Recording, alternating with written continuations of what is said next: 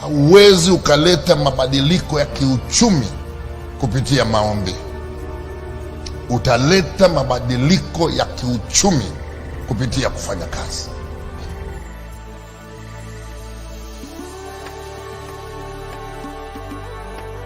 Wataweza kuja Nyayo Stadium, wakuja Nyayo Stadium on Tuesday 14th, tuweze kuombea taifa letu, hasa katika shida hii ya njaa na shida ya ukame.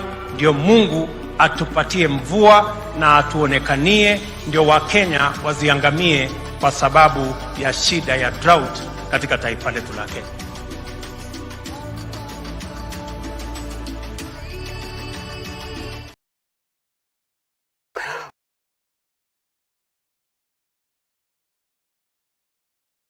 Tunaingia vijijini, mijini na hata jijini kukuletea taarifa mchana kutwa. Usiku tunakaa kitako, tunadadavua tukichanganua taarifa na makala muhimu yanayokuhusu wewe na familia yako. Nasikia watu wanasema baba ametusaliti. Between baba kutusaliti na sisi kusaliti baba, nani amesaliti mwingine? Inapeangwa, it mostly goes to foreign ministries. So Baba is overqualified for that position. To build this railways for Africa. So now he's thinking about tumemkataa kama baba wetu. Unaweza kuwa kuna mtoto ulizaa ukapatia nchi ikuwe inamfanya vile inataka. Uhuru has been working very hard. Ruto akaenda huko na nguvu. Ruto was never invited in the inauguration. Ungana na Bernard Ngozi kwenye Open Forum Political Show kuanzia saa 4 usiku hadi dakika zake kila siku ya wiki kwenye Sound Candid Talk. Open Forum Political Discussion Show.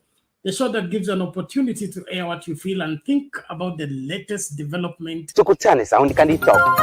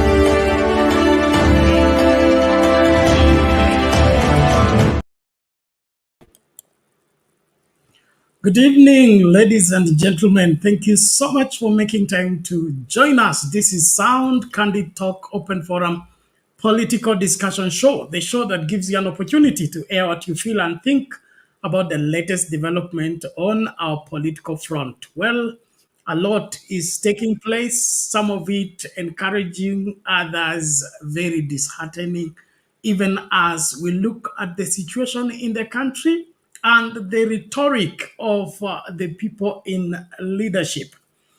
Well, today from the church, William Ruto comes on the scene to brag about his decisions, which he calls extraordinary, that have saved the country. I don't know from where you sit whether this country needs salvation or it has been saved. From the look of things, looking across the length and the breadth of this great country, are we safe, or we are more in danger now than we have been before in the history of this great country? I want us to dive deep even as we look into the sentiments by William Ruto in his claim that his painful decisions have helped this country. I don't know if that judgment is accurate or not. From where I sit, I don't see how that has helped this country and whether this country is better off now than it has been before. I call upon you to be on board even as we start the conversation. Please invite somebody, remind them that the show is on, and let's engage as concerned Kenyans about the state of affairs in our country. The Azimio leadership still insists that all the masterminds of fake fertilizer should be arrested, arraigned in court, and justice be served. How William Ruto is going about the same, it shows the same old tactics of saving his accomplices into this fertilizer saga. Karibu kwa show. Tunapoanza kwa pamoja, tunakuomba umakinike, karibisha mtu, share your link na kila mtu ambaye anapaswa kuwa hapa ili tukajadili pamoja. We are live on TikTok. Thank you so much for joining us from wherever you are. Please, let's be active right there at TikTok. Share that live.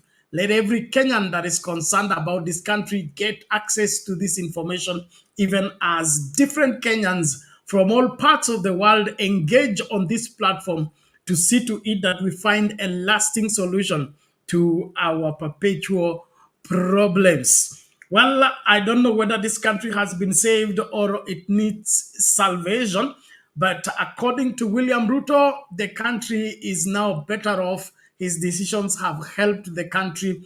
I don't know what you feel, and that is the poll question we are asking tonight, which we want you to respond to the same. Do you agree with Ruto that his decisions have helped Kenya so far? Okay. Do you agree with Ruto that his decisions have helped Kenya so far?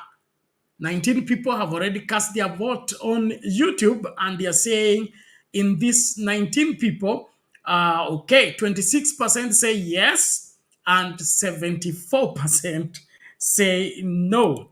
The likes on the video, please, we need them. Don't hesitate to make sure that before you cast your vote, you have liked the video. It is important. It helps us a great deal. I want to appreciate everybody who is joining from wherever they are. Please, we encourage you, don't watch the show alone. Participate fully and see to it that the whole world tunes in and gets the information as Kenyans engage on this very important matter at hand. Has Ruto and his decisions helped Kenya so far? Is Kenya better off now with Ruto than it has been before? In your opinion, let's hear what you think and feel about the whole situation. Usikae mbali, hapa ndipo story yote inapatikana. Tunakuomba umakinike na tutekeleze wajibu wetu kama Wakenya wazalendo kutetea haki ya kila Mkenya. Usisahau madaktari bado wako kwa mgomo, na vile serikali na wahusika wote wanavyoshughulikia swala hilo linaacha kila kitu kikiwa kimeharibika, kwa sababu ukisikiliza mawazo na akili ambayo inatumika kutatua swala hili kutoka kwa Kenya Kwanza, kama ulikuwa na matumaini yote yanaisha. Kama ulikuwa unatarajia kwamba suluhu linapatikana, hakuna suluhu linaweza kupatikana na akili kama hiyo. Ni wakati ambapo ni mgumu sana katika nchi hii tunapoangazia masuala yanayogusia Mkenya wa kawaida. Kuna kitu ambacho kinaendelea ambacho naamini ndio sababu kubwa ya William Ruto kwenda kanisani na kuanza kujidai kwamba maamuzi yake yamesaidia nchi. Okay? Kuna kitu kinakuendelea hapa ambacho kwangu mimi ni ile propaganda ya kawaida. Unakumbuka kabla ya uchaguzi kulikuwa na yale madai kwamba Uhuru Kenyatta sijui alikuwa anatumia sijui dola kufanya dola isianguke kutoka Central Bank. Kulikuwa na madai mengi tu ya timtangatanga kuhusu vile uchumi inaweza kuonekana kana kwamba inafanya vizuri ile hali inadorora. Kwangu mimi hicho ndio William Ruto na timu yake wamefanya. Kwa nini?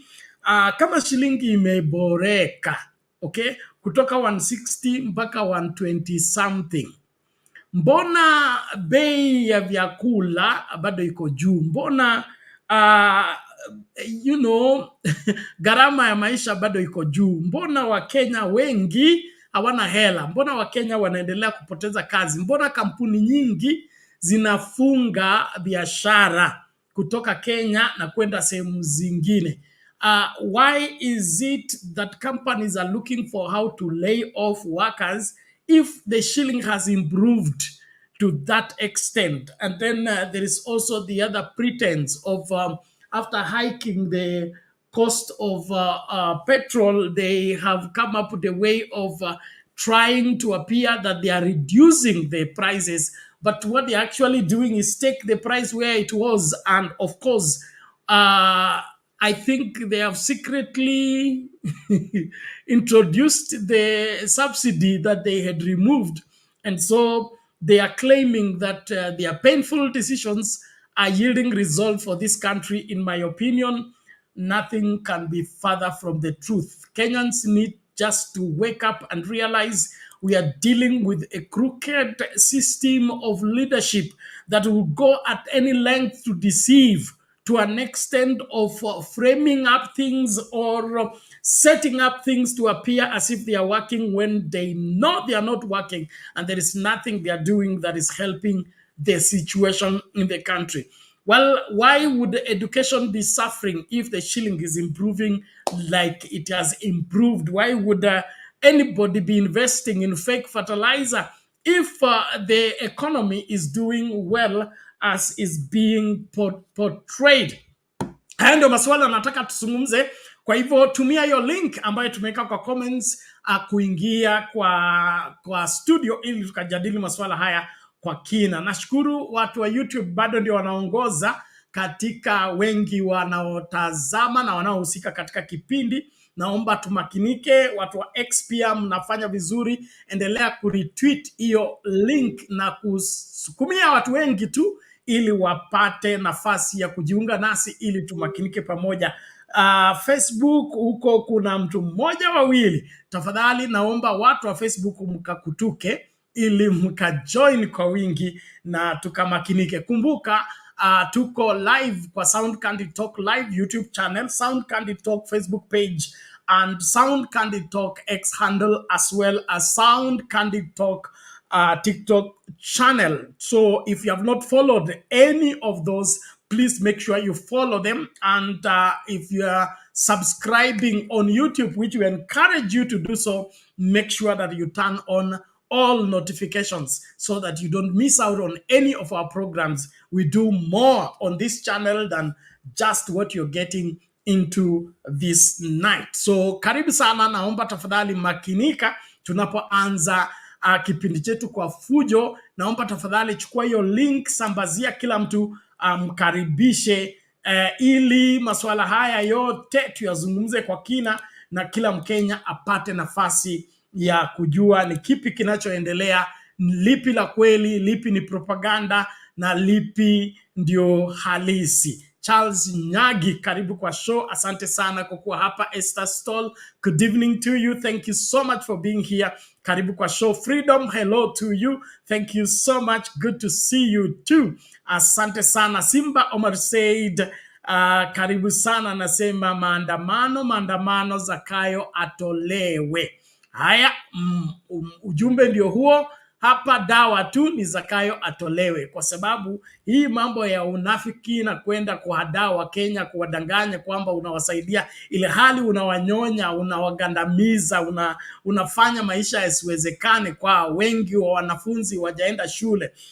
Wengi wa Wakenya wanaishi katika uchochole, alafu wewe unakwenda kanisani kuchukua microphone na kuzungumza kwamba umefanya uamuzi bora ambao umesaidia nchi hii. Kama hakuna laana juu ya Zakayo, mimi sielewi laana hujaje katika maisha ya mtu. Tuni Mhamudu, asante sana.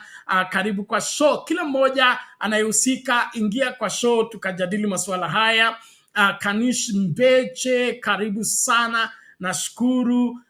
Karibu kwa show. Asante sana kwa kuwa hapa. Nashukuru kwamba kila mmoja makinike katika kujifunza na kuelewa kipi kinachoendelea. Hebu nione hapa. Okay, thank you so much. Okay, Charles Nyagi anasema the fuel prices are still far beyond where they found it. The dollar price is artificial. Maize prices drop has been mostly favored by natural factors. This is purely propaganda. Ukweli wa mambo ndio huo. Zakayo hakuna chochote wanafanya isipokuwa kuibia Wakenya na kufanya maisha ya Wakenya yasiwezekane. Hicho tu ndio mimi naona serikali imebobea sana katika kutekeleza. Haya mengine mnayotuambia kwamba uamuzi mmeanza kuzaa matunda na mnakwenda kinyume na maandiko, na nitakuwa nawasomea scripture leo ya kuhakikisha kwamba tunaelewa wazi wazi Zakayo amesimama wapi, kipi anachokisema na kwa nini anasema anayo yasema. Karibu kila moja, 35 people. Please let's push that number to 100 plus as usual. Please let's ensure that we do our very best. Thank you. TikTokers, sioni hiyo screen ikiwa flowered. Please let's take charge. Let's take charge. Make sure that you are liking the live and sharing, and then of course make sure that everybody can access this information. You know, all the whatever political oriented guys in your circle, push this information to them. I'm sure they will learn one or two things from what we are doing right here. I salute each one of you. Thank you so much. The number is picking up. Remind people, and then kuna wale ambao bado wanatafuta kwa Sound Candy Talk YouTube channel. Bado tuko Wilderness katika hiyo channel. Naomba tafadhali tuwe na subra, lakini jiunge na Sound Candy Talk live YouTube channel. Hapo ndipo matangazo haya yako moja kwa moja. Kwa hivyo sukumia link huyo mtu ambaye bado anatafuta kwa ile channel nyingine. Kisha kuna homework mbili hapa nitakuwa napeana katika kuhakikisha kwamba we retain our ranking on the other channel by you supporting us wherever you are in whatever you are doing. Thank you so much. I appreciate you. Let's listen out to the bragging of one William Ruto in his claim that he is helping this country. In my opinion, this country is worse off with William Ruto than it has been ever in any of our historical regimes.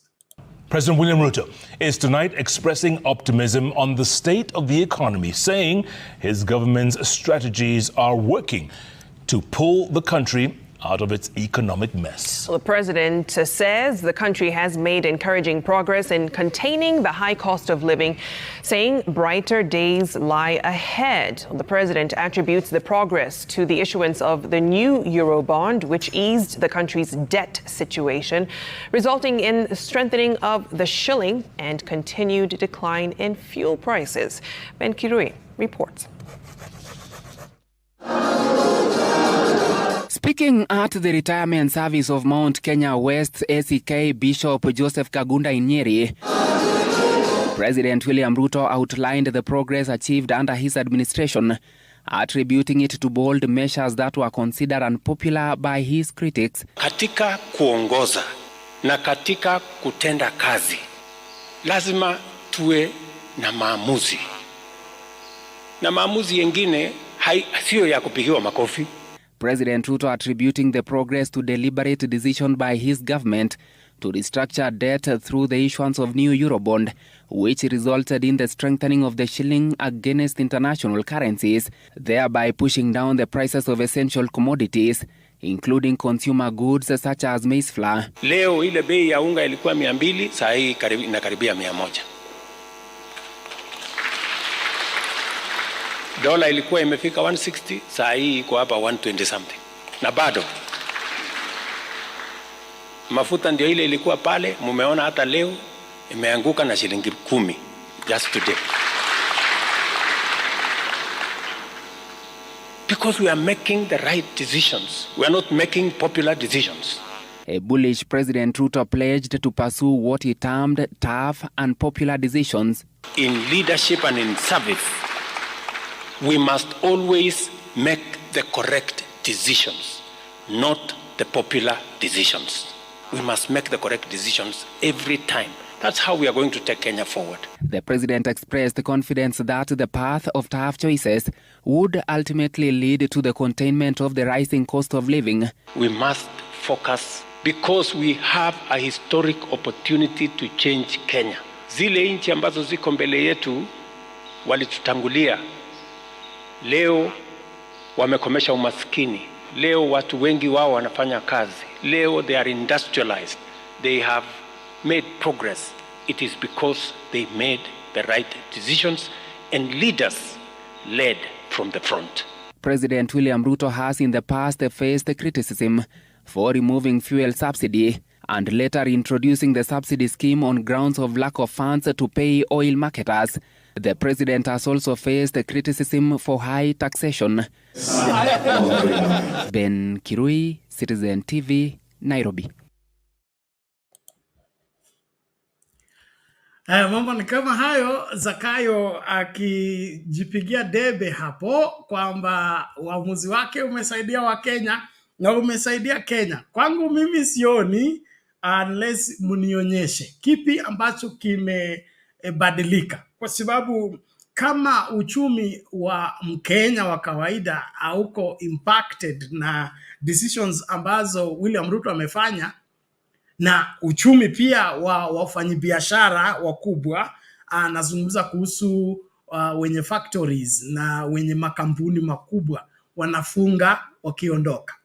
So kama if the big boys are not celebrating they are not seeing profit by the decision of William Ruto, and the least people in the society are also not celebrating and not affected by positively by the decision of William Ruto, where are these decisions working better?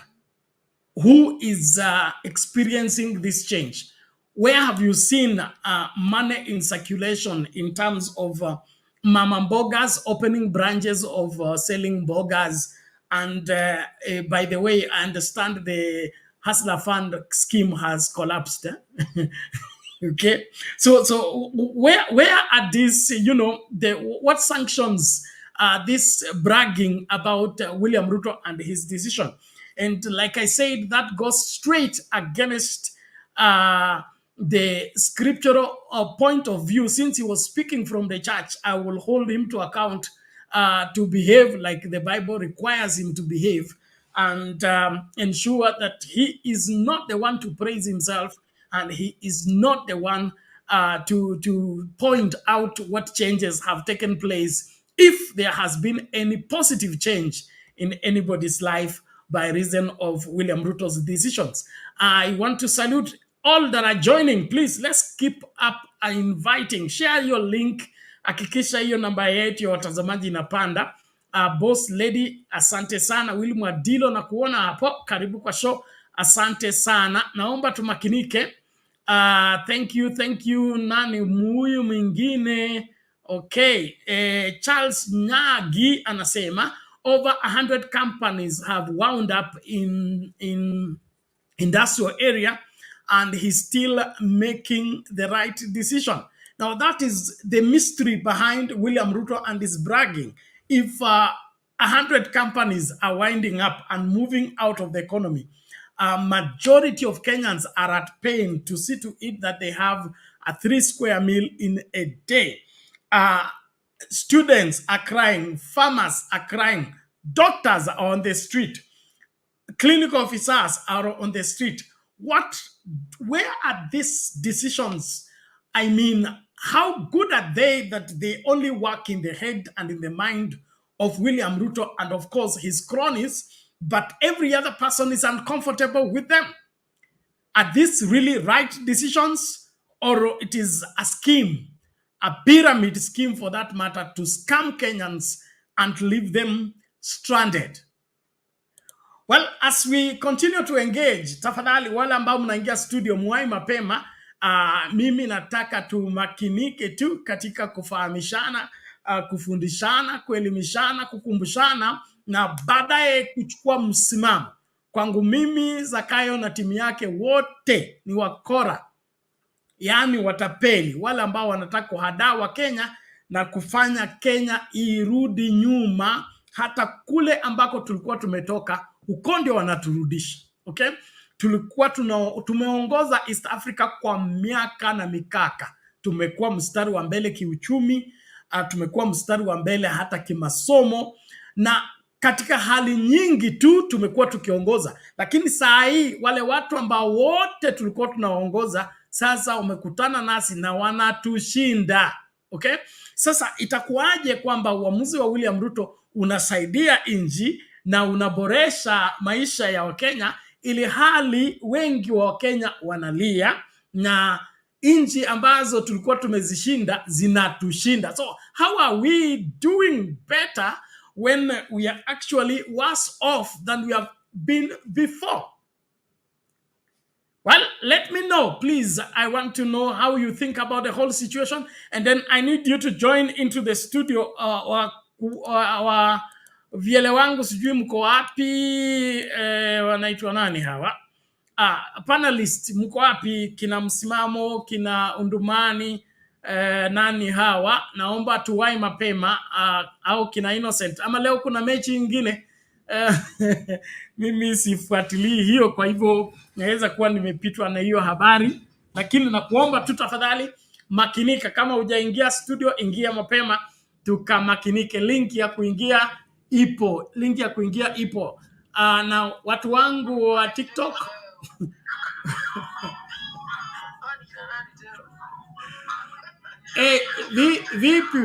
vipi wazito?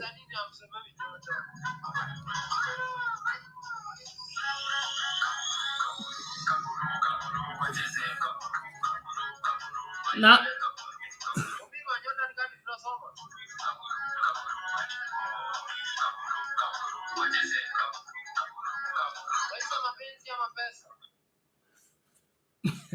okay, sorry, we have that mix up. Hey, please. Thank you for joining from wherever you are. Please, this is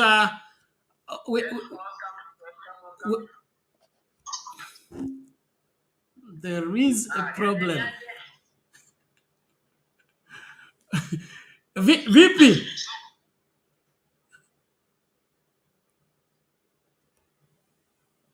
Hey, okay. I think I'll have to reorganize this. Well, ladies and gentlemen, sorry na deal na wa kereketo wangu wa TikTok. Subiri tu kidogo, tunarejea hivi punde. Tegea hapo, karibisha mtu, makinika kufuata katika masuala haya ambayo yanaendelea. Thank you everybody.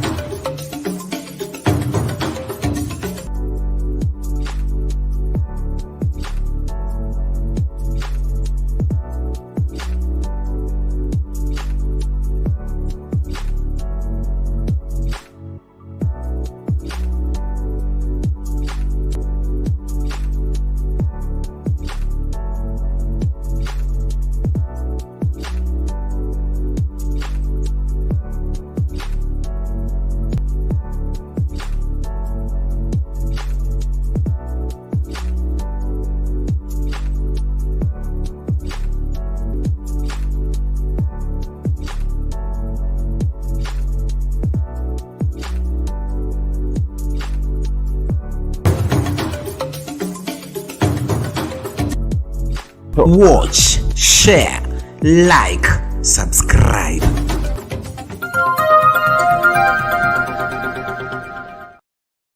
Sound Candy Talk sasa imeboreshwa zaidi. Kila siku ya wiki asubuhi tunapambazuka na maabudu na sifa kwenye kipindi cha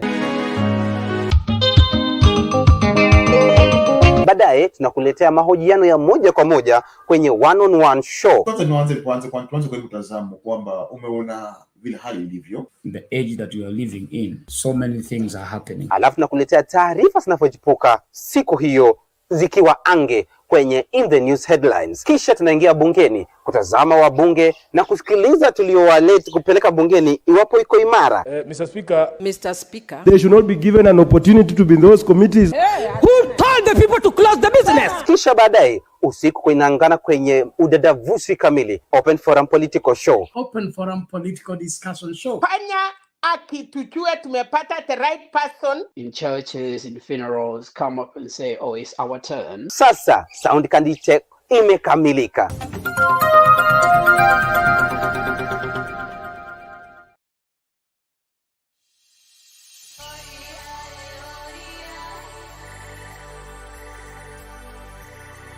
Hauwezi ukaleta mabadiliko ya kiuchumi kupitia maombi.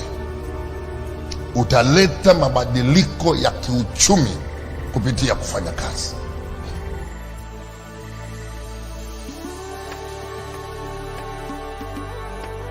Wataweza kuja Nyayo Stadium, wakuja Nyayo Stadium on Tuesday 14 tuweze kuombea taifa letu, hasa katika shida hii ya njaa na shida ya ukame.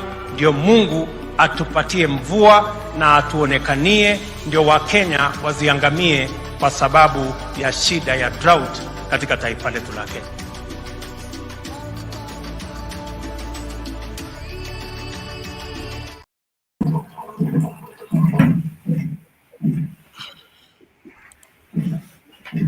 Welcome back, ladies and gentlemen. Thank you so much for being patient and, of course, continuing to follow the program from wherever you are. This is called Sound Candy Talk.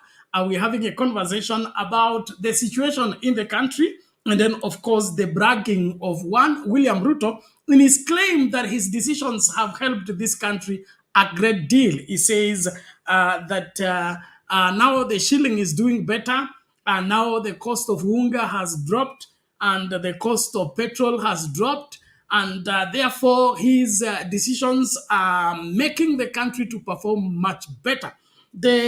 All those claims, as good as they may sound, and being given from the church function, it leaves a lot to be desired. And then, of course, William Ruto and his speeches has a history, those of you that have followed his politics, not to be trusted. And so we are poking holes in those claims by substantiating some cases and then, of course, citing what has improved.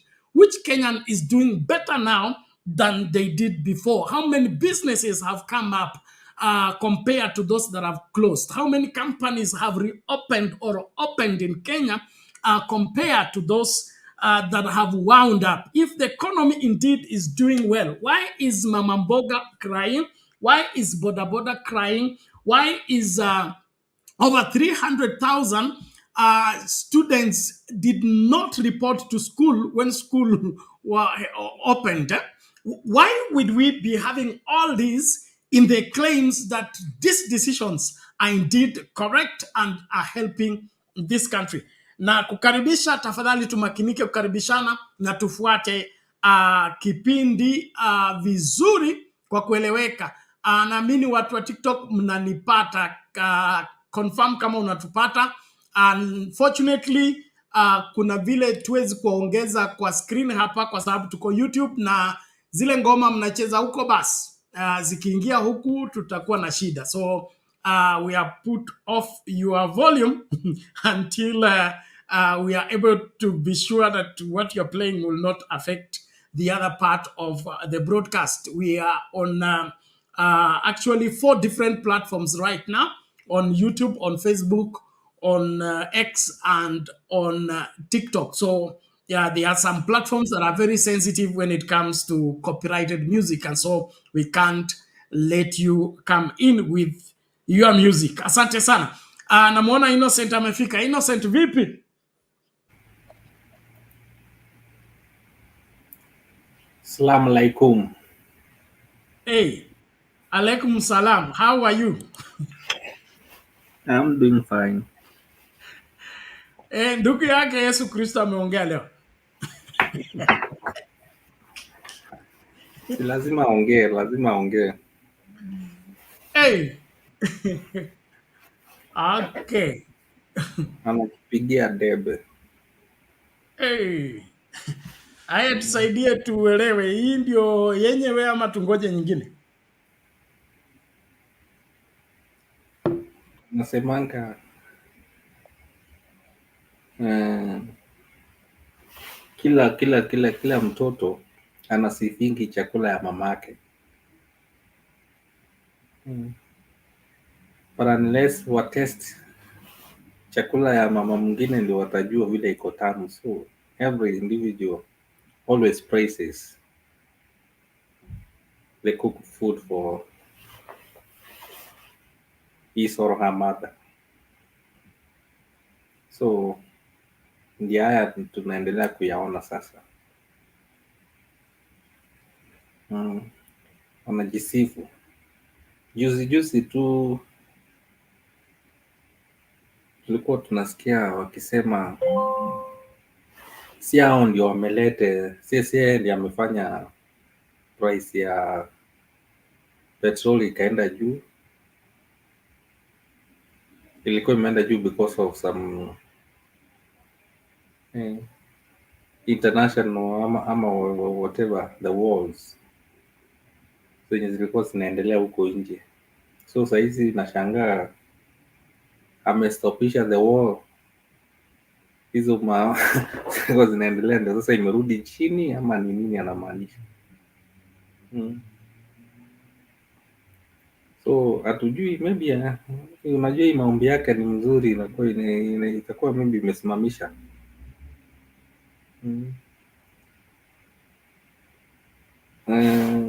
Price ya especially price ya mafuta alipoingia ilikuwa ngapi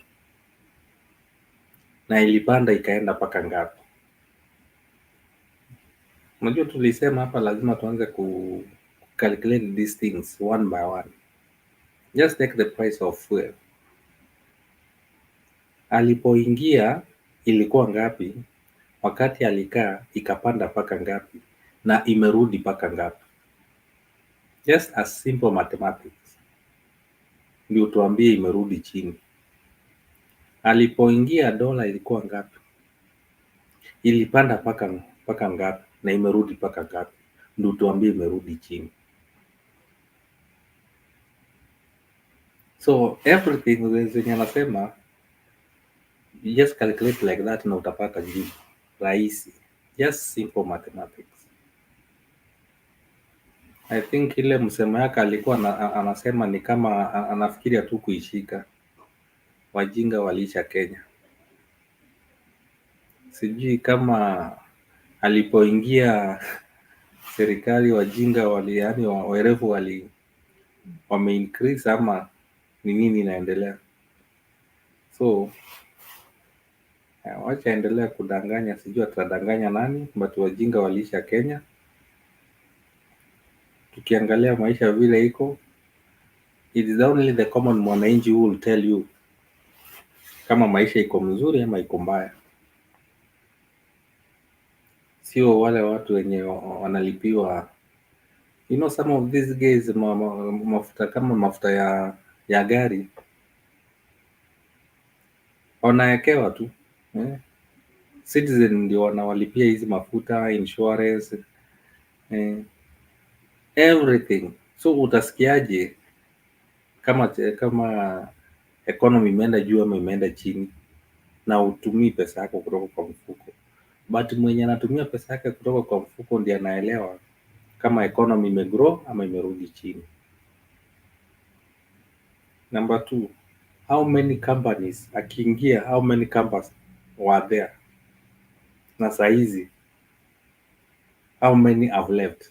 Tango ingi. Simple mathematics. Calculate, get the answer. Everything, just calculate, get the answer. Na utakuja kujua hakuna yani the graph ama the percentage. It's either negative, not even positive. The growth is negative, not positive. So it's easy to calculate these things. Wacha endelee kuongea. Na si unaona naongelea kikoa wapi? Na ndio tulikuwa tunasema hizi vitu, mtu akikuja akianza kuongea vitu kama hizo za uongo, I don't know mbona watu wanapiganga makofi. Maybe ni wajinga tu ama wanapigia ujinga wa mtu.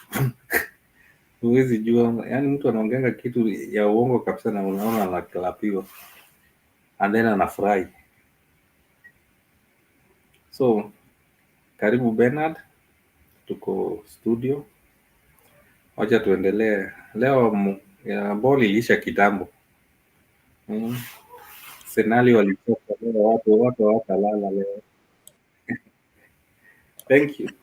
Aya, asante sana Innocent, tunashukuru kwa hayo yote na kutukumbusha kwamba tuliambiwa kwamba bei ya mafuta hawawezi kusababisha, hawajui vile iko, na kama unataka bei ya mafuta ishuke uchichimbie kizima kwako. I've remembered that very well. Gachagua alisema ni Waarabu, sio rais anahusika katika masuala haya. So atuambie Waarabu wameingia Kenya ama kila mtu amejichimbia kisima Kenya? What has changed, and if it has changed drastically that way, how come the common mwananchi is not affected positively with whatever that is happening? Well, ladies and gentlemen, let's keep inviting each other. Let's keep engaging. This is Sound Candid Talk, na tunataka kila mmoja apate kuelewa ni kipi kinachoendelea, vipi kinavyoendelea, na ni nini ambacho ni lazima tukitekeleze ili tupone kwa mambo haya. Let's just quickly bring in that video about EPRA and the reduction of the prices, and then Stephen can weigh on the same. The cost of goods and transport are set to come down as the country records the highest drop in fuel prices in 5 years. Well, figures released by the Energy and Petroleum Regulatory Authority shows that fuel prices will drop by up to 18 shillings in this month's review.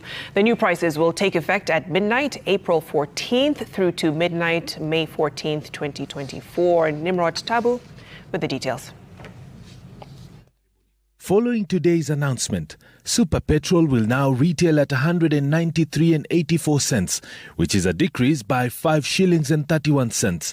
Diesel prices dropped by 10 shillings per litre, while kerosene has gone down by 18 shillings and 68 cents per litre.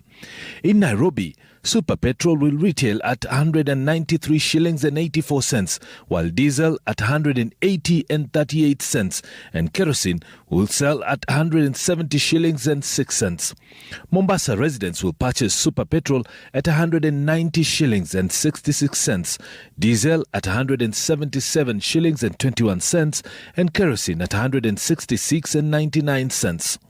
We are seeing a reduction starting from midnight tonight of 5 shillings and 31 cents for the Super Petrol grade, 10 shillings for the diesel grade, and 18 shillings and 68 cents for kerosene. The current pump prices in Nairobi are at 199 shillings and 15 cents for Super Petrol, 190 and 38 cents for diesel, and 188 shillings and 74 cents for kerosene.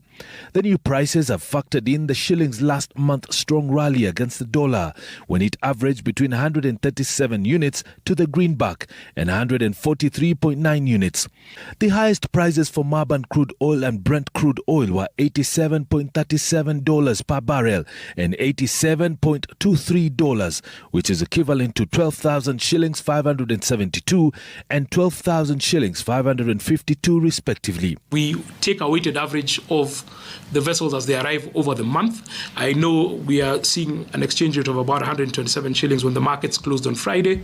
We take an average of the month, and because we price on the cargoes that have arrived between the 9th and the 10th of the preceding month, that is why you can see an exchange rate of about 133 shillings to the dollar. According to EPRA, these factors have had a direct impact on the landed costs of refined fuel, given that the dollar is a currency used to make fuel imports. We do have transparency and efficiency during the pricing process, which is what we as EPRA have committed to the Republic of Kenya.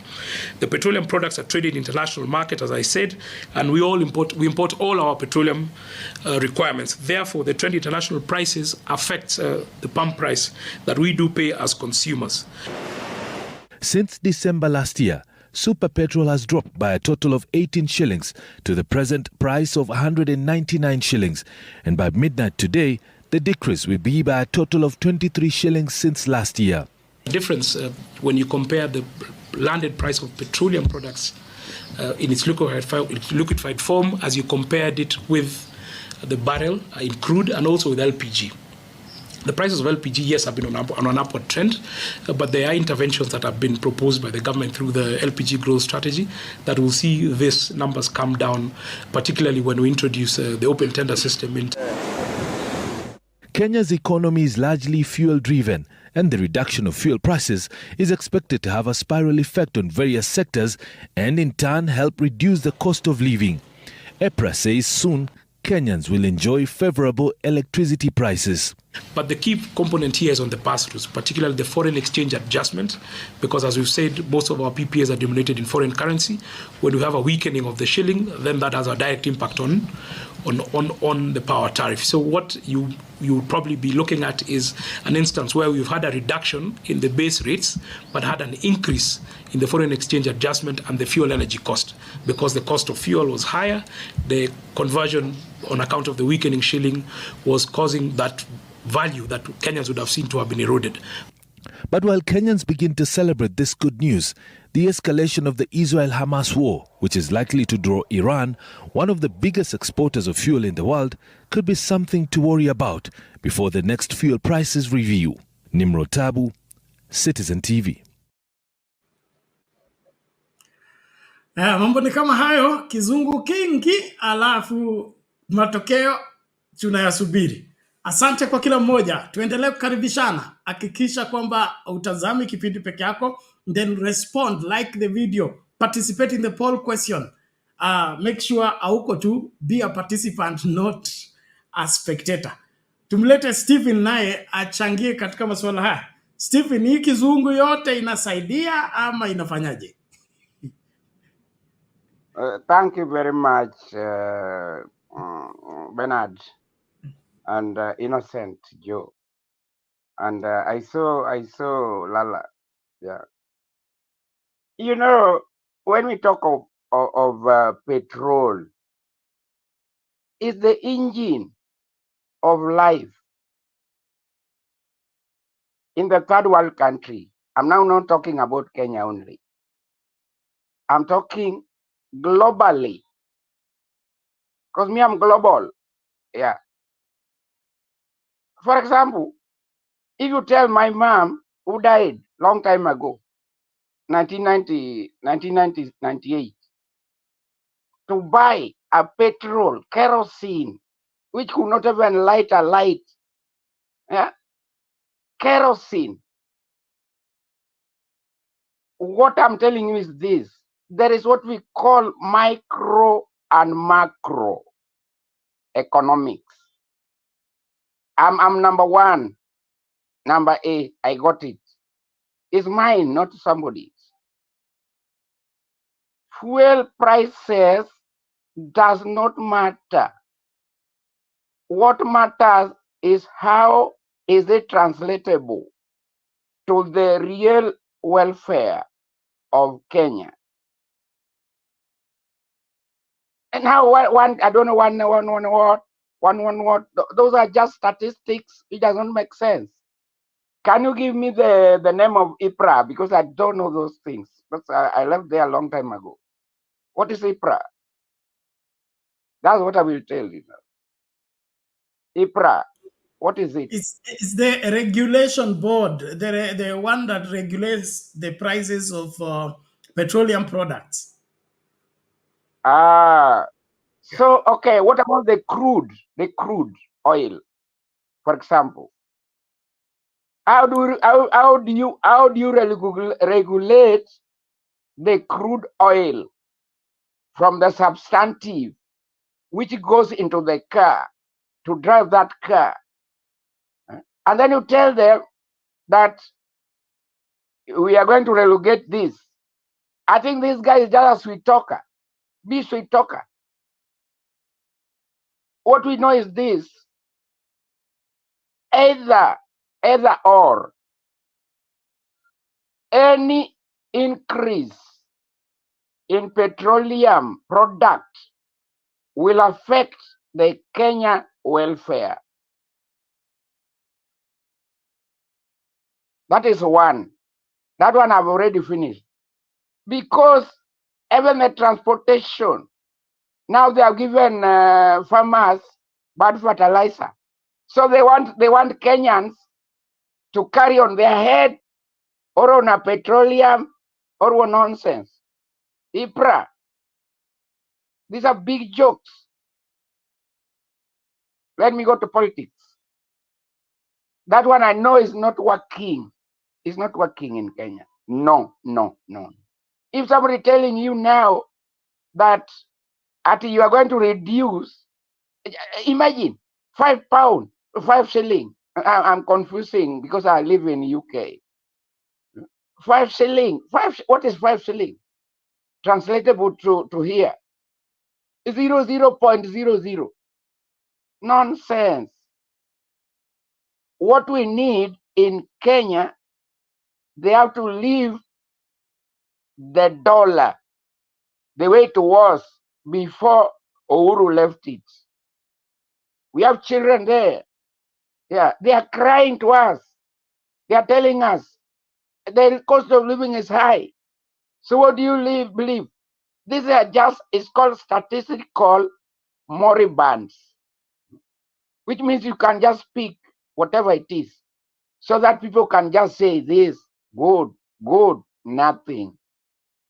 That one is called, in my English, a drop in the ocean, to be sincere. We don't know them. We don't know those that, this one, that one. You take these pipes, forget them. Okay, one, let them tell us, G to G, what happened on it? Before they come to this nonsense of translatable. Yeah. As we know statistics, yeah, it's not going to work, it will not work. Allow me platitude so that I can talk about politics in Kenya. That's why I wanted to enter there. Ruto is a con man. One, he want to put all the parties to be his. You remember, I was thinking in my house here, surely, why is it that it's always you, DA? Who told him that we are all democratic? We are not democratic enough to join you. Tina was for Uhuru. Then he formed another one called you. Then they merge. This one again, UDA, at the United Democratic Alliance. Who want to ally with him? A con man.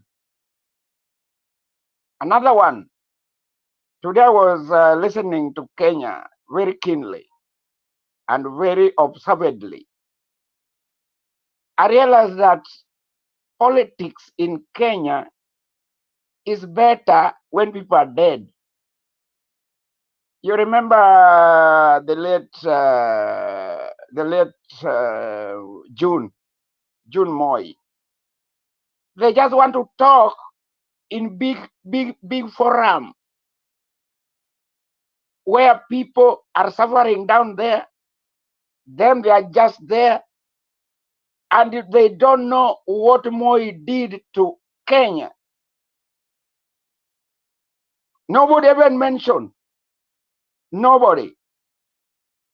Me, I know everything. Our physiology of history in Kenya politics.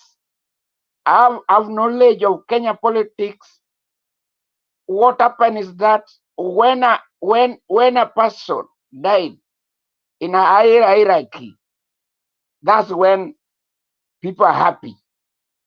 Today, Natembea, I was following them.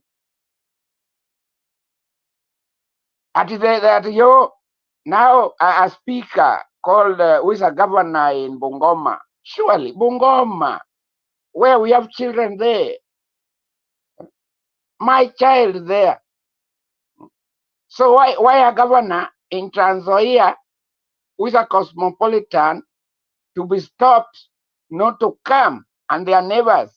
Surely, Kenya, this is called camouflage.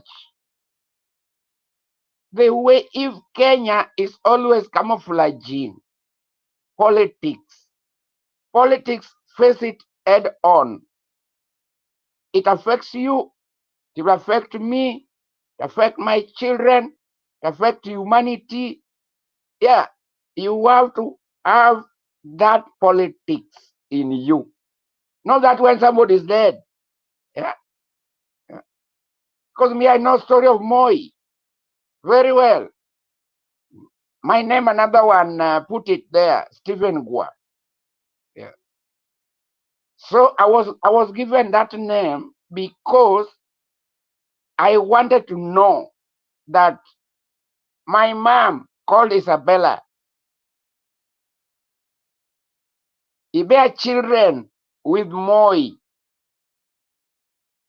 And they died when they were just coming from Kabarak. Are they not children? Do we care about children? Surely. And then adoption. Because me, I'm a sociologist. Don't bring adoption to annoy other people. That you are in power, now you want to adopt other children. Others you don't want to adopt. Others you give them pain, or you introduce stress for others. Oh my God. God will listen to this kind of thing I'm saying now. These leaders, that is the mentor. Moi is the mentor of Ruto. To be sincere, those are con men. You will see now at is the head of the blood donation. They don't know me. I donated blood in Kenya, many, as I was learning. Surely, should be ahead of us?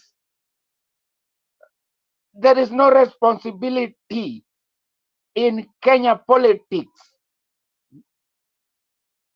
Sometimes I cry. I didn't even eat today. I just said, no. It can't work like this. And then these pastors who are just there. When the son of the daughter of a president died, now they talk well. We will go to heaven.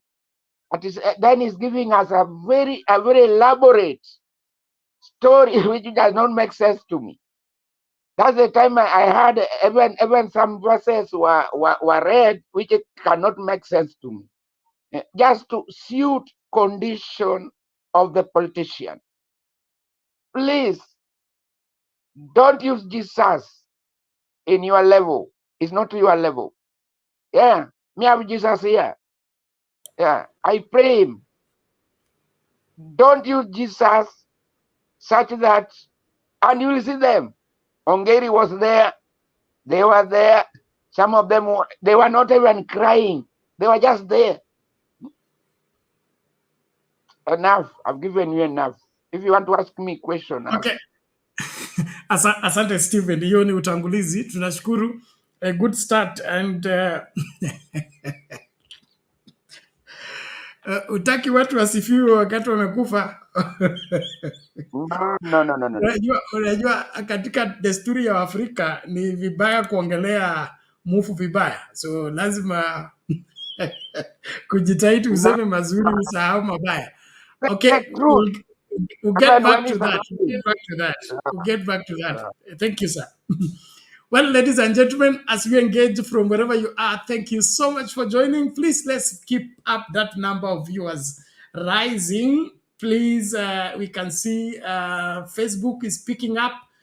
Let's ensure that we grow our platforms. Whatever platform you're following the program on, you are responsible for how many people on that platform are joining into the show. So don't just watch, be active in inviting all the people you think can enjoy the kind of content that we are putting across. YouTube is still leading. Thank you so much, the YouTubers, for ensuring that you invite many people into the show. X pia inafanya vizuri. TikTok of course iko mbele. Naomba tafadhali watu wa Facebook mjitahidi. Mnajua nyinyi ndio viongozi, lakini inaonekana mmelegea nowadays. It's important that we keep every platform active and of course engaged. Iko shida hapa. Penny Nyagaka, unajua we ni mzee wangu na kuheshimu sana. Shida yangu na wewe unajua inatokea wapi? Okay? Wakati wewe ni mzee alafu utaki kujibeba kama mzee, hapo ndio tunakoseananga. Na unajua na hii safari tumekuwa hapa, sijui huu ni mwaka wa 3. So sio masuala ya wewe kufungiwa kwa show. Wakati uko kwa show unasema nini? Kama unakuja kwa show kudanganya Wakenya ama kuchangia kupumbaza Wakenya, hiyo hatuwezi kuruhusu. Kwa hivyo hakuna mtu amekufungia kuingia show, wewe ingia show, lakini ukija lazima ukae kwa zamu. Kukaa kwa zamu inamaanisha Kenya saa hii inahitaji muokozi, inahitaji watu ambao wanasema ukweli, sio watu ambao wanashabikia uongo na wanaendelea kusema mambo ambayo wanajua ni makosa. Haswa wewe ukiwa mtu wa umri wa makamu. Ndiposa sina na maneno yoyote mazuri kwa mtu kama Atuoli. Okay? Atuoli ni mzee ambaye anapaswa kusimamia haki. Ameenda kwenda kusupport mambo ambayo hayaeleweki. So hiyo kofia zake tulikuwa tumempatia mzee, yote tumeokota. Hakuna sasa ametolewa kwa kipindi cha wale watu wanaitwa wazee. Kwa nini? Mzee anajulikana kwa kusimamia haki na kusimamia usawa katika jamii. Sio mzee ambaye anaitiwa mkate alafu anaenda anasahau kila kitu mpaka yeye mwenyewe. So Nyagaka, hapana kuja kuteta kwa comment section. Kama una la kusema, ingia studio. Ukiingia studio unakaa kwa zamu. Lakini kuja kutudanganya, hapo tutakungatua. Hiyo unajua. So sio threat. Lakini asante sana. Naomba kila mmoja tumakinike. Kuna watu tulikuwa tumeweka quarantine, yes. Na unakaa quarantine kulingana na vile tumeamua. Tukiamua kukutoa tena ukija misbehave, tunarudisha wewe huko. So it is part of our engagement here. I will do one video and then Reverend Lala, if you are ready, you let us know. And then of course, tafadhali, watu mnakaa innocent, unapenda kukaa nyuma ya curtain, na Lala siku hizi ameadopt hiyo. Tusifanye screen inakuwa dark mpaka wale watu wana watch wanakuwa na shida. Na unajua like jana tulifunga show tukiwa like almost what? Around 400 or around 500 views, okay? Ukiangalia hiyo video saa hii iko na over 800 views. That means 300 people watched the show when it has ended. So if it is all black, watching it becomes boring. So let's, if we don't have to be behind the curtain, let's not do so. But we appreciate everybody and thank you for being part and parcel of this great conversation. So kulingana na Stephen hapa anasema William Ruto is a conman na ile anayofanya ni kuhadaa na kudanganya wa Kenya. Hakuna kitu kinafanyika. Alafu kuna mmoja hapa wa wale watu wanatufuata kwa Facebook anaitwa Samuel Odede. Anasema he has done totally nothing. Kwanza domiciliation of JCC in primary. Now dare you mix paraffin and water? How dare you mix paraffin and water? What do you expect? Total confusion in the education sector. Exactly. I think this country is not being run. This country is running itself. And everybody's doing whatever they deem right. Like the Bible says that after the death of Joshua, there was no judge or king in Israel, and everybody lived the way they saw right. Or where we are right now, we are right where we were with Moi, where everybody lived the way they saw right. You ran education the way you saw right. You ran agriculture the way you saw right. You ran whatever road development the way you saw right.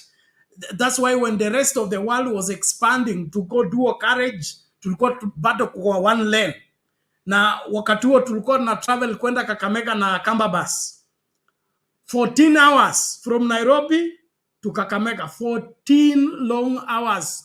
And then those 14 long hours mkifika pale Londiani, kuna vijana wanakuja wanafungua boot wanajibariki tu. Basi inaenda, lakini mtu anaweza kufungua boot, abebe mizigo when the bus is on motion. This country was in terrible position. Then one William Ruto wants to take us back there and he says his decisions are helping this country. Hey, God help this country. All the same, let's engage. Okay, quickly, let's look at there is another phenomena taking place where there is now witch hunter, where Azimio leaders, especially those who have a strong stand against the UDA administration, are now being sought out, threatened by anti-corruption, and all that is another phenomena of this administration. Na kuna interesting expose by Kumekucha, nafikiria tukimaliza show tacheza hiyo, ambako anaonyesha jinsi Kenya Kwanza inafanya kazi. Na ile mwenye anafichua hiyo ni mmoja wa watu wa Kenya Kwanza, anaitwa Echesa. Okay? So Echesa anasema ukikosana na Faruk Bait, atakutumia watu wakuchukue wakupeleke kwa forest, wakutishetishe hiyo mambo yote. So inaonekana hii sio tuhuma tena, it's not a rumor, it's confirmed because Echesa is an insider. Echesa has worked with Faruk Bait and they know how they deal with their situation. Let me not talk more. Leaders allied to the opposition have criticized President William Ruto for overseeing what they said was a dictatorial regime aimed at muzzling dissenting voices. Well, speaking at a church service in Mumias, Wiper leader Kalonzo Musyoka said that the government has expressed a lackluster attitude in dealing with the fake fertilizer scandal and applying knee-jerk reactions to a bigger problem within the Ministry of Agriculture. Laura Otieno with the details. Speaking at the Bumini Catholic Church in Mumias, Wiper Chief Kalonzo Musyoka accused the president of applying quick fixes to the fake fertilizer fiasco instead of addressing the wider problem of alleged systemic failure. Musyoka alleging that the president only broke his silence around the issue following pressure mounted by the opposition. Kama kungekuwa Kenya hii na watu ambao wanabishana na hawa watu, mungepelekwa story, mungepelekwa style nyingine ambayo haijaonekana. Badala ya kusema watu ambao wamepatiwa mbolea bandia warudishiwe pesa zao mbolea ya sawa, tunasema ndio warudishiwe, lakini pia mavuno ambao walikuwa wanakisia wapatiwe vile vile wapatiwe. The leaders also faulted Inspector General of Police Japhet Koome, saying that his notice outlawing the doctors' protest was similar to curtailing the rights under Article 37 of the Constitution of Kenya that guarantees the right to assembly, demonstration and picketing. We will come in and stand with the doctors kama wanadhulumiwa na hii serikali kimabavu. Hilo ndio jambo, waheshimiwa wabunge, mkirudi bungeni mwambie timu yetu muwe tayari. Kama wanaanza kupiga hawa madaktari wetu tear gas, muwe tayari kule bungeni tujiunge nao. Bishop wa kanisa wa Katoliki walienda kumwona Ruto wakamwambia kwamba nchi inaelekea vibaya. Hao walikuwa ni viongozi wa kanisa. Kuna changamoto nyingi. The leaders also called for the indiscriminate application of the war against graft. Laura Otieno, Citizen TV.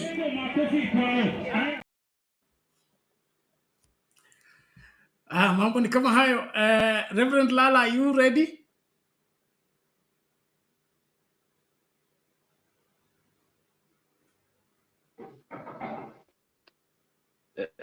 Habari zenu? Bena. Tuko salama, vipi? Good to see you, Innocent. Good to see you, Steve, and all of you in the background. First of all, greetings to everyone. Secondly, today is a beautiful day because it is a day the Lord came from the dead, from the grave, and he rose from the dead. That is Sunday, that is. So we have a hope. We have this hope. I share today from John 14, which is really Christ addressing the anxiety that was there among his disciples. Just like we have war now, Israel and Iran. We don't know what's happening, what's going on at the moment, but we know there are tensions, there are a lot of challenges, and we see it across the globe. A lot of shaking going on in the faith, in the church, and some things that are going on, kind of warriors. But thank God for John 14. Do not let your heart be troubled. Believe and also trust in Christ that your back is taken care of. And now let me come to Kenyan situation right now. What we are told, or we're being told, first of all, Kenyans, wananchi, have been closed out of information. So we don't know the actual figures and numbers that the people are working with, because they have closed the windows and now they can do whatever they want on the inside. And Ruto is at the center with this group of people. And so we're just guessing, just a guesswork.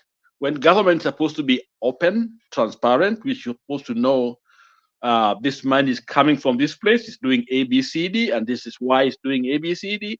And the job of a CS basically is a PR person, somebody to interpret for us the policies and educators and help us. That's the job of a CS. Technical work is done at the PS level, and others, they are the ones able to go to details. But the PS, but the CS break that information for us to understand. But in Ruto administration, every communication has collapsed intentionally. They have decided to do that so that we don't know what is going on. It's kama tisi tu kama ni the kama ng'ombe too, we just led. We don't know where we are going. We're just moving kama sheep too. And that's the sad part, because if we are a democratic system, then it's supposed to be the people themselves who are the owners. We are the shareholders, as we use that word of vice, whatever his name is. That we are the real shareholders as Kenyans. The government is supposed to work for us. They're supposed to help us.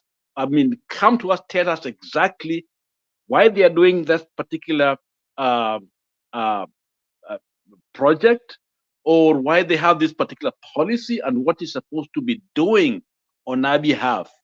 In other words, we are supposed to be briefed regularly. In Ruto administration, it is not that way. And so what we have here is not democratic practice. It is not a government of the people, by the people. It is something else. It's like we suspended our constitution and now we are being ruled by people we don't know who they are. Okay.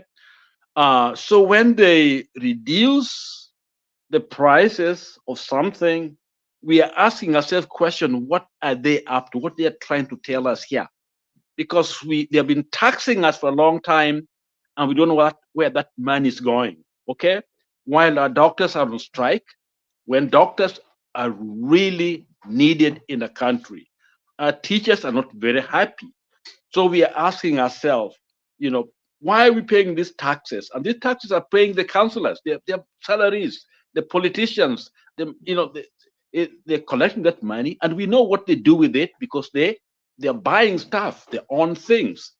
And this is what is wrong with our country. So all these figures are given to us. We don't know what they are. Okay, we don't know, what's going on. And as you stated, with the war going on in the Middle East, they will come back and justify why they are hiking the prices of things in the name of the war, when actually, on the contrary, the war has nothing to do with what those prices. And so this is the sad thing. After all these years of independence, when we should be able to have a government that is responsive to our needs, the one that we want, these guys don't even care about how we feel. The people that they hire, and look at, I'm told petrol attendant was hired as a PS, as a diplomat in Congo. Okay, the guy who did not know even NDP of a country, he had no clue what that is. I think I listened to that yesterday. So and these are done by design. When I was in a theological school, we had a group of us. Some of us used to go to Valley Road, okay, to church, okay.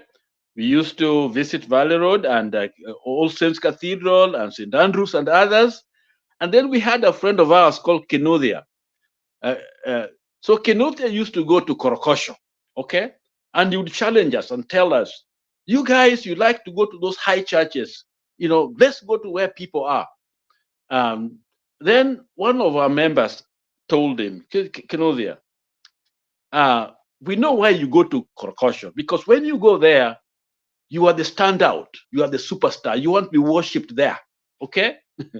So the point of the story here is that the motive of doing things, of the reason behind some of these acts Ruto is doing, hiring these wrong people so that they mess so badly that he remains the star, okay?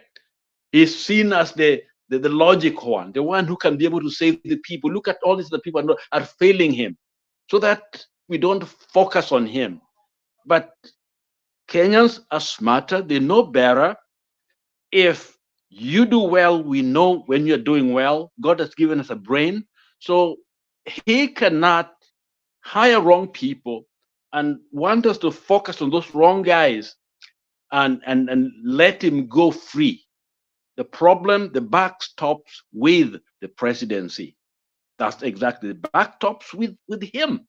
So he has to be the one that Kenyans should be able to point finger to, because democracy is expensive. Uhuru did things the correct way, okay? He hired the right people. We knew what was happening. Right now, we don't know what is happening, and it's opaque. So we cannot pride ourselves as we are the best Kenyans, we are the greatest. No, we are not at this point. Things got to open up. So those figures, I agree with Steve and the others, they mean very little till we know exactly what is going on. So the Thai government is shaming us. That's what I want to say. Thank you, Bernard. I'll stop there and listen to all of you guys. Thank you. Okay, thank you so much, Reverend Lala. We appreciate that. Uh, there is a teaching by John Maxwell. John Maxwell is one of the gurus in the leadership space, and he says that mediocre leaders love to surround themselves by more mediocre people so that they can appear excellent among mediocre people.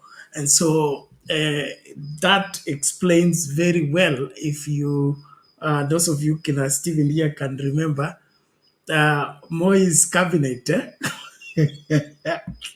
would be full of semi-literate people because he himself was not far from it. So although Moi was smarter in the sense that the really dockets that needed brains, he gave it to people with brains. And then he will have this Kina Jotara, Kina Mulmutisia as the face of KANU.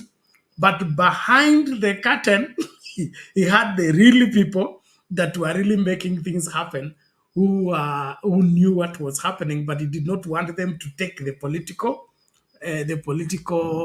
cloud. And so he had a backup. The problem with Ruto is that what you see is all that there is. He has Aisha Juma, he has Moses Kuria, that's all that he has. There is no backup, nothing. He has Franklin Bate, or wherever this Nimiki Bate, and all those people who are either semi-literate or school dropout, and all that, all of it because they have some political following. That way you can't run a country successfully and you can't make things happen. Well, ladies and gentlemen, as we continue to engage, before we go back to Innocent, I want us to look at, let's see here, on the comment section, there is Mugambi says, what are your thoughts on IG Kome today? Or is it Jana saying doctors have become a nuisance and will need permission to picket? Maoni hapa. No, IG Kome huyo tumemzoea. There is nothing he would do. Picketing is a right, is a constitutional right. He cannot regulate it, and there is no permission to picket. Picket is an expression of your dissatisfaction. You cannot be regulated on how you will picket, and police to regulate how you picket. How? Police is supposed to provide security. That is all. Provide security. Story ingine ati to obtain permission that all that, hizo vitu za KANU zote watu wote wa KANU waweka kwa kikapu kimoja, wachapwe na wafukuzwe, ama kama wajui ofisi ya KANU ile iko karibu nao waende huko. Hii inchi sio KANU, inchi ni tofauti. Na Wakenya sio wajinga, wajinga walisha Kenya, na kama unafikiria wamerudi, basi wewe ndio umebaki mjinga peke yake. We will not have this country be run as if it is somebody's somebody's kiosk. Hii sio kiosk ya mtu. We all have stake here, and we are not passers by, we are not foreigners. So Kome and team, in fact, Kome and team should be kicked out of office. They are part of the reason why this country is not functioning. So hiyo yake ni yake. Kwanza hajaona maandamano. Sasa hii wameinvite wa Kenya ndio itakuwa ngoma. Wacha ile ilikuwa Azimio. Sasa hii ni wa Kenya. They have been warned. They are not listening. We warned them about finance bill. They did not listen. Companies have wound up, have gone. Economy is doing poorly. Companies are downsizing. Many Kenyans are losing jobs. They are going around in churches claiming that the economy is doing better, the shilling is recovering. Yani wanaona kila mtu ni mjinga tu anaweza kufuata hiyo story yao. Wacha nichezee innocent hawa wajinga wana support Kenya Kwanza na wanaimba hiyo wimbo, ndio ukija utatueleza what happened. Wakiongozwa na this woman rape. We are not making popular decisions. And Kenya is going to go forward. Na baadhi ya viongozi humu nchini wakiongozwa na mwakilishi wa kike wa Nairobi Esther Passaris na mbunge wa eneo la Uriri Mark Nyamita wameipongeza serikali kwa hatua ya kupunguza bei za bidhaa za matumizi. Wakizungumza hapa Nairobi, viongozi hao wamesema sasa serikali inafaa itie mkazo zaidi kwa swala la ufisadi ambalo wamelitaja kama donda sugu kwa wenye Kenya. Celebrate the fact that fuel has gone down. Obviously, we want everything to go down. We want the food prices to go down. We want the fuel cost to go down. We want crime to go down, right? We want corruption to go down. So there's a lot of work. I really hope that the president will deal decisively with corruption, because when people read headlines like the ones we had on the fertilizer and nothing is done and nobody has been held culpable, then we have a problem. When we look at the fuel prices, we believe that will have an impact on food prices as well. What we are seeing is as a result of the tough decisions that the government has taken before. Then I think we need to take more tough decisions. But we hope that the solutions that they bring, that are bringing in the cost of items down, can be for a longer period of time. But the biggest thing now that we need to deal with is the issue of unemployment. How do we create employment for our many young people? This is one of the things that the president highlighted. That is, he has a plan on how he is going to fix the economy. And one being fixing the issues of fuel prices. We have seen the prices are going down. This is going to contribute to the lowering of the food prices.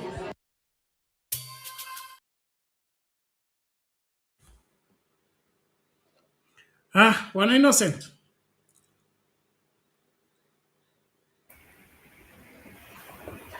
English ni ngumu. Fixing the prices. So imefika mali. Exactly, they are fixing the prices. They are not solving the problem. Yeah. These guys nawapeleka parliament, and the words they are using ama they are giving us is exactly what people are wondering. So I don't know what happened to Mama County, Nairobi. This ODM woman rep. Hao ndio wale watu wakionyesha mchuzi wanaenda kabisa. By the way, she has performed poorly. I remember when we had a Jubilee women rep, walikuwa naitwanga aje huyu, this lady wa mwenye alikuwa Azimio, Shabesh yule alizalimiwa na Gidero. Shabesh did a lot of work. You could see the effects. The women were happy. Alikuwa anaenda vitongoji huko ndani. She could do a lot of things. Alikuwa amekuja na some of the projects za kuinua wamama, and we saw it. Hata kama alikuwa Jubilee, but she performed. But since then, wakati tulipata huyu, the only thing ni unamwona tu akisupport some weird initiatives, some announcements zenye hata hakuna. You can just see even what she's speaking. Hakuna kitu hata anaongea. There is nothing she's speaking. So vile tulikuwa tunasema hii maneno ya economy ama fixing, just look at the prices. Okay, petroli wamesema imerudi chini. This from tomorrow enda upande matatu. Uone kama watakurudishia 2 shillings ama 3 shillings. Juu fuel imerudi chini. Enda tomatoes kwa so the effect is not mutual ama haikuji tu immediately.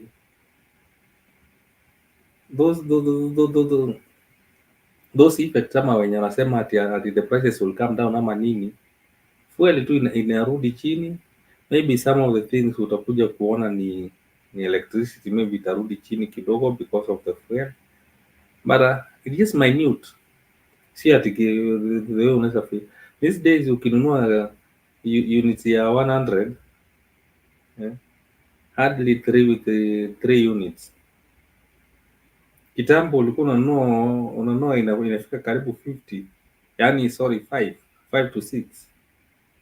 Saizi imeenda ilirudi chini by half. So ukiniambia ati wana fix, ukikuja kununua that 100 shillings unit token utapata maybe karibu 3.4 ama 3.5.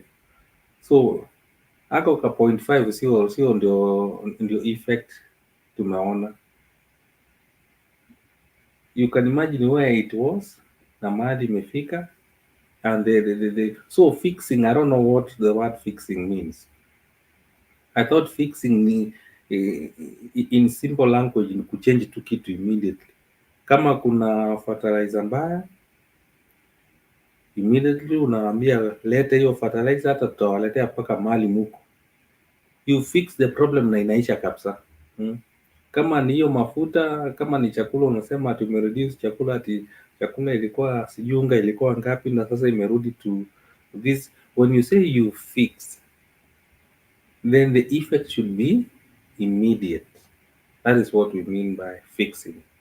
So hiyo vitu wanasema ati the economy imeanza kurudi chini, sijui dola imerudi chini. Sasa dola ikirudi chini, prices zenye ziko kwa supermarket are the same. So umefanyia nini the common mwananchi? I told you Bernard, the only effect these guys are feeling ni hao tu peke yao. Why? So, because they never use their own money. They never use their own money. Fuel wamewekewa, CCG, entertainment, yani kila kitu ni ya government. So they never feel the effect. But the common mwananchi akienda kununua vitu ama akienda kama anatumia matatu, unajua yeye atafeel the pinch. And mark you, there are no jobs. Kazi mtaani iliisha, watu hawana pesa, money is not circulating. I don't know what happened to kwa pesa. You know, during Moi's era, hata kama kulikuwa na corruption ama kulikuwa na vitu mingi, but ungeona pesa sikipita. Bena these days hata ukitembea njiani huwezi pata hata shilingi moja. Huwezi pata shilingi imeanguka chini moja. Kitambo tulikuwa unapita hivi unapata hata noti ya 50 ya 100. Hata watu wanapita wanaiona, hata wanaogopa kuokota. Wanasema ama hii imewekwa kwa kitu sitaki kuokota. But these days mtu apata hata shilingi 5 imeanguka njiani, hata fikiria kitu yote ataokota tunatumie. So you can imagine some few years ago, let me say karibu 10 to 20 years ago, do you know, nilikuwa naishi Westlands na tulikuwa tunapandia 5 shillings to town. 5 shillings to town. 5. Saizi 5 hata sio kitu. I don't think kuna gari unaweza panda na 5 shillings. 20 years ago, 5 shillings. Ndio hata mkisema ati anaturudisha era ya Moi, I believe it's understatement because Moi, hata kama vitu zilikuwa mbaya, but at least there are things zenye ulikuwa unaona the effect was felt by common mwananchi. At least ungeifeel huko chini. Tomatoes, hakuna wakati tulinunua tomatoes ati unanunua tomato moja shilingi 10 enzi ya Moi. At least kitu kama food ilikuwa. Maziwa tulikunywa bure bana. Maziwa tulikuwa tunakunywa bure. Sasa hivi hebu jaribu kuleta hiyo maziwa bure kwa shule uone kama I don't know. So the effect ukiniambia, especially me, the only thing nataka wa fix ni food. If they can fix the food, I believe the common mwananchi wanaweza feel the effect. Number 2, the fuel. If they can fix the fuel, juu italeta kila kitu chini, then they are able. Enzi ya Moi mafuta tulikuwa tunanunua karibu 50 shillings. 50 shillings. Kila mtu alikuwa anatembea na gari yake. These days hata kama una gari, it's more expensive to have a car than to use a matatu these days. Kitambo ungekuwa na gari yani ulikuwa ni kama yani you could enjoy it. These days hata mtu hawezi kukuomba gari umpatie. Hawezi mpatia juu sasa spare parts ziko juu, mechanics siku hizi wamekuwa juu, yani everything is up. So hiyo maneno ukisema ati economy iko mzuri, I wonder how it is. So even if we compare Moi's regime na ya Ruto ati ametupeleka kwa Moi, me I believe ya Moi ilikuwa better kidogo. That's what I can say.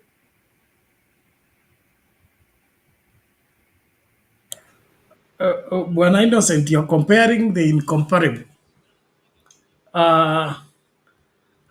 The Moi era, the shilling was strong against the dollar.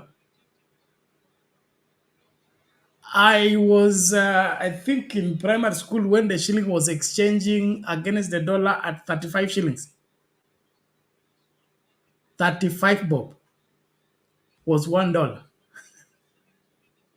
So then we used to shop for my mother in the village. 100 shillings will buy a bale of unga ya ugali, unga ya ngano, kilo 10 ya sukari,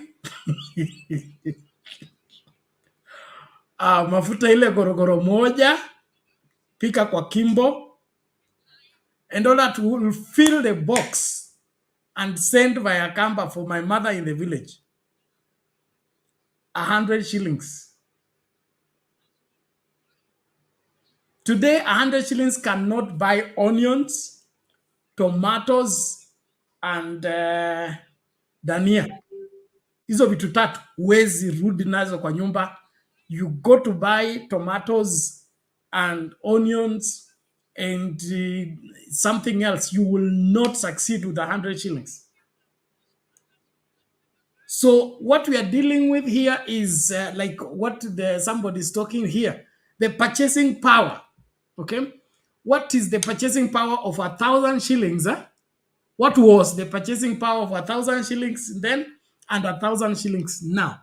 And not just now, not even Moi era. We are talking about the Uhuru Kenyatta era. Exactly what that word fixing is the problem. That word fixing is the problem. Instead of solving the problem, you're going to fix the problem. Fix the problem means you go directly where the problem is, okay? And then try to mend. You don't go to the source of the problem. You don't address the root of the problem. You go where the problem is. Doctors are striking. Oh, let's give something to the doctors. They keep quiet. We are fixed, okay? Then, teachers are complaining. Give them something. They keep quiet. We are fixed. And what else? Members of parliament, allow them. We are fixed. The really issue here is the economy is not growing. The economy is not improving because majority of Kenyans are not productive. Most of Kenyans are jobless. We are feeding more. Now, I have a phrase I use when teaching on diligence and responsibility in church. We say that overeating is not eating too much. Overeating is eating more than you produce. Okay? So Kenya is overeating. Overeating meaning the people who are producing are less than those who are eating. So we are overfeeding the country. We are straining the few people to feed many mouths. And so they cannot enjoy the fruit of their labor. Why? They are sharing with so many people. Okay, you get your salary. Okay, and then your mother 20,000. Okay, school fees is 50,000. And then by the time you sit down to consider to go to KFC, there is nothing left for KFC. Okay, you believe God for maybe next month something will happen. And probably that end month again, there's now a new medical bill. And so for us to have this country straightened out, we must avoid the fixing attitude that William Ruto is using. Kuna mtu amesema hapa ati tulikuwa hapa time ya Kenya ya nani ya who is this? Charles Nyagi anasema I didn't hear Kibaki or Uhuru praising themselves for their genuine efforts even on big projects. This will be a chorus for them for the whole of next week. Yet it is not much effective. This is it. The reason why William Ruto is talking about achievement is because there is no achievement. That is it. I have 2 girls, okay, and I charge them with the responsibility to clean my shoes. And the worst thing, the statement they cannot tell me is I cleaned the shoe, okay? I don't take that from them. Why? The end result of cleaning is clean. If you have to explain that you cleaned, it means you did not do proper cleaning. If you really did cleaning, the shoe will be clean. I don't need to ask whether the shoe has been cleaned. And so what Ruto is doing is throwing dust in the eyes of Kenyans to deceive them to believe that he's doing something, but he knows he has done nothing, and everything he's doing is not yielding the required desired results. And so that's why he's pointing people there. And on that matter, let me just bring in the scriptural reality of what I'm talking about. Jesus said in John chapter 5 verse 31, those of you who read Bible, John chapter 5, you can read, to get the context, you can read chapter 5 of John, that is St. John Gospel, 31 all the way to 35. But I will just pick the introductory part of it. It says, if I bear witness of myself, my witness is not true. If I have to bear witness of myself, then my witness is not true. If I have to praise myself, then that praise is not true. That is Jesus' standard. Okay? Then let's look at Solomon in his wisdom about the same thing. Proverbs 27 verse 2. Proverbs 27 verse 2. What does he say? He says, let someone else praise you, not your own mouth. A stranger, not your own lips.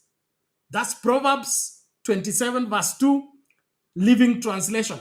He said, let someone else praise you, not your own mouth. A stranger, not your own lips. So from the fact that William Ruto has done it, and William Ruto is telling us he has done it, and William Ruto is telling us that it is working, According to Jesus, that witness is not true. According to Solomon, that is out of order. Let a stranger, let that mama mboga yule anakaa kijiji kabisa apike ile inaitwa lukalakasia from where I come from. Okay? Aseme, hey, huyu mtoto wa Hasla amesaidia tafadhali. Amesaidia. Watoto wangu wako shule. Hospitali nikienda tu natibiwa. Okay? Na kirudi nyumbani na skuli mboka siku zote. Napata kanyama kidogo. Na let another praise you, not yourself. So from the fact that William Ruto is praising himself about what has happened, it is true.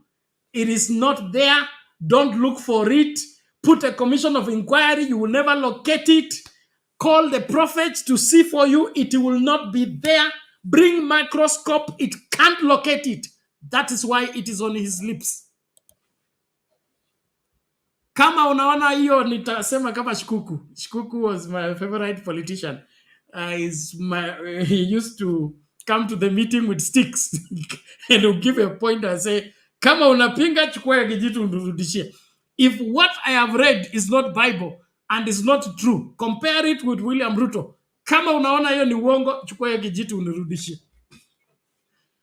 Asante wakereketu, anaomba tumakinike kukaribishana, tuendelee kufuatilia. Naamini kwamba kila mmoja anatupata kwa njia iliyo sawa. Naomba tafadhali watu wa TikTok, screen imedua. Where are those likes, please? Where are those roses? Let's do what we must do. And then quickly, before we listen to Stephen again, on the same factor, let's just bring up to speed the question that we are asking on Sound Candy Talk Live YouTube channel on the poll question. And here is the question and the verdict so far. The question reads, do you agree with Ruto that his decisions have helped Kenya so far? Do you agree with Ruto that his decisions have helped Kenya so far? 15% say yes, they have helped Kenya. 85% say no. Participants, 82 people have cast their vote and only 35 have liked the video. So majority of people did not like the video. Please make sure you like the video before you cast your vote. But from the look of things, the majority of Kenyans don't believe Ruto, don't trust Ruto, and they know he is lying, and that is why they cannot stomach his lies anymore. So karibu kila mmoja, naomba tumakinike tunapoendelea na mjadala wa usiku wa leo. Hii ni mambo ambayo hatuwezi kuvumilia na lazima tuseme jinsi mambo yalivyo. Thank you so much. Stephen, you can weigh on that in 2-3 minutes and then tusonge mbele. Unmute, please. Unmute. Your mic is off. Thank you very much, Bernard. Thank you, Stone PK is there carrying the Bible. Who is carrying the Bible? I don't know whether it is Stone PK. You know, Stone PK talk the truth. Sometimes you have to say the truth over your dead body. This kind of camouflage, it has to go. We have to refuse this kind of nonsense in Kenya. Kenya, I told you the other day, and let me just follow your script. No blind man can lead another blind man. I summarize yours, yeah, because I read Bible.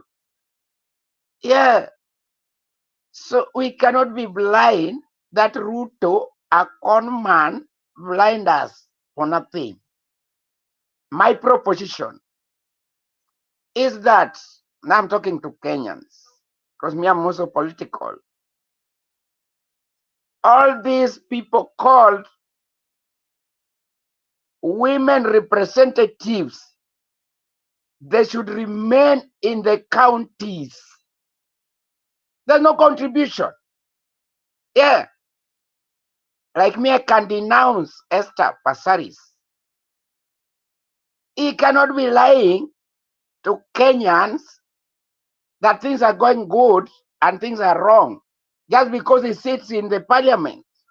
That parliament can be broken tomorrow.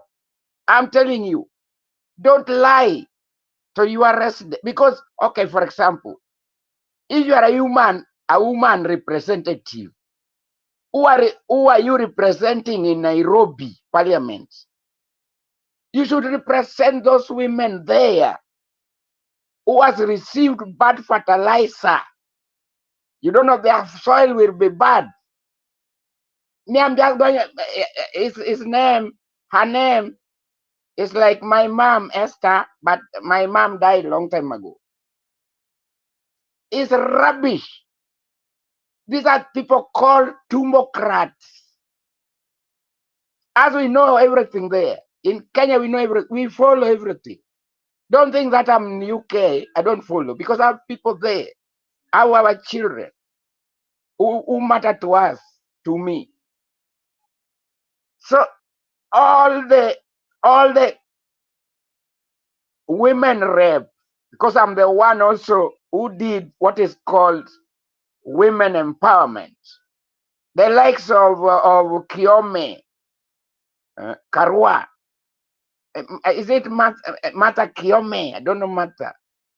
A judge seated at the Chief Justice. I wish they took this guy from the labor. Even if he was talking rubbish, but we can follow his truth. Hot air. Nonsense. Look now what they have put us in. I'm coming out of fertilizer. And that's why I denounce Esther Pastaris. And me, I don't have any apologist. I'm not apologist politician. I'm a real politician. Fertilizer issue is very emotive as it's a concern of all Kenyans. Many, 56 million of them. If one person come, say 50 bags, 50,000 bags were distributed. Where? Another one say 3,000 bags. Where? And then I was asked, because yesterday I was listening to your whatever. I was following everything. I've been following it even beyond. Because these are very emotive things. Some things are very, like now here, if a person come here in my house, want to poison me, I will have to know. So this, like even Esther Pastaris, that will do something about Mbolea, and he doesn't know the backbone of Kenya in agrarian society is in central Kenya, and it's also in Rift Valley. So this 50,000, surely, if it goes to the mother there, down there, a rural person there, because me, I did rural sociology, surely, are you thinking right? I wish, and I'm praying here, and I'll pray tomorrow, that the parliament, I know there are toothless dogs, they should put that man, it's called Linturi. I don't know Linturi, something Linturi. They are all Linturis. Me, I don't understand why in Kirinyaga, no, not Kirinyaga, in Meru, everybody Linturi, Kiome, surely. Why? And when they talk, they cannot talk policy.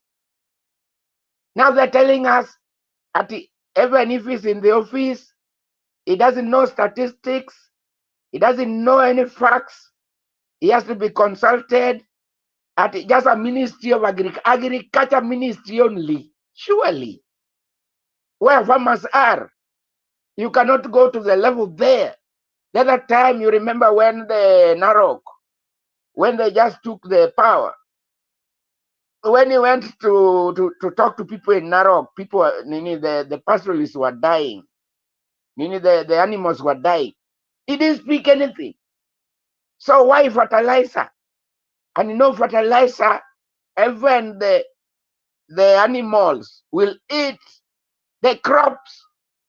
How many times all of us see a crop being eaten by animals? Which means that guy has to go. He has to go. He will go. Tomorrow I'm praying for him to go. Another one is, that one is finished. Sometimes, you know me, I just get very annoyed about these things. Let me take to Stone PK before he came. He was right. Okay. This camouflage. Yeah, Stephen, conclude.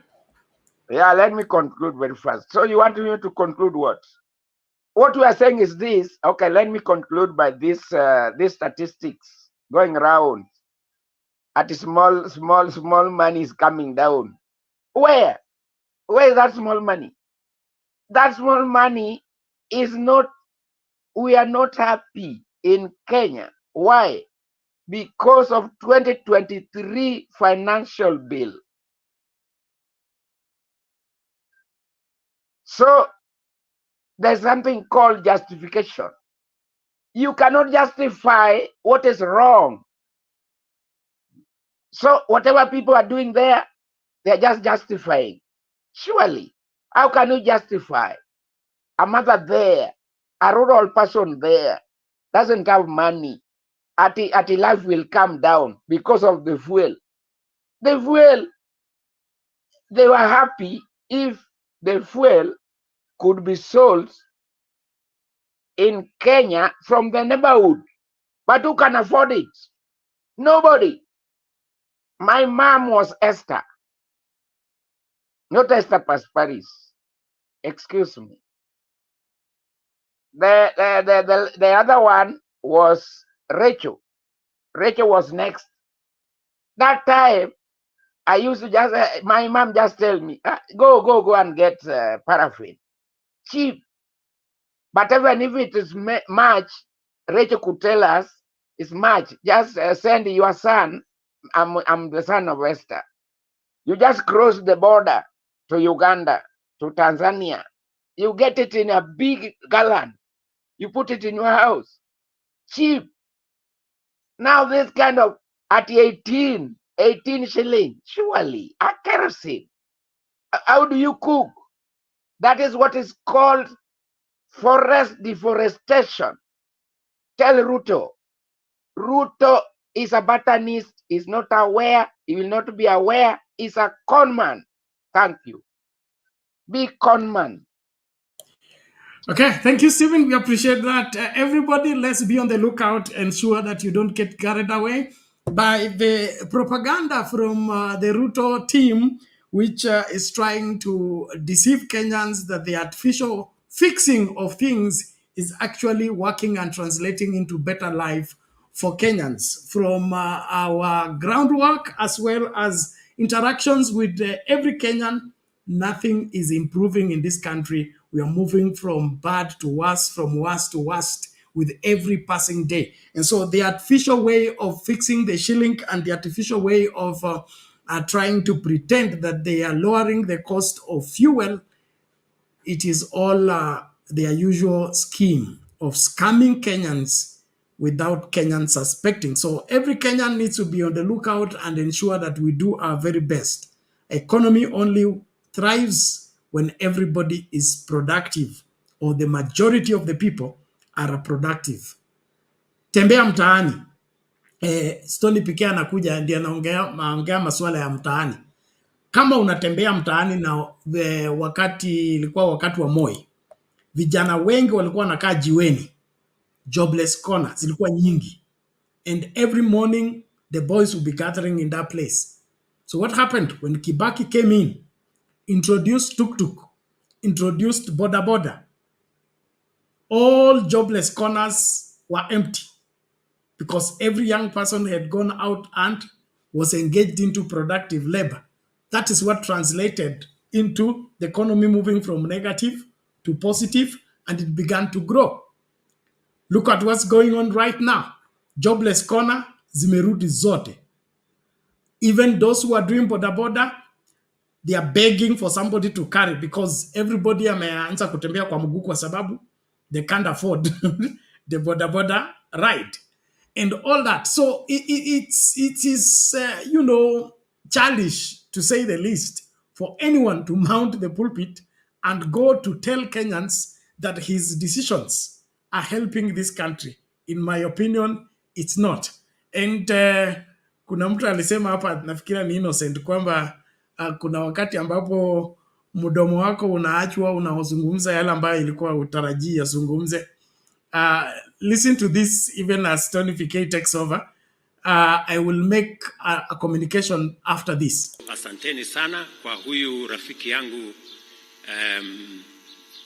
Bishop Kagunda.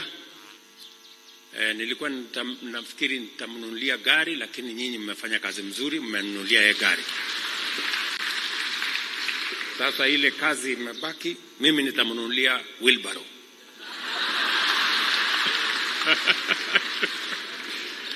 Kwa hivyo wewe Bishop, my friend, next week hivi nitapanga ukuje unione. Pale ndio nitakuwa nimepanga hiyo wheelbarrow vizuri. Ndio ile kazi imebaki hapo mbele uendelee nayo. Si ni sawa? So please, my good brother Bishop, if you find time next week, I will organize so that unitembelee hata na mimi nikupatie zawadi ya urafiki kati yangu na wewe na wale wengine, na pia tukupatie baraka ya maisha yako, na tukushukuru kwa kazi ambayo umefanyia kanisa na umefanyia taifa letu la Kenya.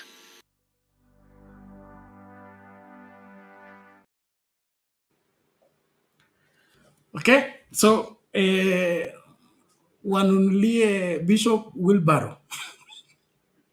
So the wheelbarrownomics is what is happening. Mtoleo kwa magari muende kwa wheelbarrow. Mtoleo kwa bodaboda muende kwa wheelbarrow. Mtolewe kwa self-employment mpeleke kwa wheelbarrow. That is what's going on. Now, as Tony PK takes over, naona amefika nyumbani leo mapema, I'm happy. But before that, there is, like you are all aware, we are not active on the main channel because of YouTube sanctions. And because of that, we cannot sit back and wait for the sanctions to be lifted without us ensuring that the channel remains active. So one way to keep the channel active ni kuwewe kwenda watch at least 1 or 2 videos in the place, and then by just your continued visitation of the place, you help the channel not to drop from the ranking. And to help out that, we've been reaching to some of you on WhatsApp, kuiwaambia aenda uona hii alafu ukimaliza utakuwa umetusaidia. And it became a challenge because you were going to YouTube, come back, go to YouTube, come back, go to YouTube, come back. And some of you complained greatly. So I came up with a way to help you watch the videos that you need to watch per day, or you can even watch twice a day, and you're only required to watch for 1 or 2 minutes, okay, each video. And so we have embedded those videos on one site. So you only visit that site, watch video 1, 2, 3, 4, up to 10 for 1 minute each, and then go to the next page, watch 1, 2, 3, 4 to 10, 1 minute each, and then thereafter umemaliza assignment yako ya hiyo siku.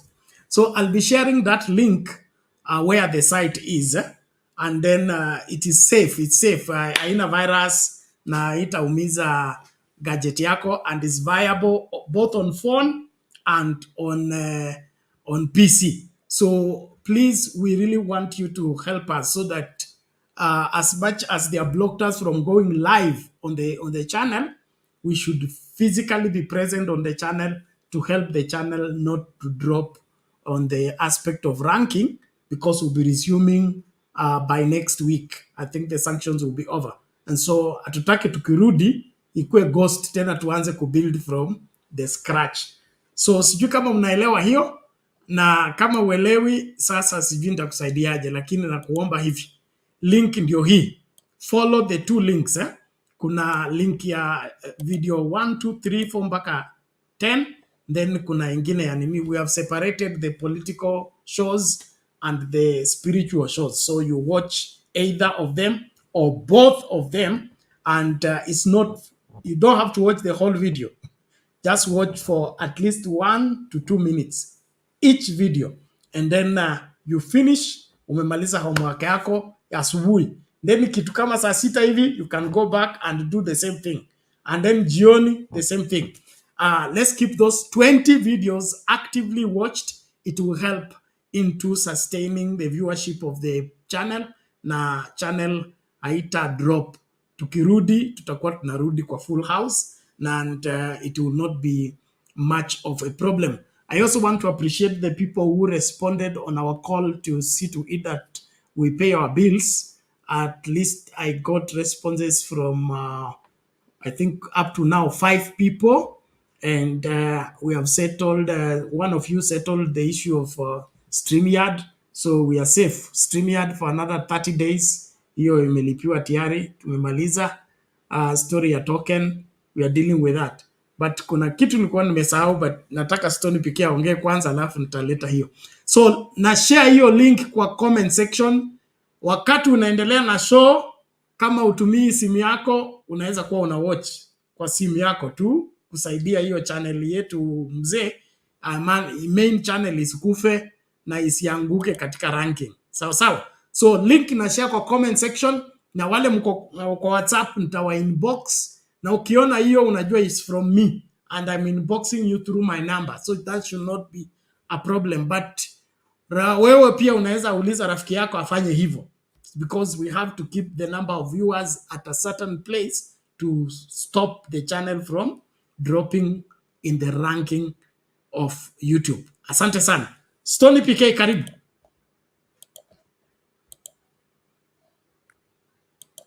Asante Bernard, na aona kina Steve wako pale, Innocent na kina Mugambi wakiwa pande ile nyingine.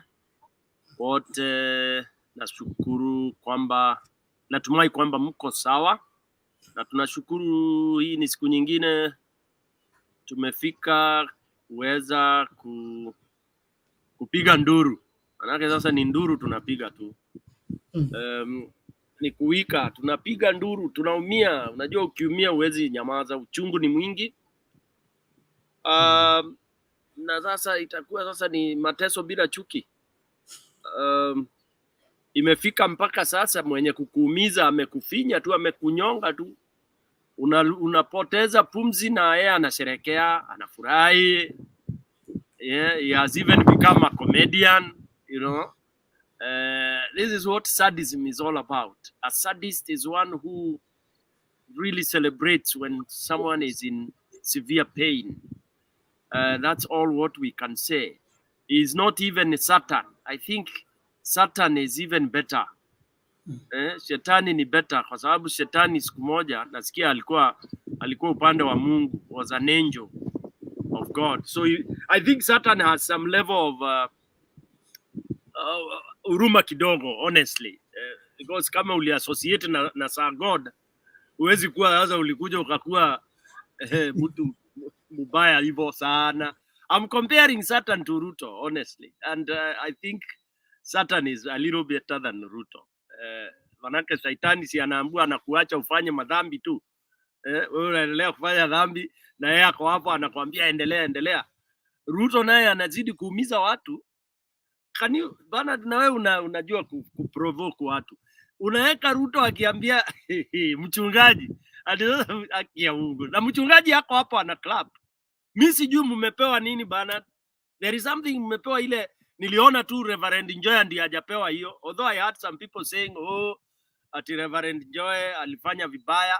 I saw a few people kwa gazeti fulani walikuwa wanasema ati Reverend Njoya ni very senior, ni very respectable.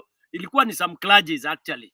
Wale walienda State House si hao wa Catholic, wale walikula kitambo, wale walienda kufukuza mademon na kusherehekea kwamba ushindi ni wao, ule walimwagilia mafuta ndio rais.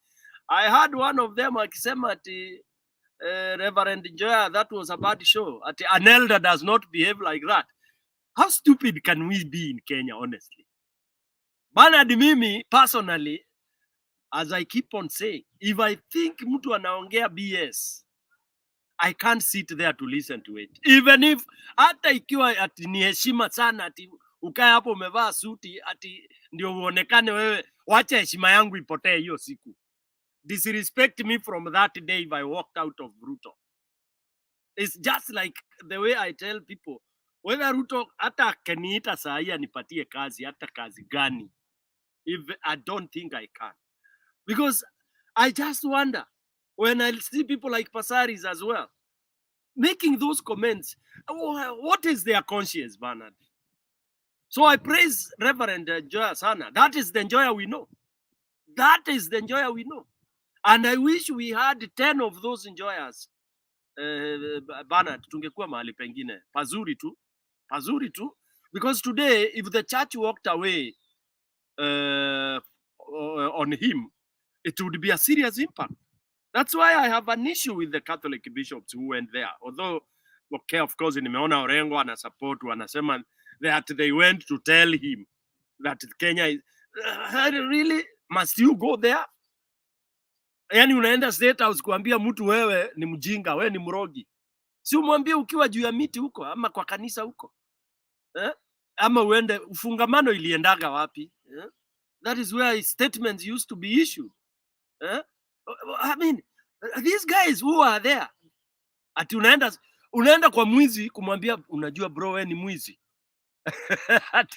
Na unakunywa chai na yeye. You are eating. Bernard, I think we are ridiculous.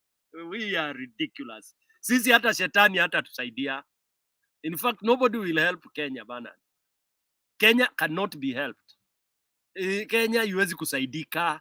Manake upumbavu na ukora na nini ndio imezidi. And now these have come to pass. What I've always said. That maybe these days hata nita increase your percentage. I think all Kenyans are thieves. They are liars. Sisi wote ni wanafiki. Sisi wote, the true color of a Kenyan ni mwizi. I'm telling you. Because it looks like once you are provoked, the true color comes. Bernard, how do you sit with Ruto? Kwa meza moja. How do you sit to listen to ule mtu mnasema alifanya, anaendelea kufanya? How do you possibly do that? That's why I don't know who can convince me otherwise. Sijui nani atani convince ati hao Catholic bishop wetu walienda kwa nia nzuri, walienda. Hii imefika beyond. This is broken. Huwezi kufix. Hivyo anasema ana fix economy. Hivyo huwezi kumfix.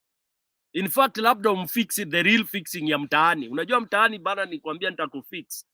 Utoki kwa nyumba hiyo siku. Utoki, unapitia hapa anamwambia bana, weka tu kwa hao. Ukitoka utanijua. Nitakufix leo.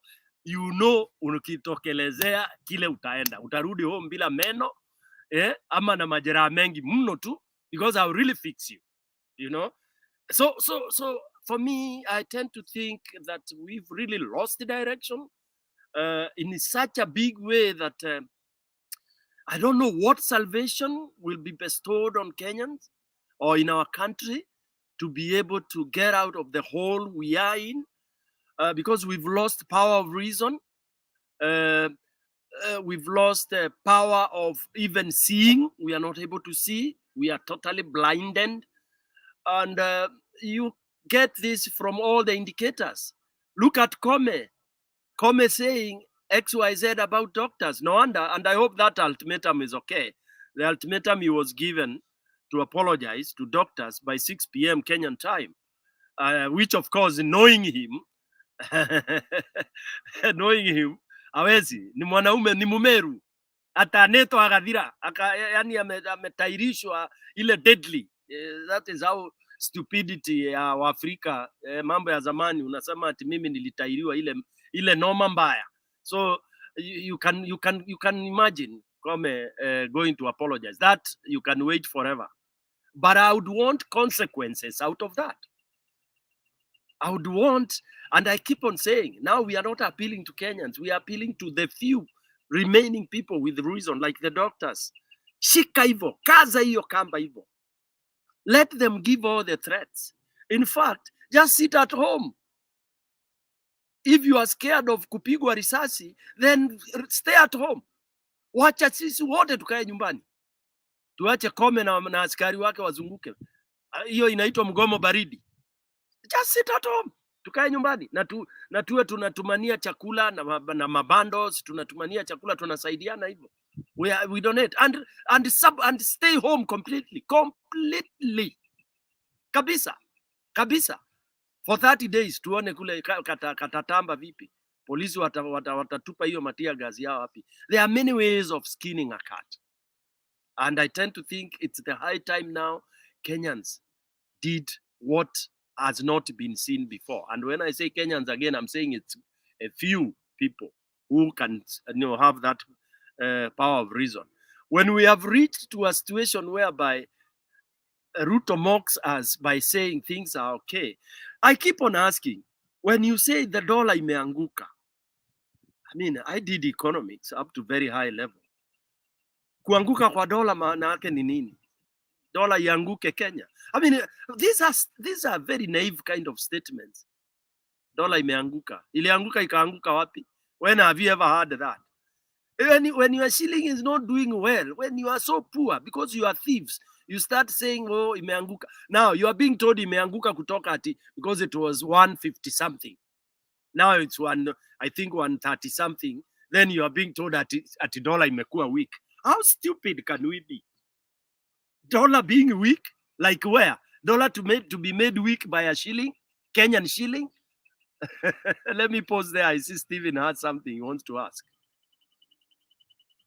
Let me just say that one. The dollar. It is the standard of measurement of all currency. So don't just dangle it like in your mouth. Kenya is agrarian society. Yeah. What we have in Kenya, all those industries, I don't know what, they are all multicultural industries. That's now I'm writing a book here. I'm writing a book, a big book here, about multiculturalism is not assimilation. So we are going to talk about all these things. Because if you say dollar, you have to tell us, don't put it in a GDP. GDP includes consumption. Consumption also includes repayment of debt. So if they're telling us that development should be 15%, it means that development, and Ruto has never done any development. Tell me, until Uhuru Kenyatta left, what development did Ruto do? Surely we are being deceived, and that's why I talked about justification. Ruto is doing justification of what is not working. Ruto is just a con man, a pathology, even pathology. We have now realized it's not even a pathologist. If you are a pathologist, that is a study of plants. Maybe it doesn't even know entomology. Ask him, how can you give fertilizer, wrong one, and you are the study of plants? Even those crops are plants.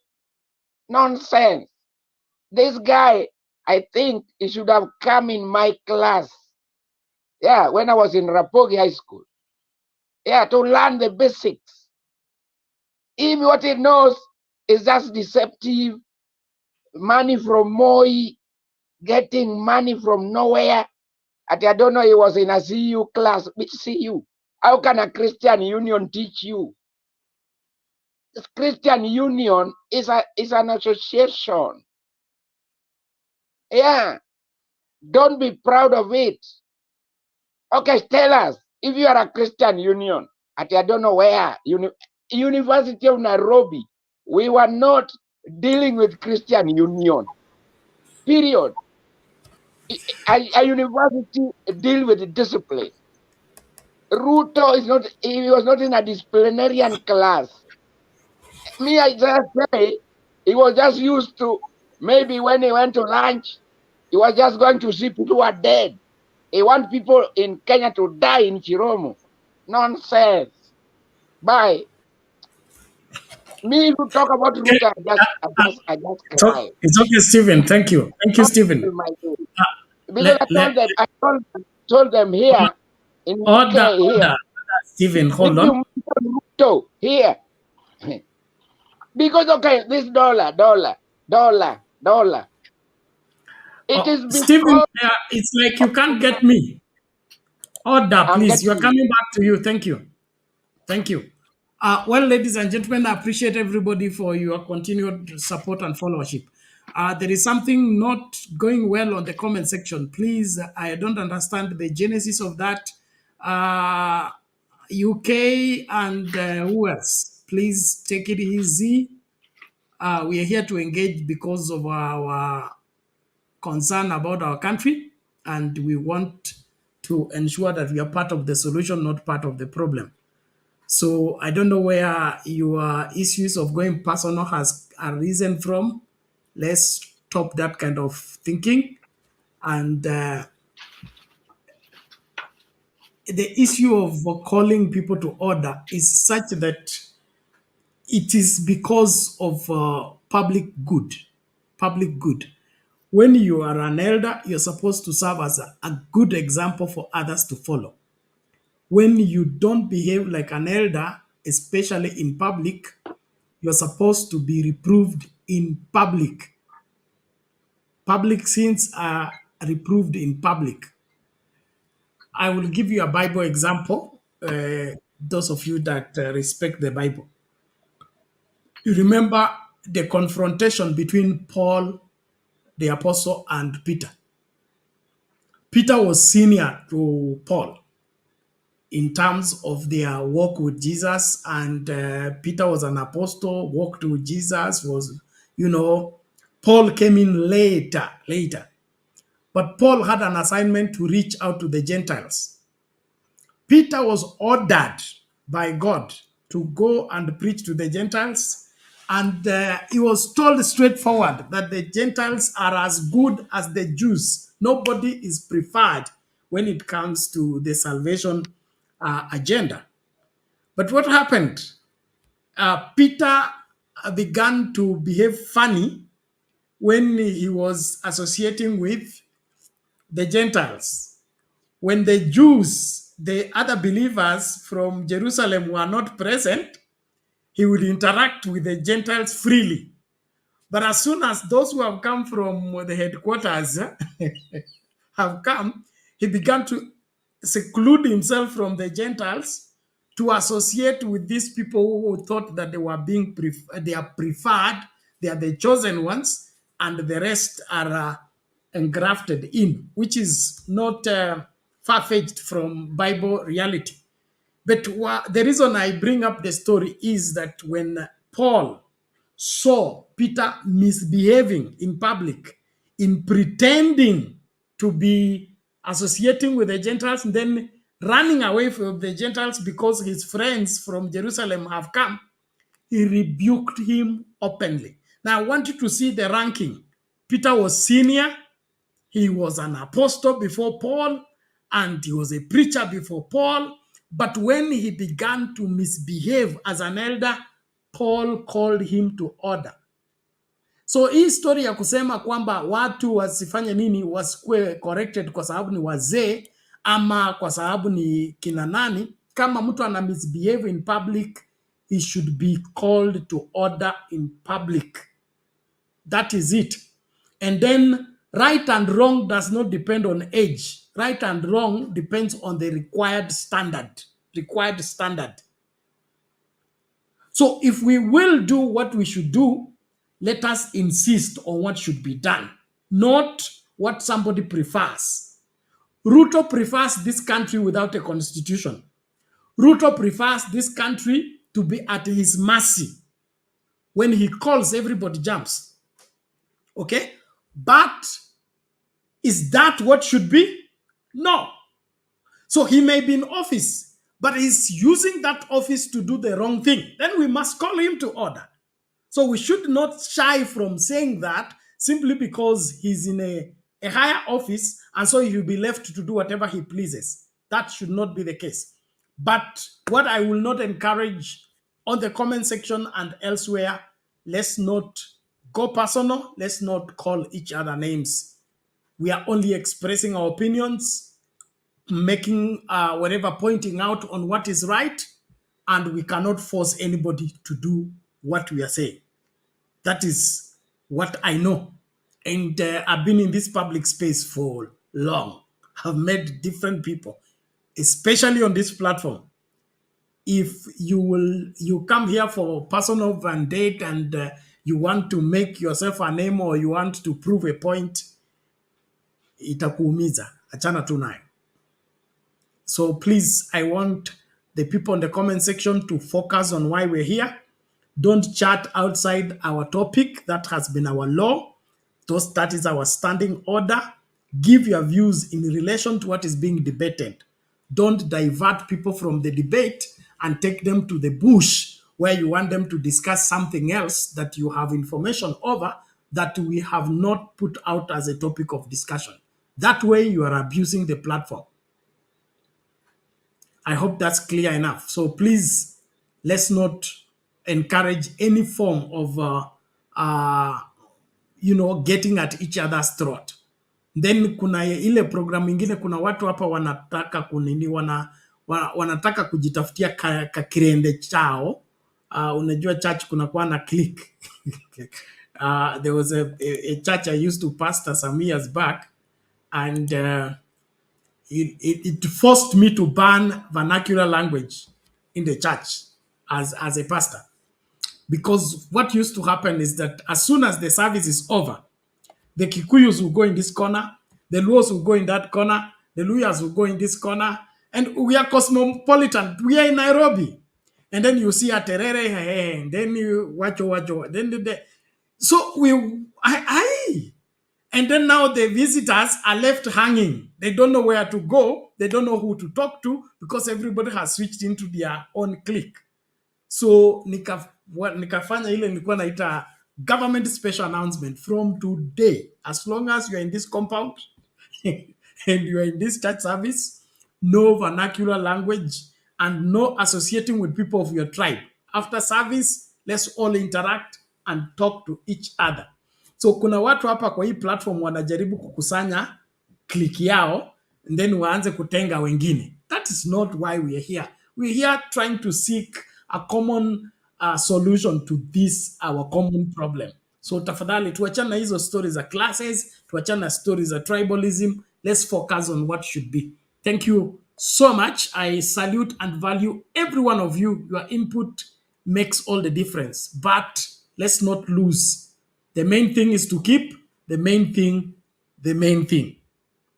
Trivialities tuachane nazo. The main thing is to keep the main thing the main thing. Tuko hapa kwa sababu tuko na nyoka. Nyoka ashaingia kwa nyumba. Nyoka amekula mayai. Amemaliza, ameanza kumeza vifaranga. Ndio huyo sasa anameza kuku yenyewe. Okay. That is what we are having in Kenya. What should we do to save that? That's what should be our greatest concern. So tafadhali naomba tufuatilie haya mambo ipasavyo. Asante sana. So Stony PK, I will give you powers to read and write as masaa yangu ndio haya yameanza kukatika unless uko na objection. If you don't, you will let me begin to sign out and encourage as many as are yet to send their contribution to do so. And then Two, there is something I wanted to communicate. Yes, I've just remembered. Let me bring it up here. I talked about yesterday. Power ikipotea, tunaacha tumeng'ethya, hakuna cha kufanya, you watch helplessly. So there is this new technology. I don't know, some of you are more technical than I am. If you have suspect or a suspicion of it, you can also air it. But I think what they are proposing, if it is as true as the advertising, then it's something we need to consider and acquire for the studio. That's what I am appealing. Okay, and it's about 42K. I will play the video shortly.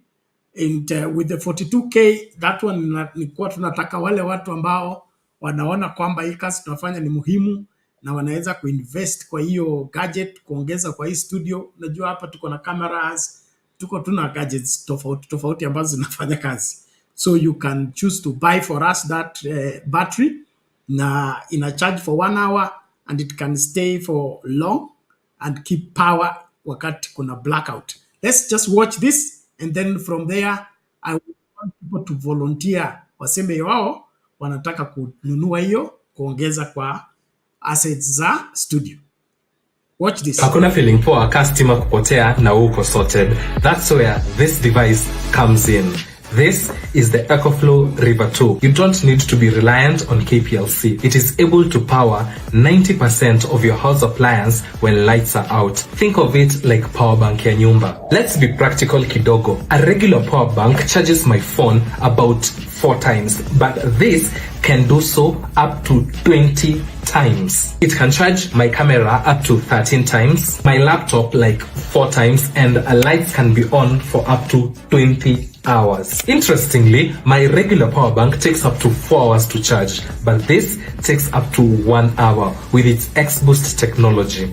It uses an LFP battery that can be used daily for 10 years. This device consumes 2 tokens. It has a provision for solar charging. This is the 360 watt AC power input, and on the front it has the following ports: a DC input that is for the car charger, 2 USB-A ports, a USB-C port, and an AC on and off. And it has an interactive app that you can be able to see all that is happening on your device, the input, the output, kidokiothe. This device is massively discounted on the Jumia Take Week sale. It goes for 42,000 shillings. Refer a friend and you could get 2,000 bob off.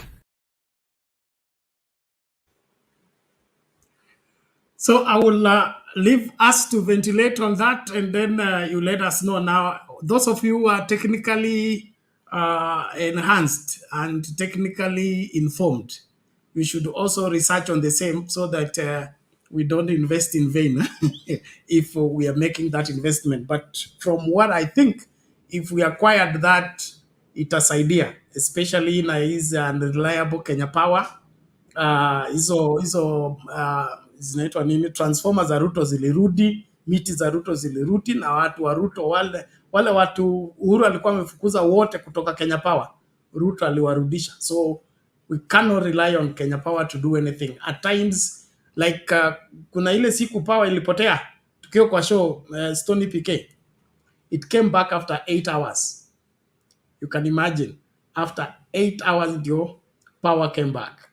So I think it will, if we get that gadget, it will help us at least to do some work or finish what we are doing before we cry out. Thank you so much. Let's keep talking. Stony PK, over to you. Bernard, before you leave, let me ask you for a favor. I think you can do that in 2 minutes. You remember the launching of UDA at KICC, you know, when everybody was in yellow and then the lies were being spilled over. Are you able to reach that clip? Uache tukiona, you know, where now, you know, women were being promised, zinaitwa tampon ama ni stay free. You know, I would want us Pampers, free Pampers. Pampers, maternity, nini. Can we get that? Let me see. I can find it. Don't just give me a moment. Yeah. Meanwhile, thank you, Bernard, for that that gadget. I have an idea, although I don't know whether the gadget that I had at home was, the same module, but it was serving the same, and it was actually slightly smaller. And my family tells me it's still worth it. Mimi unajua ninachukuaga risks. I can tell you I bought it from a very suspicious shop, that time when these gadgets were coming. I bought that similar gadget and another one that actually I used to jumpstart my car with or help people on the road. It would also, a smaller one also that would do so many things. And they are still okay 4 years down the line. So I think that gadget is worth anything that can hold power for you for more than 10 hours. Of course, by that time, you should be able to have done whatever you wanted to do. For example, if it's this show, you should be able to do it comfortably and, and close without panicking. So I tend to think, yes, it's good. We could explore a little bit more. Maybe let's Google the module. We see what it can do. And also those of you who are out there can also check. So long as it can last for 4 or 5 years, hakuna shida. We don't want things to last forever. Hata ikikaa miaka 2-3 irudi iharibike, we buy another one. I keep on telling people I don't blame China for bringing disposable watches. I'm able to wear one watch on this Sunday and another watch this Sunday. A watch for every occasion at very cheap, costly. Why should I buy 8 million worth of a watch? That is being wasteful. So, Bernard, that gadget we can explore and try to see whether people of goodwill can support that. I always say people of goodwill because wengine wana mambo yao, wengine wana yao. Sasa ni ule tu atataka na ule atasikia tuko sawa. I also want to thank our first viewer here called Chris Lebo. Ameingia kwa show for the first time and he is so happy with what is happening. We welcome more people, talk to friends, let people come and whatever. That's why personally I insist on us remaining very truthful, very sincere as we call the Kipindi Candid Show.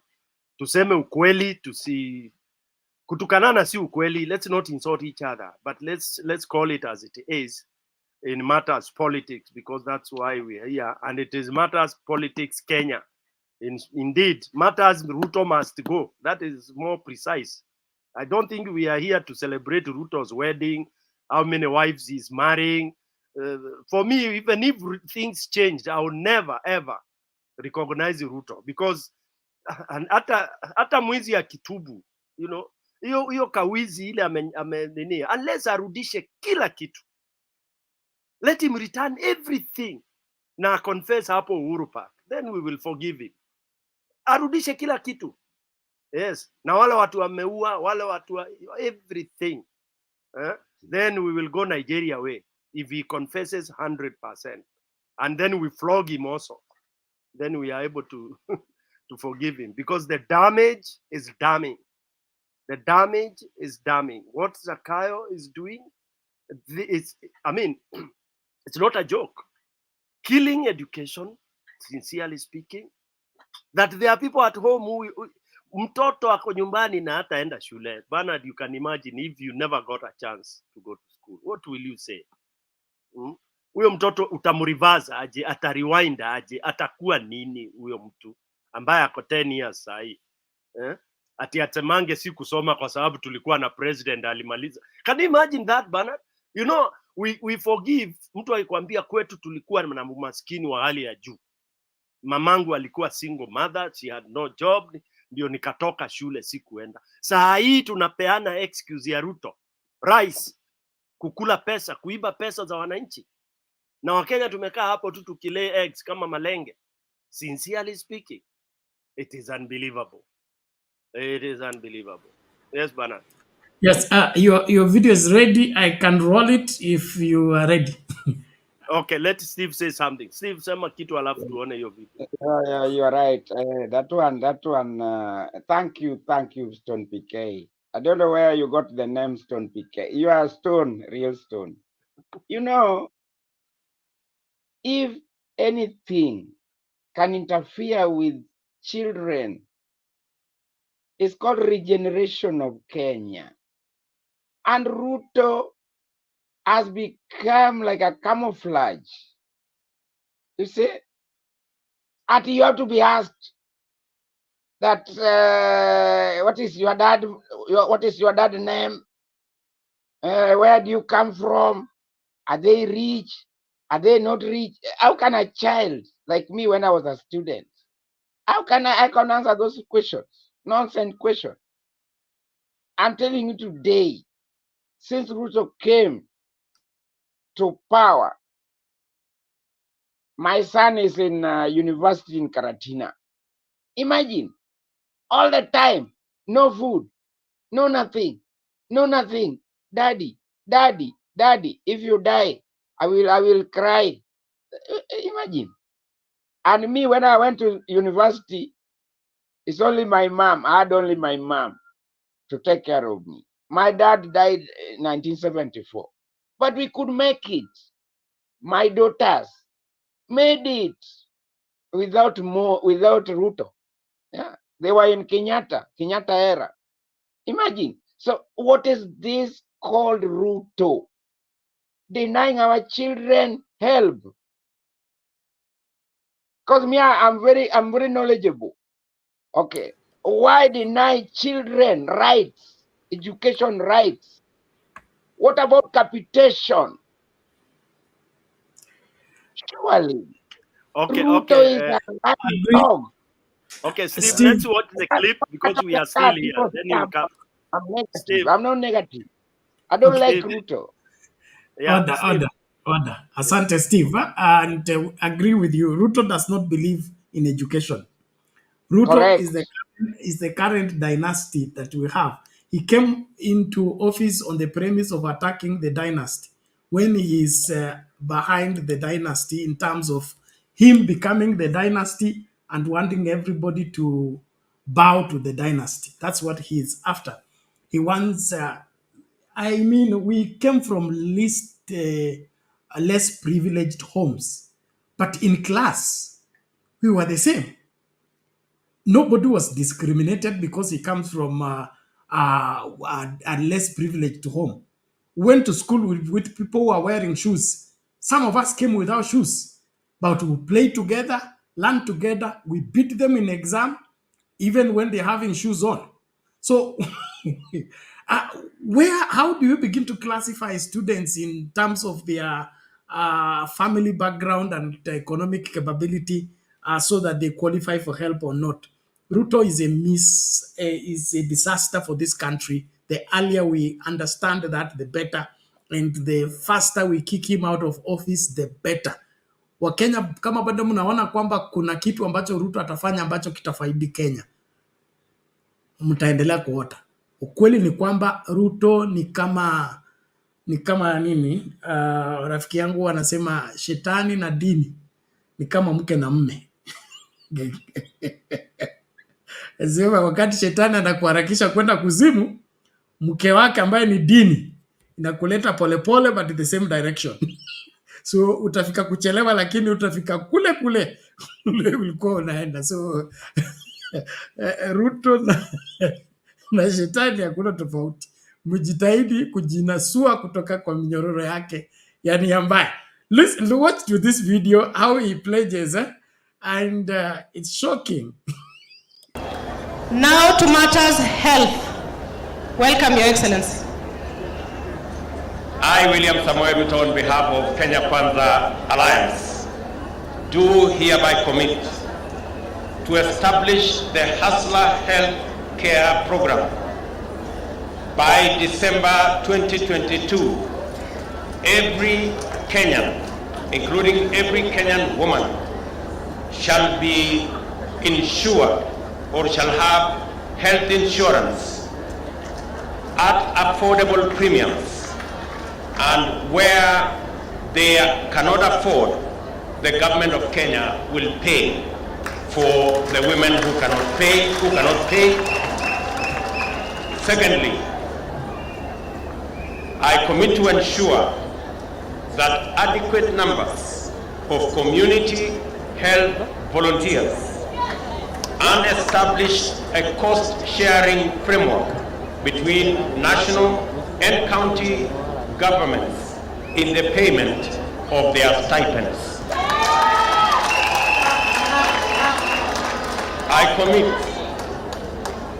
to provide mothers of newborn babies with diapers for their children for a minimum of 3 months paid for by the government of Kenya.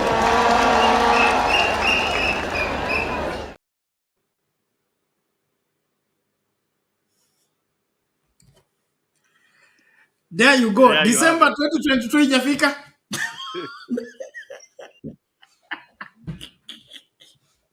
Thank you very much. You got him. You got him. That is what is called camouflaging conmanship. He's a conman. Please give me, before you go, Bernard, give me the name of that thing. Yeah, because I will look around. I'm in UK. Give me the name. But I will share the link. He's a conman. You are talking to conmen. Kenya, you are dealing with conmen. Ruto is a conman. Look, I wrote it here. I was talking, I was just writing. Nothing has been done. Surely. Now, Steve. Steve, hold on, Steve. How can you tell me if I'm my wife, and is the one bringing the viper for my child? That's a conman. Thank you. And the other one is saying, affordable government will pay. NHS, NHIF. Payment of stipend. And even if you have a child who does not go to school, he will give you stipend. Government will pay. Hey, what a conman. Sawa, Steve. Thank you. Hold your horses. Sawa, tumekupata nani. It's okay. Stony PK will give you the other details. Then there is something, before Stony PK takes over, there is what Washington is suggesting, that Home Depot has it, $125 in the US, but shipping will incur some cost, maybe double. Probably we'll discuss that because there is a company here that buys items from the US and ferry it to you at a minimal cost of shipping. I don't know how it is doing now, but since Ruto came in with the collecting people's diapers at the airport, he promised to buy people diapers. Now he's collecting them at the airport because they are $100. But we'll engage and then see what can be done. Story PK, over to you. Thank you, everybody. Tukutane takapokutana. Bernard, thank you very much. That clip is long, okay, but Bernard has given us it was a full day of, I mean, we have it in full. We will be playing beat by beat. And this is, you see what it has evoked. That is where we have reached, sincerely speaking. I mean, this is Kenyans. Memory ya wetu sisi wa Kenya ni ndogo tu kama ya nani, ya huyu mnyama anaitwa ngiri. I mean, that is Ruto. It is no, hiyo ni live. That was the lounge. And then I have a serious issue with Akina Mama, with all due respect, Kenyan Maendeleo. You will allow me to do this, to say this. I mean, and honestly, let it spark the fire, it may spark.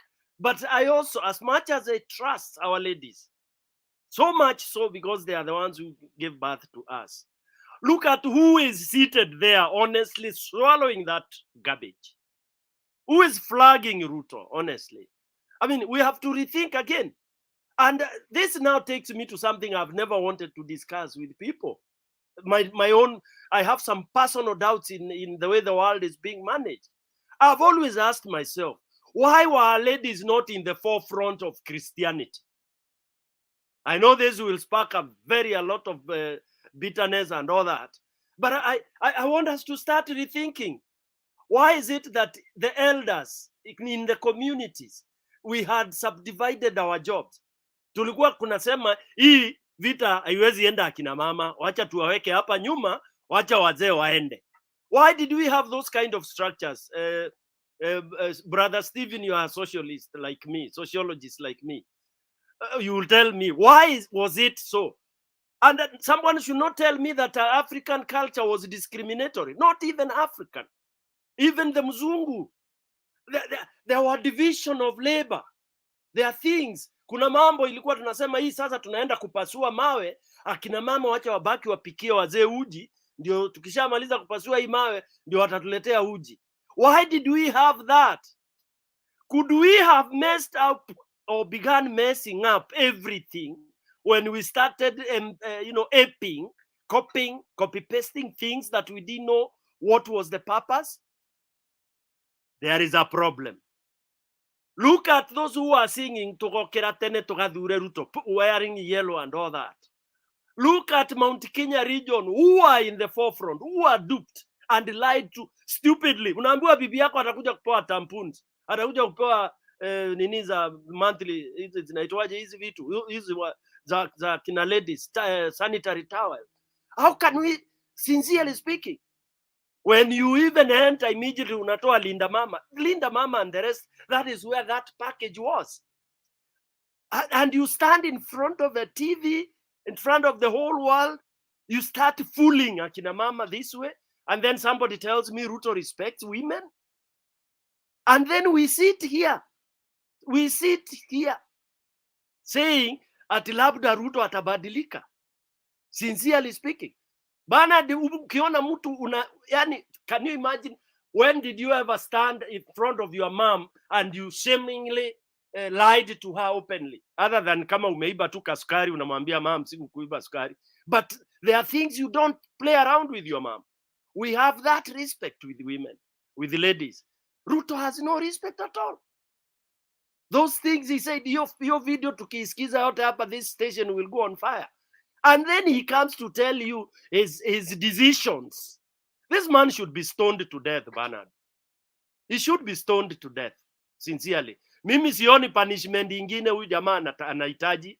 Wacha nyinyi wa kina Bernard mnasema maombi. Huyu jamaa hata ukimuombea ukiwa juu kwa Yesu, hakuna maombi itasaidia huyu jamaa. Really? This guy, yani, mimi ningesema punishment ya huyu ni hiyo umesema tu. The way ukiambua shetani yako pale, how can you go to kill shetani? It's the way you go to kill a snake. Kwetu ukisikia mtu nyoka, you will see 100 people running na nikanyoka kadogo tu. And the way that snake is killed, even hata kama ishakufa, inapigangwa mpaka inachomwa na moto. Siku hizi mpaka inamwagiliwa mafuta ya taa. This is how this guy should be done. Because you don't want anything, any remnant of this kind of impunity, lies, blatant lies. It is terrible. It is bad. And we are in for more. And you can see he doesn't blink when he's saying these things. Hakuna kublink. The guy is so brave. And if you ask him, he tells you we are doing very well. He has confirmed that. It is really, really serious. And that's why I think we are beyond provocation. That's why I give up on my fellow Kenyans. I give up on my country. Not as a coward, but when I realize you cannot be helped. We can't help ourselves. Sisi ni viwete. Hata kiwete ni mzuri anatembeanga na matako chini. Yeah? Sisi tuko kiwete ingine ya ajabu. I don't know, really. People in the panel, tell me, what is it that we are, and we are seated to listen. We are listening to our man, and we call him our president. I don't even want to talk about the Azimio leaders and all these, the Pasaris and all, because that makes me even want to puke. Ninauma na tumbo ile mbaya mbovu, because I see when I hear people saying, that although most of them actually, those who have retracted. For that, some of us who've been in politics for long, we know their worth, the Pasaris and all that. Those are people running around to try and see whether they can get government contracts and all that. That's why I never even valued them when they were in the ODM. One of the things that I kept on really getting very mad about is that Azimio, we had taken all the takatakas, the cowards, the conmen, and now you see the result. Some of us mentioned it. Lakini ukiongea watu unaambia unyamaze, they have come to bring money. And that's why I'm saying parties should be disintegrated. Tutoke kwa party kabisa, because parties now go that Steve brings a lot of money, Stone PK is bringing a lot of money, even if I'm garbage, I'm supporting party. These are some of the things we need to rethink, in my own opinion. We don't have to do things the way they are done elsewhere. What's the benefit of parties in Kenya? All right, let me welcome people who have just come in from on the comment section. Asili TV, okay. We can see you. Asili TV is telling he was elected on that, and yet he had already promised computers for the children.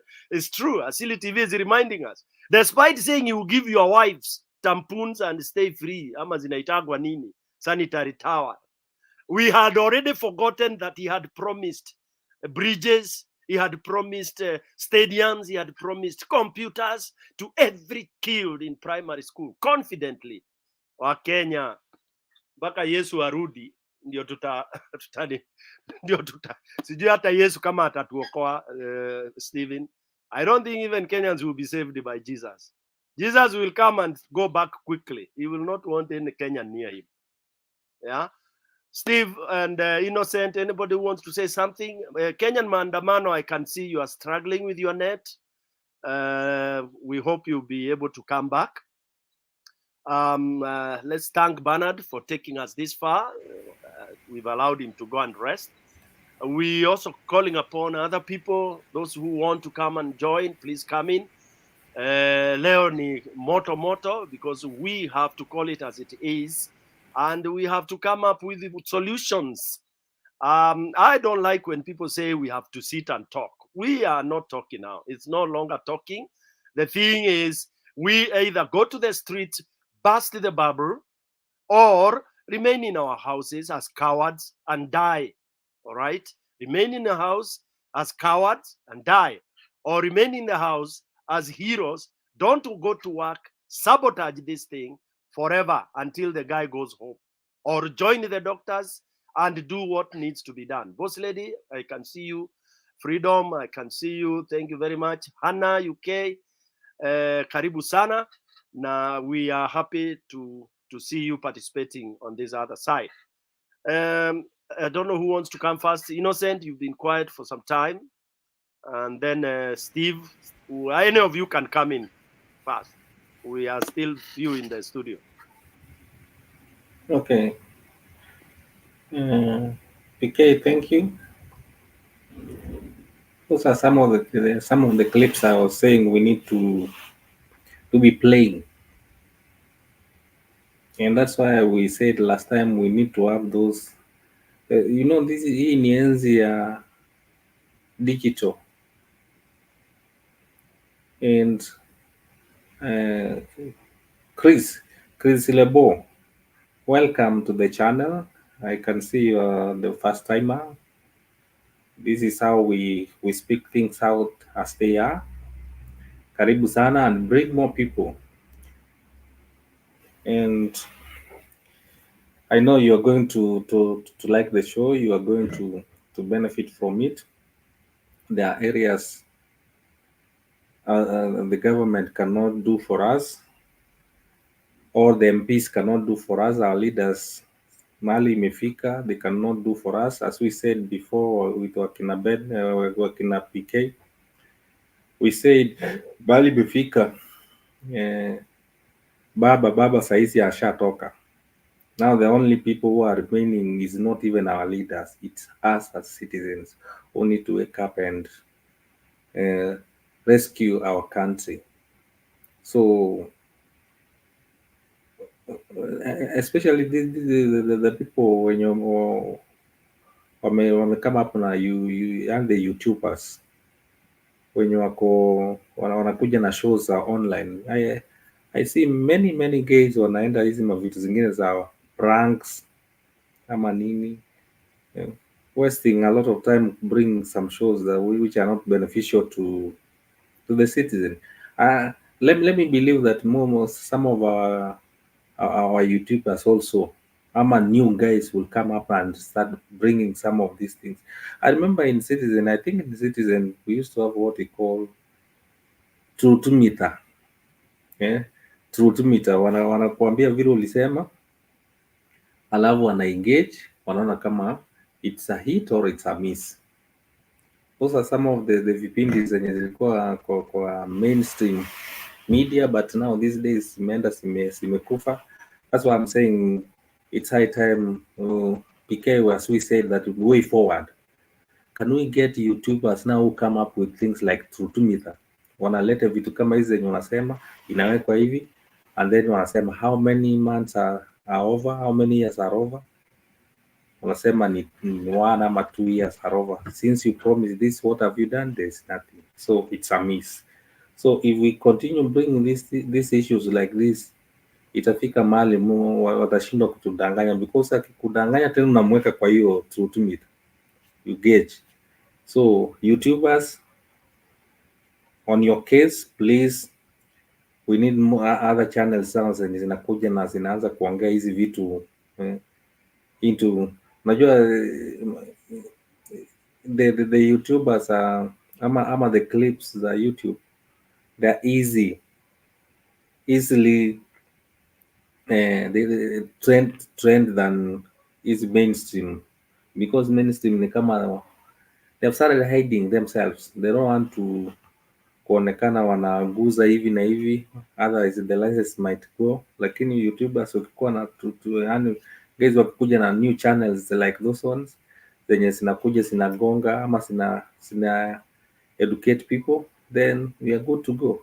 Otherwise saizi mimi nilisema baba hata tusaidia, mahali imefika ni sisi citizens who will help ourselves. We come up with these nice vipindis, we highlight the hits and misses, mauongo mali zinakuja tunaziweka. By the 2027 ishafika, but we are not going to wait to fika 2027 ndio tuanze ku bring these things. Otherwise they'll be coming with other issues.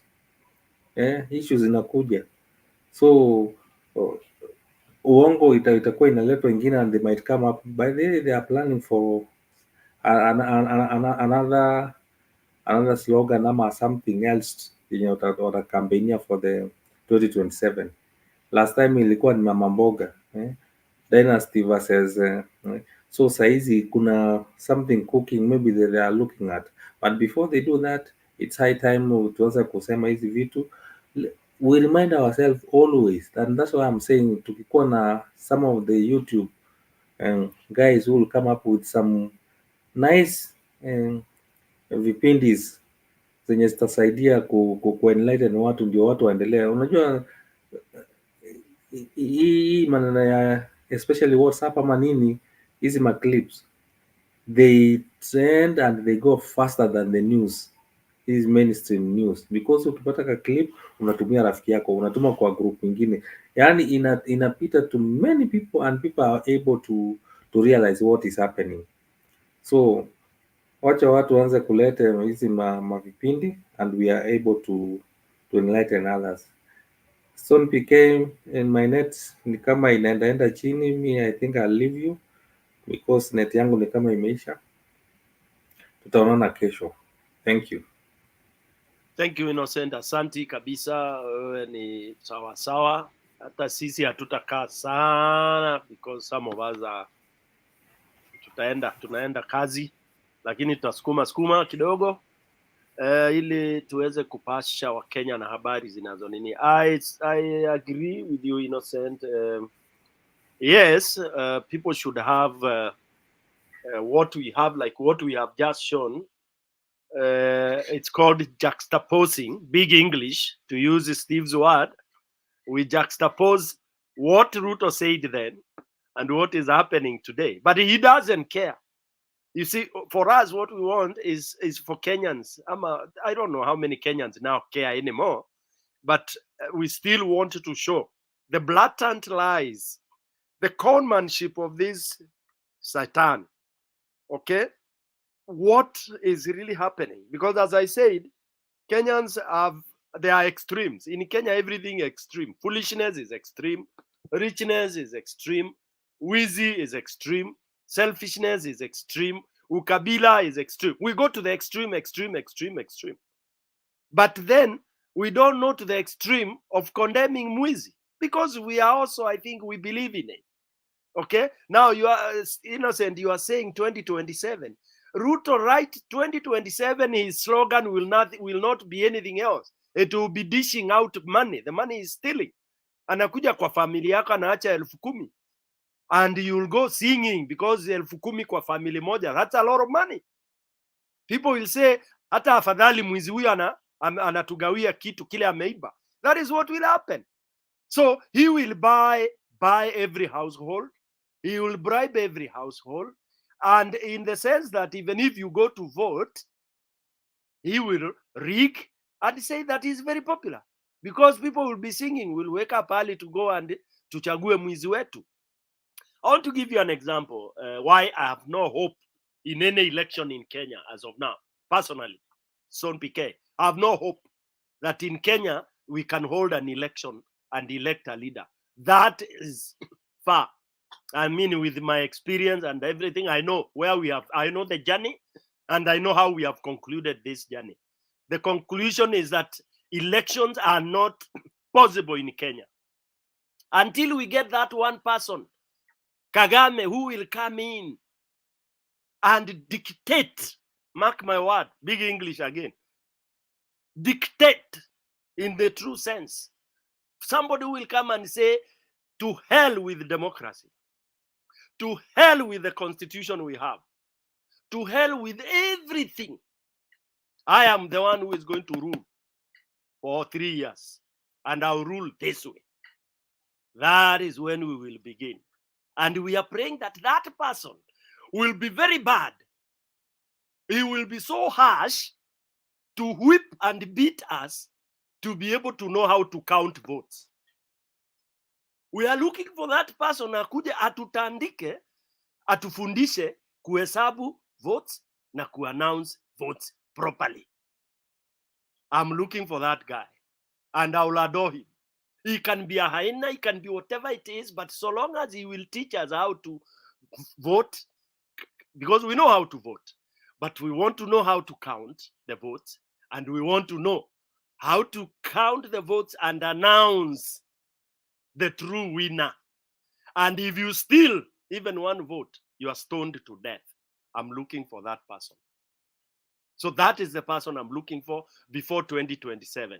But if there is no such a person, forget about elections in that country. If Ruto is leaving, if Gachagua is leaving, you can sahau. Yani Wakenya tusahau hiyo vile tulisahau matiti ya mama zetu. Yes, Steve. Very right, you're very right. Sometimes, I share a lot of things with you, although we are far away, but things are not good, not good. Yeah, I wanted just to answer before he goes to sleep, Innocent. When a lie is peddled again and again, it becomes true. Ruto is using this media to peddle. Look at them. Yeah? When they come there, they are in divide. This is a UADA. This is I don't know what nonsense. They don't get the gist of the crux of the matter. The matter is, how can you lead Kenya well? Me, I like this guy called, I've been following them. One is Barack Muluka. He just came up recently. Another one is from Ugenya. His name, I don't follow their names so fast. They say Kenya need a big revolution. Big revolution. And it's true. I've answered innocent. Because maybe it's not addressing issue. Kenya issue does not need things which go slow. Because that is where we are. If I tell you Ruto is a con man, he's a con man. I know him. I'm not talking from a remote. I'm not having a remote here seeing Ruto anywhere. I know him. He's a con man. And he's a student of Moi. If you hear Moi, hey, Iron Fist. Now he's merging all the whatever. That's why me have my philosophy. I'm here and now. The world will change now. If that they know that philosophy. Because me, I'm a logistician. Yeah. Let me come to sociology. The problem is women. And I'm privileged to be one of those advocacy in Kenya. Before I started going to UN, all these, UNDP and all this. Now let me come to the votes. When I was in the vote counting, that what you see, I start by saying that there is nobody who is a political. All of us are political. If you don't know that English, just remove A, you become politics. If you put A, you are not political. So that vote there, that mother there, will count one day. So I was in Migori. The mistake they did, they took me in the area of Migori, my home area. Then that is even better because I was checking everything. Do you know we realized, listen to this. UNDP, me here. In the vote, because I'm number one, you know. I'm number one. So when you come, I look. I don't know if that's why they put me in Migori. I realize that some mothers are coming there tired, but they have a vote. Some of them come strong, they have a vote. They don't know. So what we need in Kenya is called civil education. Civic, sorry. Not civic in the class. Civic education.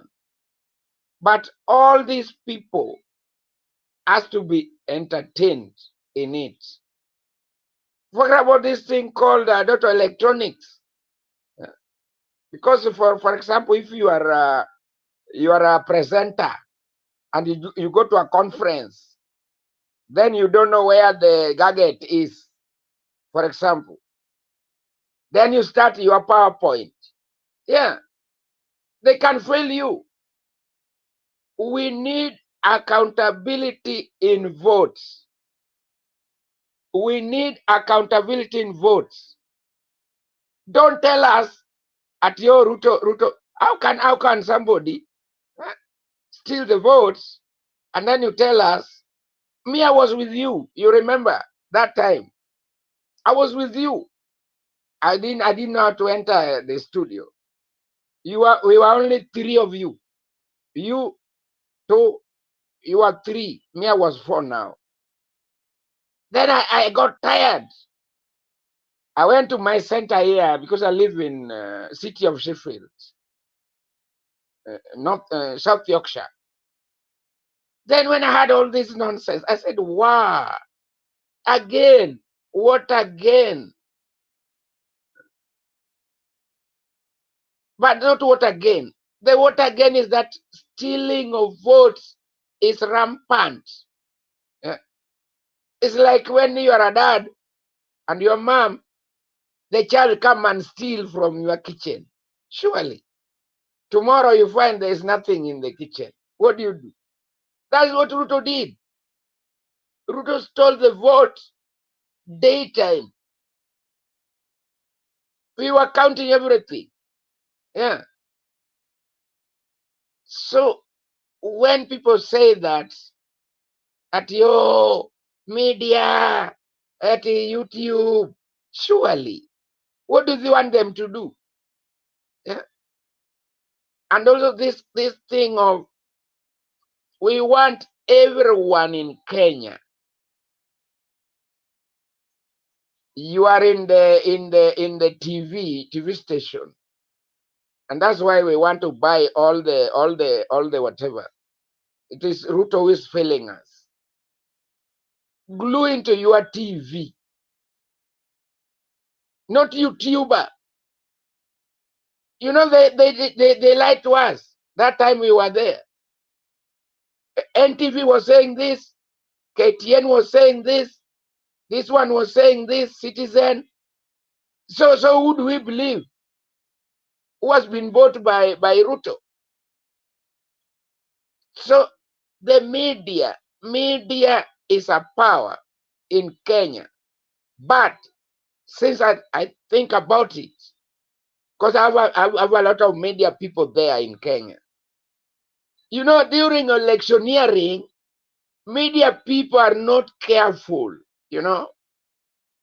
They go for the highest bidder. If you don't know, Stone PK. Because me, I just came Kenya when they were doing elections. What they go for is the people who can pay more. So we don't have media in Kenya, and those people they bring in the TV. They are divided in terms of order. Then let me come to this whatever UDA. Why is it that Ruto all the time at United Democratic something? Who tell him we are democratic? He himself is not democratic. He's a con man. Sometimes you just say the black is black, cannot be white, cannot be red. Ruto is a con man. If you don't want to hear me, it's up to you. He started by robbing Moi. That one I got in a friend of mine from your area, Embu. Yeah. They don't know me. I was there in Kirinyaga for 6 months. So how did what he did in State House with Moi spill to Embu? Surely from Kirinyaga to Embu to Nini there, this one called where this guy, I don't want to mention his name, Gachieta come from. Nonsense. Nyeri, all that area, they know, boss. I'm telling you, me, I'm not there. Let me remind you something, Steve. Let me remind you something. You recall this.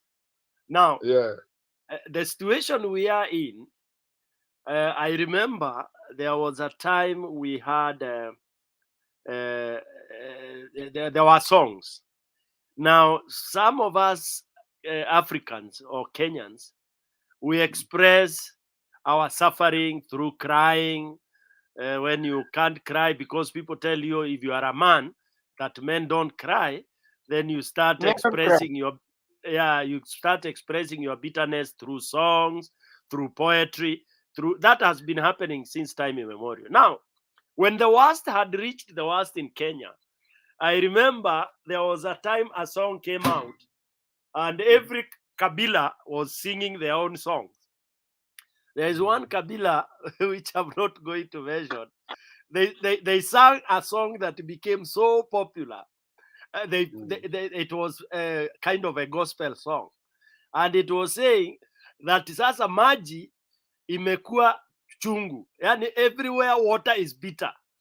You know, I'll sing that song just in a few. They said that everywhere you go, water is bitter.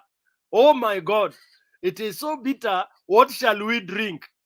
Kutoka watoto, wazee, wote. This song went like bushfire all over the country, you know, and it was called Maene Maruru. Yani maji imekuwa bitter. Why? Because Moi, I heard some people saying, yeah, oh, Moi, sometimes some things were better. No. Those are people who never really experienced Moi time. 24 years of Moi were terror. They were horrible. Right, you're very right. It is when this country went to its knees. Correct. It is when the country collapsed completely. But because for those of us who are young, we were cushioned by our fathers who were suffering. I remember my dad, because he was in politics. Yeah. They would talk in silence. They would whisper. You know, you are not sure of your next move. Nothing went well during Moi's time. Nothing. And that is, you see, the only difference with Moi was that what we call the most poisonous snake, which does not make any sound when it is approaching you. You just hear it has bitten you, and in 30 seconds you are dead. That was Moi. He was extremely lethal. And lethal while lifting the Bible, like the way I'm lifting the Bible ya Baba. He would tell you, Bwana asifiwe, the news every morning would begin with mtukufu Rais Moi leo katika kanisa ya AIC Kipelengele amesema. Then the second news item would be the receiving of money. Na ni hela, mtukufu Rais Moi amepokea milioni 2 kutoka kwa Kipruto Arab fulani ambazo ni za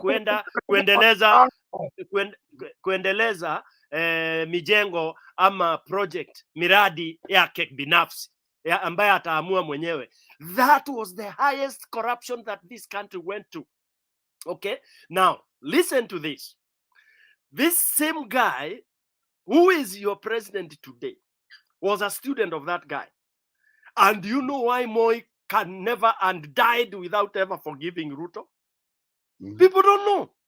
Moi said, even in my own grave, Ruto should not even attend my funeral. I don't know whether he attended. I can't remember. But they hated it. Even Thursday. What? Exactly.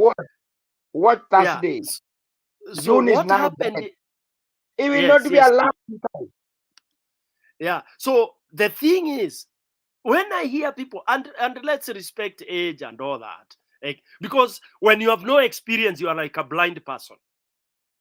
Okay, and that's why I don't despise age, youth people, but I despise when people start running so fast, yet you are not seeing where you are running to. It's like when you are a good driver, your speed is determined at night, is determined by the farthest you can see using your headlights. You don't just accelerate gari unakanyanga ati mimi ni dereva wa miaka 40 acha nikanya. You drive based on what you are able to see. If you can't see an inch, you reduce your speed completely. So our youth are driving too fast, moving too fast, and wanakuja wanapiga ukuta, boom. That's why we are where we are. The youth said, for example, na kina mama, that we want a young guy. Look at this. Listen to this. We want Ruto is young. Over 50 years is young. These are youth. Like... Look at how stupid and ridiculous we are. What is my age? Am I young? Ruto was youth. No, they were saying kijana, and he started wearing these trousers. Hizi trouser pants, like hizi unaenda wewe ni mtu wa miaka 40 unanunua trouser ya mtoto wa miaka 12, then you force it in yourself, and then you start doing yo. Then now the youth starts thinking this is the right president. That is the level of stupidity we were duped into. That is where we are in this kind of mess. And we cannot... that youthful thing is entering a wheelbarrow. And the people are just clever. They are putting votes for that guy. Surely. Exactly. A wheelbarrow. So now, Steve and Karibu Bana NJ. So when people really, we have very young people who, when they say Moi, don't know what happened. It's a con man. Yeah, they don't know what happened during Moi's time. Even when they hear that Moi printed money, I'm sure majority of people, even in this panel and the rest, don't know the impact of printing money because they He most printed. of us never experienced. He printed. Okay. Let me talk that. Let me talk that, please. Before one minute, before, Steve. 1 minute, Steve. No, 1 minute. You'll talk, Steve. Remember, Let's be a bit. 2006, as current. Because me, I'm talking of authority. I'm a global. I worked. You remember when Mugabe chased people from Zimbabwe, the whites. So there was a blank check, and then because of this nepotism we have in Africa, so he brought his brothers, cronies, old friends to do the planting in Bulawayo. So I went there to give them capacity building in terms of system setting, because I set system even in Tanzania, even in Kenya. I've set a lot of system there, even here in UK. So you remember now 6 months you have been out, not coming home, because I lived in Nairobi that time. Because Mugabe was printing money. So anybody, because we were paid in dollars, because you are sent there as an expatriate, you are paid by the foreign currency. Do you know in the airport like Jomo Kenyatta, that was Harare Airport, 2006. You take all your money out, your belonging out. Then I happened to meet even my professor from University of Nairobi. Even him, he was, and that is a consultant. Oh, I said, wow, how much did they? So we're asking. They're like thieves now because they're printing money in Zimbabwe. You don't know Zimbabwe. We were yani from the airport. Even if you carry it in a bag, you carry it in whatever, you take it out. Imagine you go home without money, and even clothes you buy, they ask you, where's the receipt? Did you buy it in dollar? How did you exchange your dollar? You can be arrested on the airport.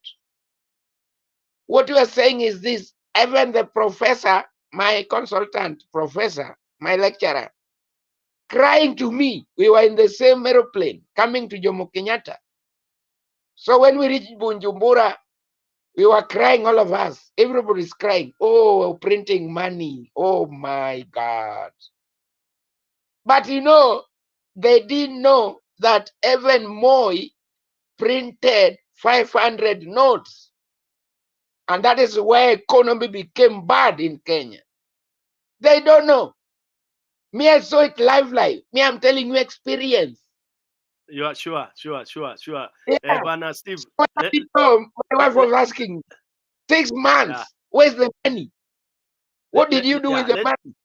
It was taken there because they printed money. The money became valueless. So when they see any dollar, they take. Let this Kenya Steve. know it. Yeah. Let's give a chance to NJ. NJ Karibu. NJ Karibu. Thanks. Okay. I'm so saddened about that nonsense. Okay, ni sawa. Thank you. Na ukiona Steve amepata mioto hivyo, inakaa studio imewaka leo, which is okay. You know, bwana Stone PK, in Kenya you cannot miss something to talk about without even going to the study subject of today, I know that there are so many things which are going wrong. So we can't miss one or two areas we can talk about, because here we are talking about inefficiencies. We are talking of people who do not understand what they are doing. There is so much which is going wrong, but Kenyans don't seem to care. Or if they seem to care, they have not developed a response mechanism. And Stephen, as I speak here today, my blame wholesomely on incompetency and things going wrong in Kenya is us not having a resilient parliament. And you don't start building the government from the government. You start building the government from the opposition.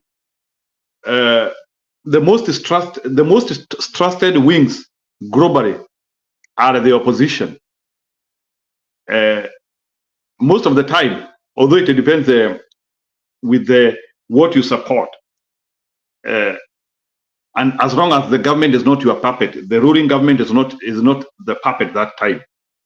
You will always hear like Americans, they are listening to what the opposition of Russia is saying, to the extent that there was an opposition guy in Russia who died, and his wife has become very prominent, and he is giving so many speeches in many places. People are listening to such a voice.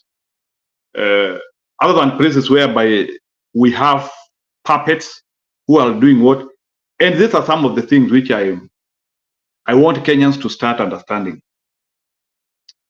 This is what happens when you get leaders who you have not given them sovereign power. Because, Bwana Stephen, let's be clear about it. Who can confirm to us here in August 9 or on August 9, we went to the ballot and we did an election and it was a credible election. Who can confirm that to us? Who can tell us that we did a credible election? We have no parameters to confirm that. All what we know is that Mr. Ruto was declared. That is all what we know from all divide. He was declared. And we don't know he is our leader or he is a leader of who, because, and that is why I love patriotic people, ladies and gentlemen. That is why in some countries, if you are caught of espionage, you get prosecuted, ladies and gentlemen.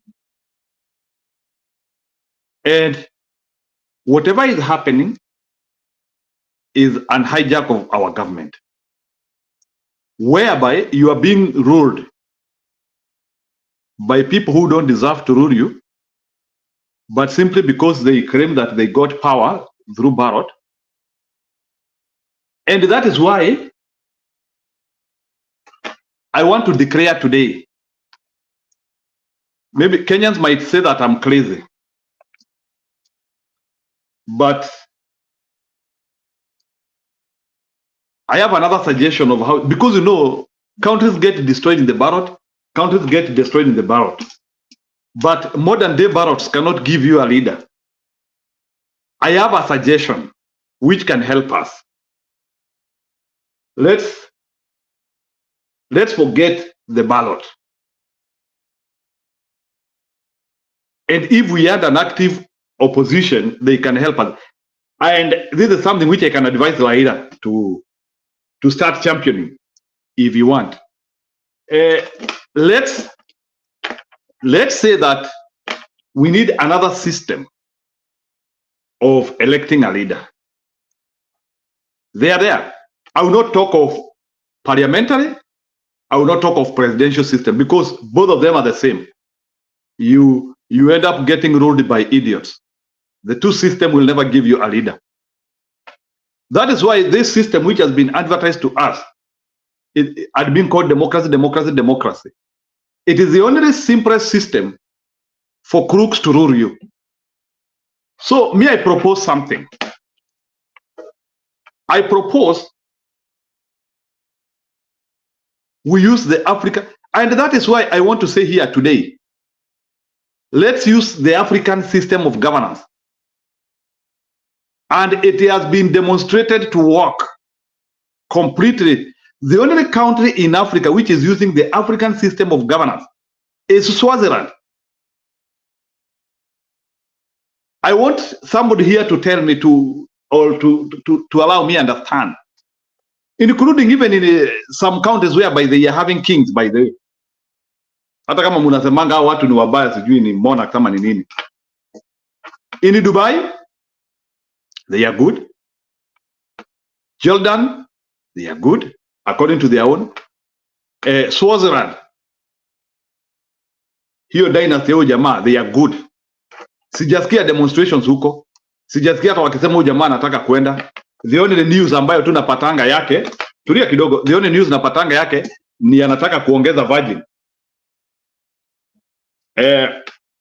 Which they have around as a country that the president has to keep on adding virgins as his wife. So what I'm trying to say is that this thing we are calling democracy, it will not work. For so long, we were saying that Botswana is the pinnacle of democracy in Africa. For so long, we were saying that way. When Ian Khama was the president, oh, Botswana is having good democracy. Masisi went there. The stories are changing.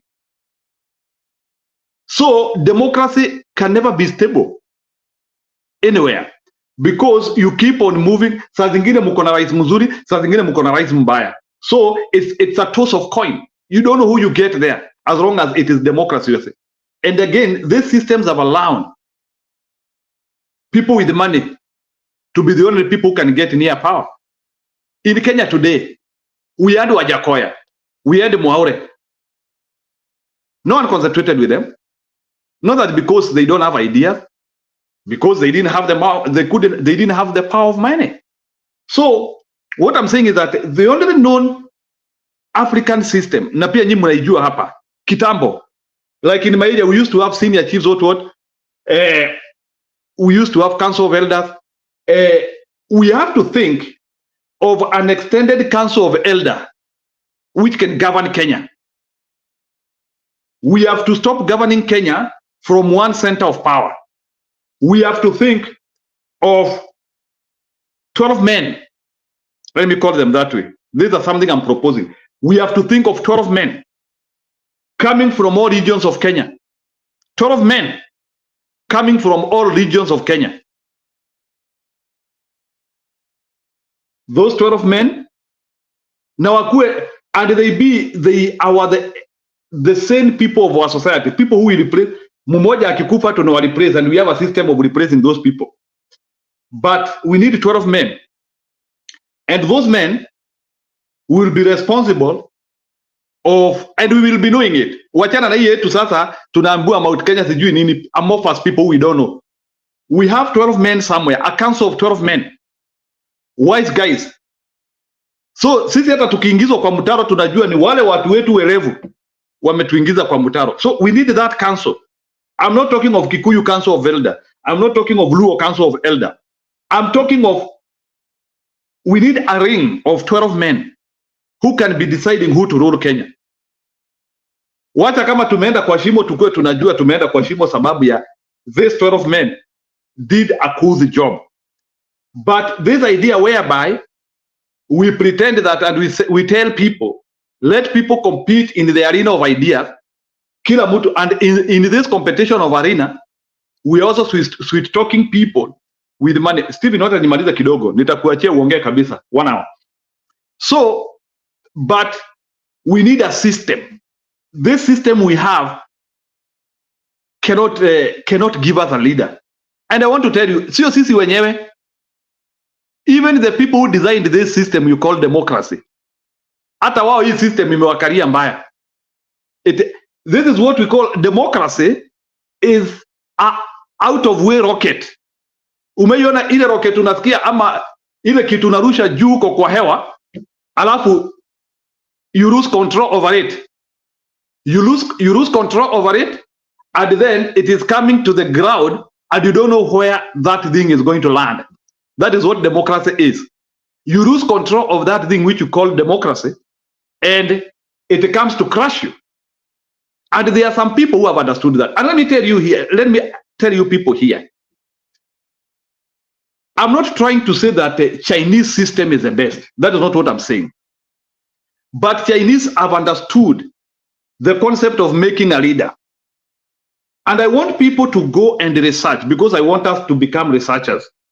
I want people to go and research about Xi Jinping, the current president of China, and how he became the president, starting from being a very small man in Guangzhou, how he was able to climb the ladder in those rings of Chinese presidential power.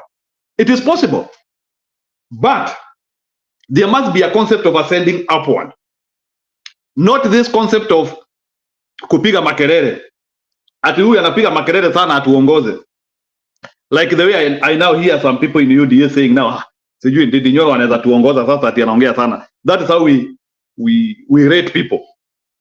We cannot go in that trajectory. So Bwana Stony PK, what I'm trying to propose here, we need a Kenyan system of choosing a leader. I would not call it electing. Just like the way they do it in Papacy. You know, in Papacy, they have their own system of electing. Forget about that, the most eloquent, the most what? Saa zingine wakichagua pope, anu unashindangwa saa zingine huyu wametoa wapi? Njiru, usimwage yote, ngoja kidogo. Wewe tunataka leo show tunaenda mpaka tufunge na tufunge ingine. Weka nusu bwana Njiru. You know we want to, tunataka kutoa upumbavu kwa sisi wenyewe wa Kenya, tujitoe. We have kama nyoka vile huwa ina shade of stupidity. You know, people think ati nyoka huwa inatoa ngozi sijui. It is shades of old, yani stupidity. Ile ujinga ilikuwa nayo inatoa, inaanza afresh, like the ego also with the beak and all that. So Njiru, you are very right, and I like that trajectory. I want us to go towards that, because that is what we are looking for. We said on this channel that we have done now the SWOT analysis. And that's why, for example, we are moving away from the Railas, because hiyo imefika mwisho. That's finished. Democracy in Kenya is finished. It's dead. Kwisha. Period. We have to rejuvenate now. We have to reinvent the wheel. And some of the reinvention of the wheel is like what you're suggesting.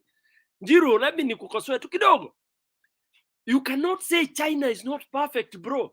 What makes you a superpower, my friend? That must be one of the best and perfect system on earth. That you become a superpower, you overtake Marekani. Hiyo siri wako nayo. Na siri iko wapi bwana Njiru? Uongozi. In your family, the success of your family. It is your brain, assisted by your wife. It is what you give as a strategy in your family. Then your wife takes it, and then your children follow. And now you talk of a successful family. Kenya will never get it right until we get that what you have pointed, the leader. Kiongozi ambaye ni mimi nilikuwa nimesema hapo mbeleni Njiru kabla ukuje. I'm looking for a real dictator. Whatever English term you mean by dictator, lakini mimi nataka ule mtu anakuja aseme hii upumbavu na ujinga ninamaliza hivi. And we want him to do two things only. Two things. Design a system that we will be able to get our leaders. Njiru, I buy your idea, which is what we've been saying. Let's have a different type of system. Let's have the so-called elders, a council, whatever it is, if it will work. and give us the right path. Because in Njiru, what we need to develop our counties, our wards, and all that, we don't need the president. What benefit do we have by having Mr. Njiru as the president, His Excellency, the President of Kenya? Stone Pika, His Excellency. That's garbage. That's garbage. And that's why now, Njiru, we want to incite, mark my word, big word, incite Kenyans to shed off this nonsense. Incite. Yani, Wakenya, we want to incite you to see what we are seeing here, that everything else has failed, period. What was it to be a democracy? What is democracy? That's relative. What is, oh, this has happened, this is best. Those are relative. Let's now go back to our problem. Botswana has their own problem. Swaziland, we say, oh, if we are kings, sijua anachukua virgins. To them, it's not a problem. Botswana wasichana wanakudansia matiti zikiwa nje. It's not their problem. It's you who thinks it's a problem, Njiru. Ukiona uto today vile tumesimamisha tumatiti pale na nini, when ndio una feel embarrassed. Imagine you are embarrassed na shida ya na mambo ya mwingine. Ati unaona mtu ako naked pale, when ndio unaanza kusema oh my god, oh my god, bwana. Na yeye ako poa. How stupid can we be, bwana? Pilipili usio ile inakuashia nini? Au wako sawa, Njiru? Hata anapiga, unaona ile wimbo yao huwa anainua mguu mpaka juu. Wewe Njiru unainama kuangalia, sijui wewe unatafuta nini huko chini. Huyo mama ana dance. Na wewe na Stone PK mko busy unaangalia ati ameinua mguu juu. Na yeye ni dance yake. That is his tradition, our tradition. So what I'm trying to say is, let's go back and redesign ourselves. Stephen, you are coming in, and I think Njiru utanishikilia tu kidogo because I will have to switch whatever as I drive, because nimeitwa mahali, nimeitwa job emergency. But Njiru, you can be there moderating a little bit. I'll join using my phone, and then Julia is coming in. For those who want to enter, I'll put the link, and in 10 minutes I should be okay. But Njiru ni moderatie kidogo. Njiru nani anakuja. Sawa Njiru?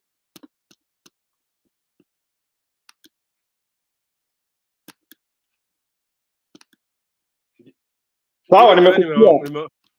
Nimekusikia. Wacha Steven aendelee. We will wait for you here.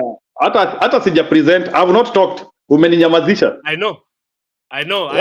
Nimekukata. Sikutaka umwage utamu yote. Usimwage utamu yote. Waga mwatoe. Where Steve endelea? I'm a small person. I'm a big researcher. If you hear me go to this country, that country, why? What were I doing? In Kenya, we have... Steve, give me a second. Steve, give me a second to welcome Julia, one of our senior moderators here. Karibu Julia, and thank you for salvaging me. Nita switch kwa simu, although I'll participate. Utaniingiza kwa panel. Nikimbie, alafu I'll participate from wherever I'll be. So endelea Steve. Okay, what I was saying is this. I'm just following from what Njiru has said. I know his name, Njiru. He told us at 12 people from each area. He has not told us which area. That's why I started by saying I'm a researcher. And these 12 people, were they born human beings, and how will they be chosen? Who will choose them? So we are telling you this. Don't run. It's like when you see thieves are coming from left, you go right, because they will attack you in your house. We are telling you this. Kenya, we are aping the West. We are not afraid to say, because my umbilical cord is in Kenya, just like you. But don't tell us what cannot work. Because if you tell us 12 people will come, I don't know if they are sprouting like crops, which means you are suppressing the issues and dealing with the symptoms. What you want to know in Kenya, how can we clean rigging of votes? Because you cannot say that those 12 people, because what about we are now 50, now it is 56 million Kenyans. So you think of these 56 million Kenyans, some of them are children coming up. They just know English or they know linguistics. You don't know what they are speaking. When they go 12, 12, 12, 12, I don't know how many regions you suggested. You are opaque, Njiru. That's why you are a historian. Please, you are using unilinear method to solve a multicultural issue. Big English. Yeah. Unilinear. You know, a society is a going concern. Individual come and go, but a society will go forward. Yeah. Another one, I want to ask you again. Your hypothesis is, you are telling us you are a Kenya, but you are giving us synopsis or parameters of Swaziland. I don't know, you talk about what? The other day you were talking about America. So Big you English. don't Pay understand. attention. Well, pay attention to Kenya issue. Then solve the Kenya problem by their problem. Steve, pause All there. right. Just pause a little bit. Now, Thank you very much. Thank you. God bless yeah, you. pause. Good things. Before I bring in Julia and Njiro, hold your horses. Hold your horses. Today is big English. Pay attention. You also came with big ideas. People should pay attention because you have your formula, and I can see where you're coming from. Because a solution has to be arrived at. And that's why for me, I'm very candid. I say, I don't care. Even if it's a dictator that will come and select, handpick those 12 people, Jiro, I'll be okay. So long as they will be handpicked to put us on the right track. I can be Stone PK. I handpick people and tell them this is what I want you to do for Kenya for the next 3 years. If it is going to put them into hell, shauri yao. Then Kenyans will determine whether it is true Stone PK na watu wake 12 wanawapeleka kule tunaita Jahannam. All right? Or wanawapeleka Canaan. But there has to be somebody who will bite the bullet. Somebody will bite the bullet and say, whether wrong or right, this is the path I want to take Kenya. And then Kenyans will determine in 3 years. Why I'm saying 3 years? 3 years is good enough for any formula, any hypothesis to be practiced and proven rubbish or not rubbish. Ya Ruto ilichukua siku less than 100 days because it was garbage.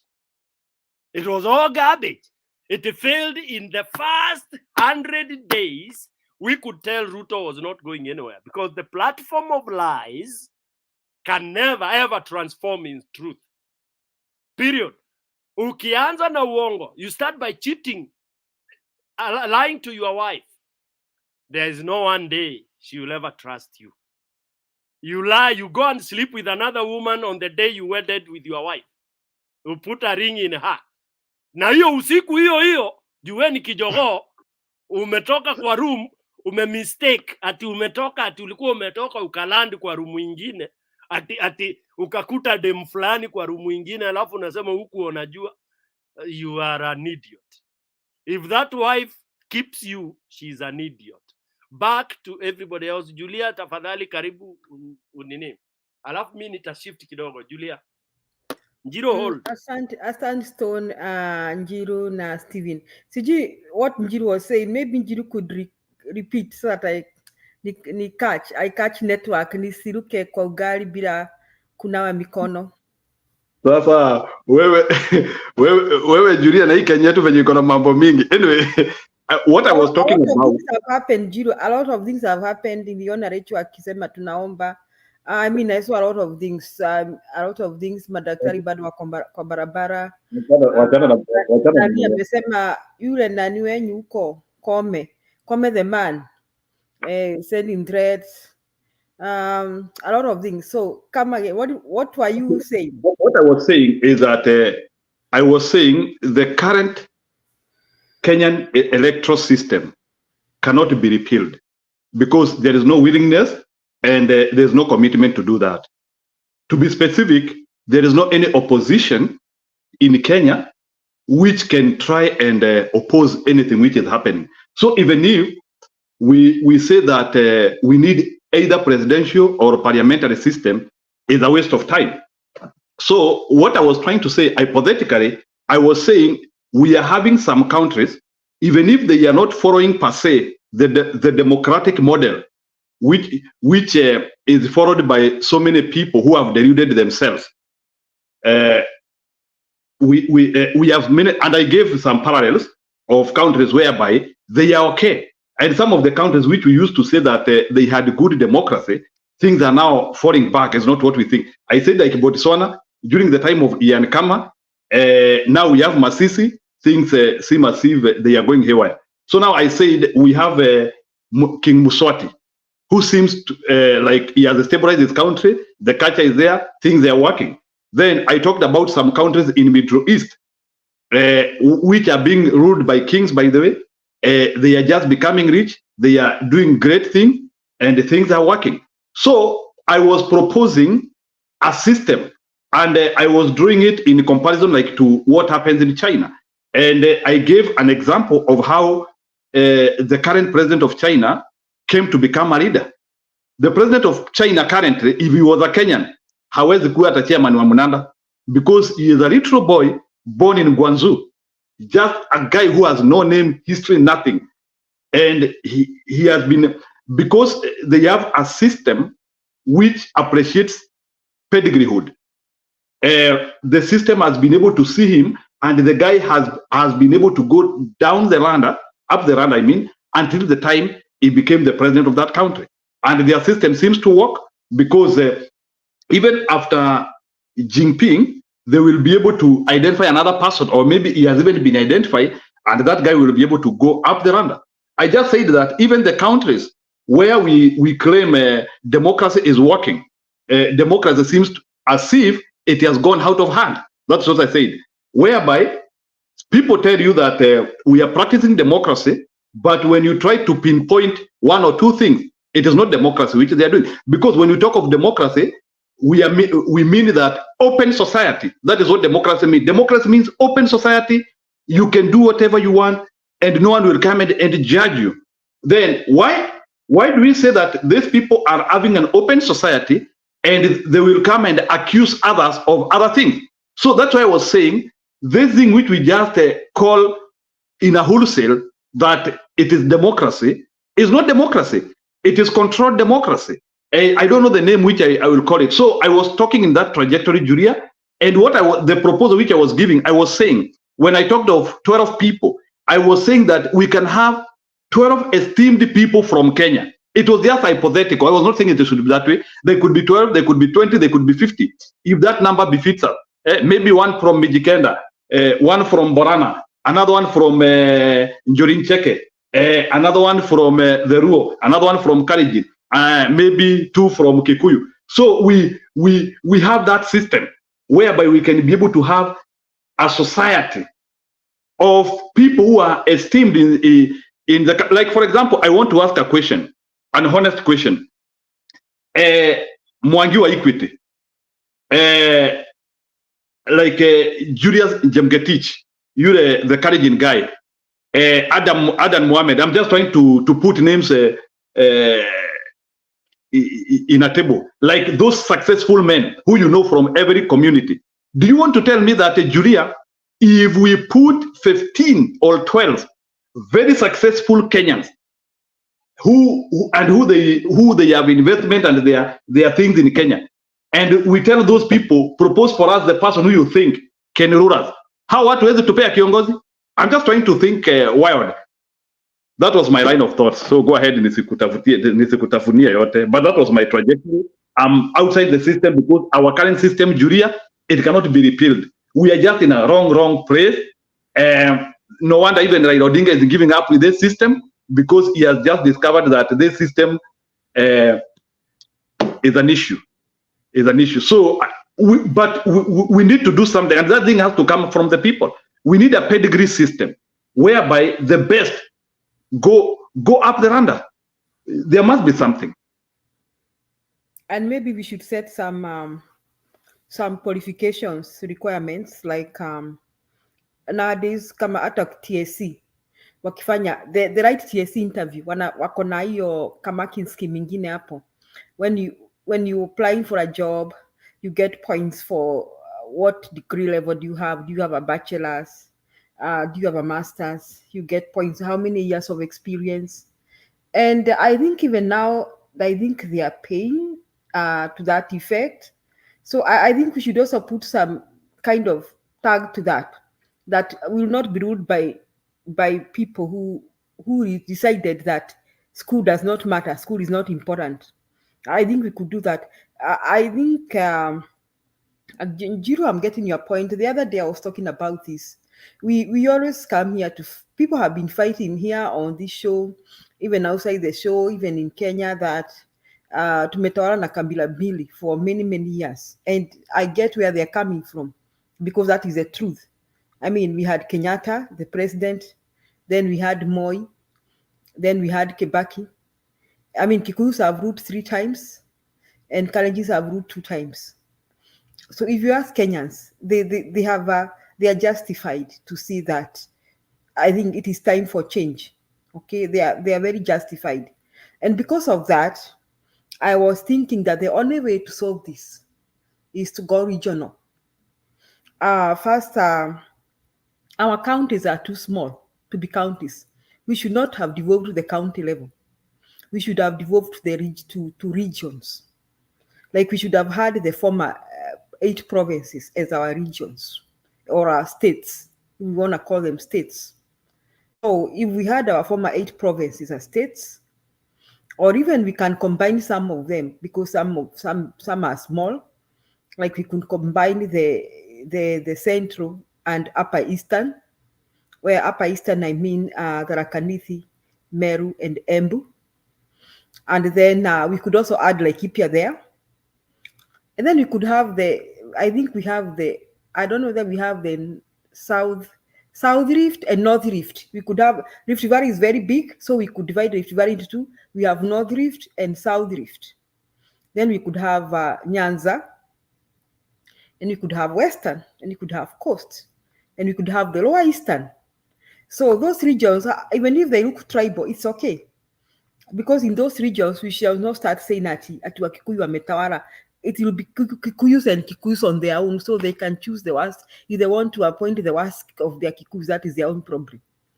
Nyanza, it will not be saying that Wajaluo Stariwe na kina. The Luos and the Kisses will agree. They can select one of their worst or their best. That is their choice. Same with Western Province and Nyanza. Then maybe we can have senators from these regions. We can call it the House of Representatives, so that we only have one house, one law-making house. So that law-making house, I think we can establish, we can change our constitution to the effect that this thing is rotational. But for it to be rotational, you have to meet certain criteria. So we say this time tumekuwa Rift Valley na Mount Kenya Setwende, our president should come from Nyanza, and from Nyanza we shall go to this, and we shall not come back to Mount Kenya unless we have gone to all these regions. Okay, And then even if now this time you give us a representative, this person must meet these qualifications, must meet chapter 6 of the Constitution, must meet this. If it doesn't meet, you lose your chance of having a representative. So I think that one we won't waste time on elections. We won't have heated elections. We won't have an animosity in elections, because for once Kenyans will be feeling like we are heard, we are being represented, even if we have a small tribe or we come from a big tribe. Or as that is what I was suggesting the other day. And then I was also thinking that we should devolve to the level of we flip the devolvement. Instead of taxes being collected by the national government, let each region collect their taxes, produce and collect their taxes, and pay tax to the national government. So instead of the national government sharing the cake, let the regions share back the cake, so that each region will strive to produce as much as they can. They will strive to invest as much as they can. And people in those regions will strive to elect the right people to lead them. And we shall begin to see some regions developing faster than others, because wengine waliamua kuchagua Togege na majambazi because they are their friends, and others decided to elect the right people. Think about Kibuva Kibwana. Think about how much Kibuva Kibwana did in his county. Supposing we have such people, I think Kenya would go place. So Njiru, I agree with you, but I don't know what Stephen has some. Yes, Stephen. Thank you very much, Julia. Thank you very much. You have a very good idea. From the genesis of devolution, do you know in Kenya, I was a student of rural sociology. That rural sociology informed us that there are some people there, down there, in the bottom of the pyramid, which were denied, their cake. It's not a cake that you are a sophisticated person to make a cake. It means the resources were being stolen in the central government. Mark me right. So why did we come with it? I was in the University of Nairobi. That was the main campus of the university. And we were led with big planners. Then we said that if this is the issue, because we are consulted, like University of Nairobi, we have to be consulted. Then we said that these countries, this money from the central should be devolved. It couldn't mean that we didn't have municipalities, we didn't have town, we had them. But we said we want to take the power of the presidency to the community, such that the governor there should have his laws, is everything to tap the resources of those countries. And we traveled around. I traveled the whole of Kenya as I talk now. I went to, that time I was in the northeastern, the whole of Garissa, Mandera, Wajir. If you Google my name there, Marsabit, Then we said, what is the backbone of the economy? It was pastoralism. What about the land issue there? It was rangeland. I wish Kenya would listen to me. I have books which are written with me, and I write my name. First I write. That is when it has been it can be authenticated. So I went to Kajiado. I went to Kirinyaga, this place where Gichaga come from. I don't know his name, Gachieta. This one called Embu. I went everywhere. Even your area there, I went. Meru. Where did we not work? And we are getting all this data. Then we said the counties are doing well. The problem is this: if you plus a wrong, you are a teacher. A wrong plus a wrong cannot be a right. So if Moi, that time it was Moi government, yeah, was denying everyone. What people were getting there was just milk. Surely. So how do these people have power? You know, power has to be empowered. You know, I use a big English. Power has to be empowered. How do you build capacity in these counties? That's why I don't like this region. Region was there before, and Moi used them for his own advantages. Today, before you came, I talked about what happened to June, the daughter of Moi. That is where you see people now there, Wakina Professor Ongeri, big people coming there now. They are praising the dead, and they don't know that Moi. I'm not saying that he killed my mom's children. He bought children in my mom area, yeah, in Sakwa. I told you even how Raila came from the jail, and he took Raila to jail. So this kind of politics, we are going to mismanage each other. It will be a camouflage. It will be like a chameleon, yeah. And then when Njeru is saying, "Oh, let's go to the Chinese," Chinese were clever, and followed by Japan. You know what they did? That time they were exporting laborers. But how many people have even our laborers? Doctors are on strike. Farmers, they don't want to go to the farm because they sell very bad fertilizer. So even if it was my mom, even if he was alive, I just call her, I tell her, don't go to the farm. Forget those farms. I'll send you money. Do you want that is what we can do in Kenya?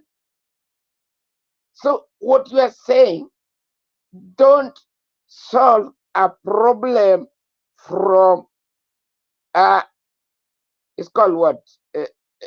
You have to solve a problem from the cause. The cause of the problem is Ruto. I don't know why you don't face Ruto. Kenya, you should face Ruto. Ruto is a con man. When I say that, you say, oh, I'm personal. Personal, look. Even in his cabinet. Fertilizer, fertilizer. Today I'm going to put the spice. You'll hear again. The same story, the same story. But now they are going to remove the wage bill. There's no wage bill they are going to remove. They are just going to be warned. Is that what you want? And also, this devolution we brought, you remember, my professor died on it. Nobody wanted. He was shot. It's a true story because me, I was born there in Nairobi. Yeah. Just because he mentioned about devolution.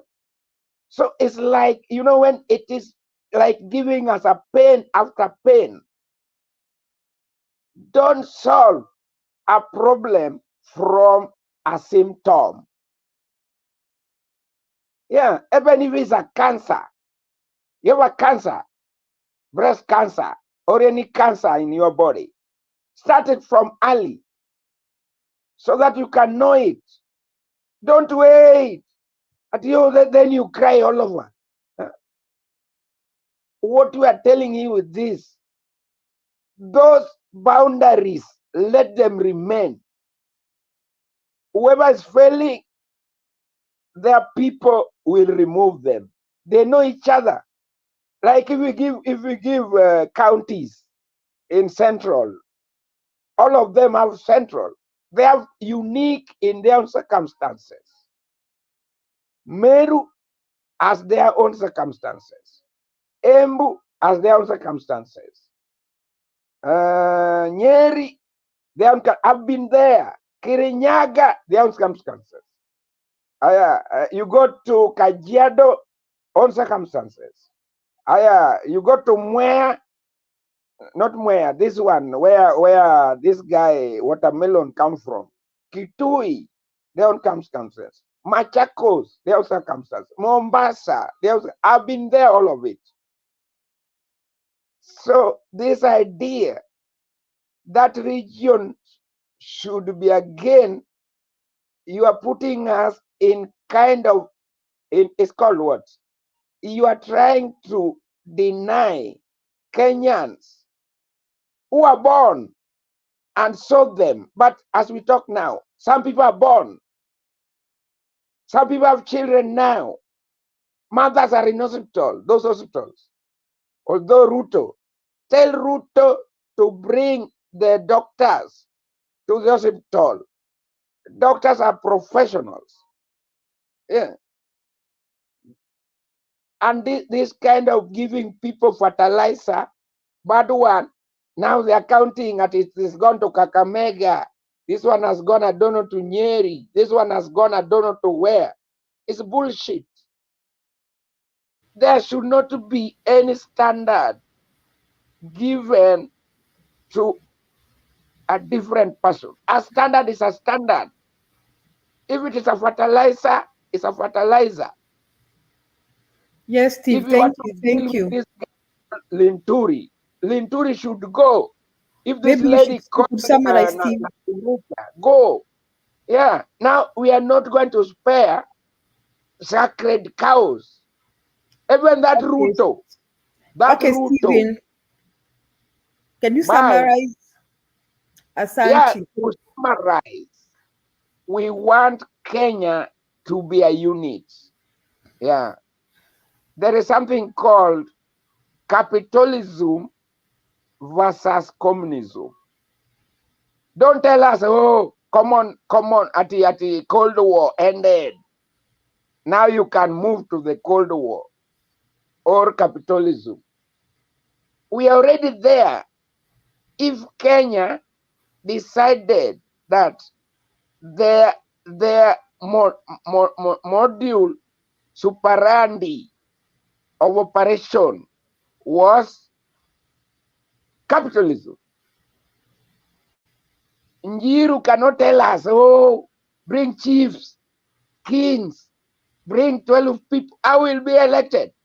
And in Kenya, let me tell you, I'm a class, ethnicity, and classism student. Okay, Stephen, can you wind up? Can you summarize?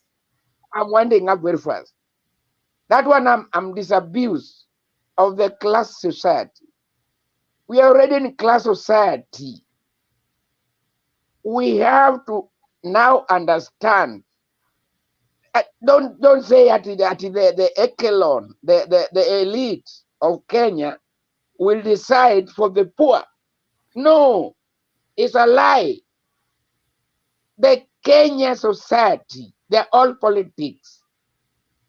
So what we are saying is this: let the echelon, the elite say that, the middle class says this, the the poor say this, the lower class say this.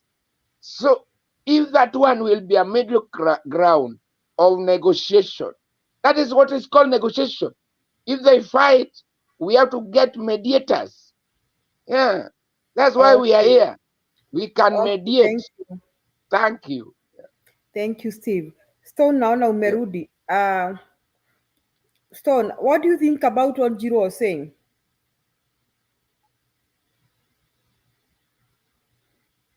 Stone, are you there?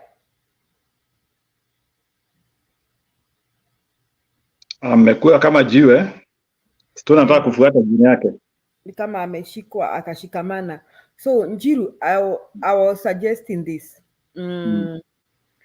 Me, I don't think that we can ever get democracy from where I'm there, Julia. Okay, yeah, Stone PK, that's what Jiru was saying. And question also, personally, I don't think we can ever have, for now, we cannot have a democratically elected president unless we grow up and get out of these corrupt kind of elections. For me, I'm of the view we go back to our regions so that tukiwa pale Mount Kenya tunapigan, if Stone is vying, tunaamua if Stone akichaguliwa hakuna mtu ataiba kura yake. We will figure it out ourselves and make sure we have the right person for Mount Kenya. And then we can have some kind of we don't have the direct election. We have what they call the premier kind of an election where we have the person is voted by representatives from all regions. So we can have a house of representatives, and that house of representatives should also be the lawmakers. So that we'll cut on the MPs, and we'll cut on government expenditure. And then I also think we should tilt our devolution so that these regions have authority to collect funds and taxes instead of the central government correcting everything. And they are also no wonder our governors are forever in State House begging Ruto money. It should be the other way around. That the state tax is remitted to the national government according to what they collected that year. So the national government doesn't have to control what the states are doing. And then we go to what Baba was saying, one county, one product. So that the counties and the states will maneuver to be productive. And never again will they be saying that Jatunua pesa. They'll maneuver to say what kind of school, how their schools will be. Stone, have you kicked yourself out? They will maneuver to say what kind of schools do we want? What kind of hospitals do we want? What kind of roads do we want? So that is why, and we shall never again fight about these tribes led, I don't know, for 100 years or how many times. Nyinyi mkiwa huko kwenyu mkichagua together, that is your choice. If you try to choose to select to have idiots lead you, that is your choice. You will not have an idiot from another place leading you. You will have been the one who will have voted for that idiot. Now, Stone, you're back. So I don't know whether you kicked yourself out. So, Stone, what do you think?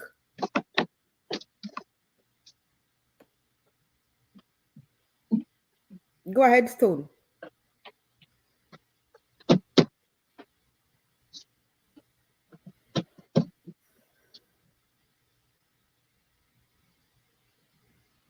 Ama Njiru, tukigojea Stone ajipange. Haya ni sawa. Although atakuja ongea kwa sauti kubwa tu mara moja tuache, which is okay. I don't know what is happening, but ni sawa. Sometimes watu wanakuwa kazi. You know, Julia, I think you are saying very well that tunaweza tafuta we regionalize our elections, so watu wajipange. But there is a way in which I'm looking at these things. You know, even if we regionalize and we don't fully devolve the resources well, can you imagine now? Even if we said all those 47 governors, they continue. Let's call them some mini presidents of a nature. Can you imagine 47 people managing 15%? while the president. You didn't listen to me, Jiru. I said, then we address our constitution. We tilt the devolution of funds. You know, right now, the national government collects all funds, collects all taxes. Now, we tilt so that the states or the regions collect that tax. Ikuwe kwamba state ndio inalipa national government. Unaambiwa badala ya tunagojea ati national government haijatuma pesa, hapana. Inakuanga state national ndio inadai state, so that the states control what they collect. You know, they have the taxes. For example, let me say this. For example, the coffee. Let's say the coffee in Mount Kenya region. Now, we have Kenya revenue authorities collecting everything. Now, can't we decide that now the products from Mount Kenya region will be taxed from Mount Kenya, and the national government will not have KRA. Mount Kenya will have their KRA, okay, for coffee, for tea, for milk. Then, if the national government wants funds, they can decide, Mount Kenya, out of everything you collect, we want 5%. So we reform it. We don't have to wait for them to give us. We are the ones who will be giving them. So they have no, that's what I was saying. They have no control over our funds, but we have control over our funds. So we have to address the constitution again. Unajua penye tulikosea. Unaona kama hapa American Jiru, unaona if you look at your pay slip or your pay stub, you have the state tax and the what? Federal tax. Which means you pay state tax. It means the state doesn't have to wait for what? For the federal government. Hata gari yako Njiru, gari tax ya gari yako, unalipa penye unaishi. For you to, kuna KRA hapa. Hakuna ati kuna KRA na nitisha tax ya gari yangu. I pay the tax to where I live, which means they have control over those funds. That's what I'm saying. So they don't have to depend to be slaves of the federal government. So if our states are not slaves of the federal or the national government, that will be full devolution. So people from Nyanza, Kisumu, they will be free to process their fish and package it and export it. And they get tax from Kisumu. They pay tax at Kisumu.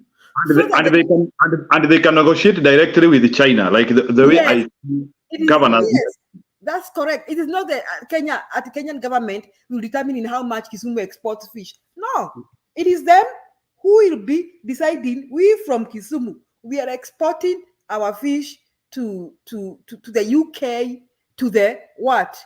So what the government will be asking them is the federal contribution, like was Sharia itungwe too, that all the states will be contributing 10%. That is enough funding for the national government. Sindio Njiru, that is enough funding.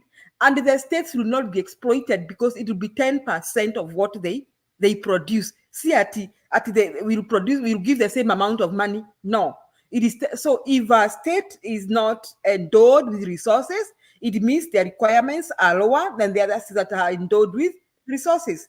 And that will make our leaders strive to be more productive, you know, because you see, sasa mshahara yako inalingana hata pesa yeye inalingana on your rate of productivity. The other thing I was thinking is that hata mshahara, what you people were arguing earlier, I think you were arguing that earlier, that you are arguing this.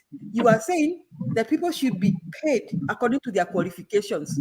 Tuseme hata kama wewe ni governor ama wewe ni state official, mtu wa degree hii ndio mshahara yake, wa masters hiyo ndio mshahara yake, ya PhD ndio mshahara yake, so that we get rid of these idiots going to power, so that unafanya hesabu unasema mimi ni Steven, I'm a lawyer and an advocate, I can make enough money in my farm, so I don't need to vie for this seat, because after all I will be paid the same money with Njiru, who is a high school teacher.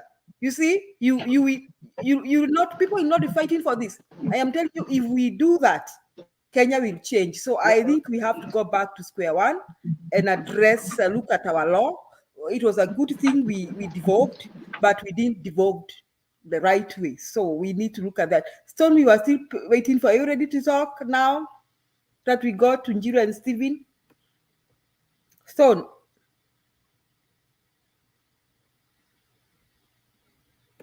Let me talk. So you come, Stone PK.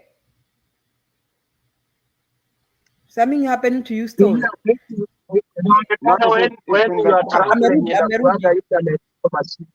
Hello, unasikia Julia? Nakusikia, amesikia. Steve, acha tumpatie nafasi. Yes, Stone.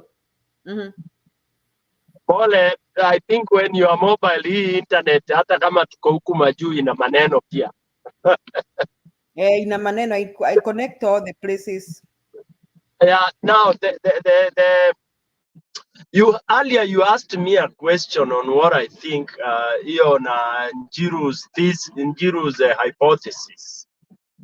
I really personally I'm of the opinion that everything else has not worked. And I'm of the me personally in my life what I do, and people find it very interesting. I don't insist on what is not working. And that's why if you look at my CV, I'm giving you a personal testimony. In my CV, I've done so many things, and there's only a fool who sticks to one thing. Julia, right now you are a teacher. But in your right mind, if you think whatever you are doing is not taking you to some place that you want to be, you will definitely think of other alternatives. And you know, when I moved out of the country nikakuja huku nje, ndio nilikuja kumbe sisi wa Afrika ndio washenzi, ni wajinga. These guys have cooked us. Nimekuja huku nikakuta mtu ana professional 10. Anakuambia, oh, you know, I wear many caps. Oh, I'm a this, I'm this, I'm that, I'm this, I'm that, I'm this. Are these people idiots? They are not. Julia, I could be mwalimu. My first profession was a teacher. I'm a diploma teacher. Okay? Nikafunza miaka 6. Unaona? Then, kumbe, thank God, you know, unaanza hii vitu ukiwa very young. Then you realize, hapana, hii profession itanipeleka slow sana. There are some places I want to reach. Then you think of doing other things. So, politically, if we also think, Sai, the way Kenya is today, there is nothing called democracy.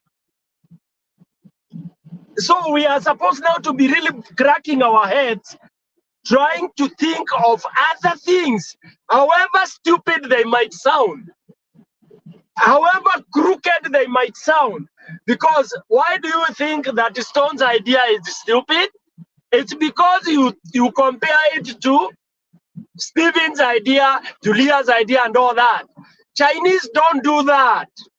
Chinese take the stupid idea and dissect it. Wanaibomoa, wanaanza kuifanya iwe, it makes sense kwao. That's why people say Chinese are duplicators, which is true.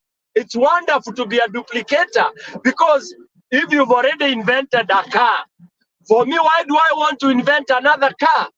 I should just think of doing a car that will be 3 times your car. Na ninaendelea.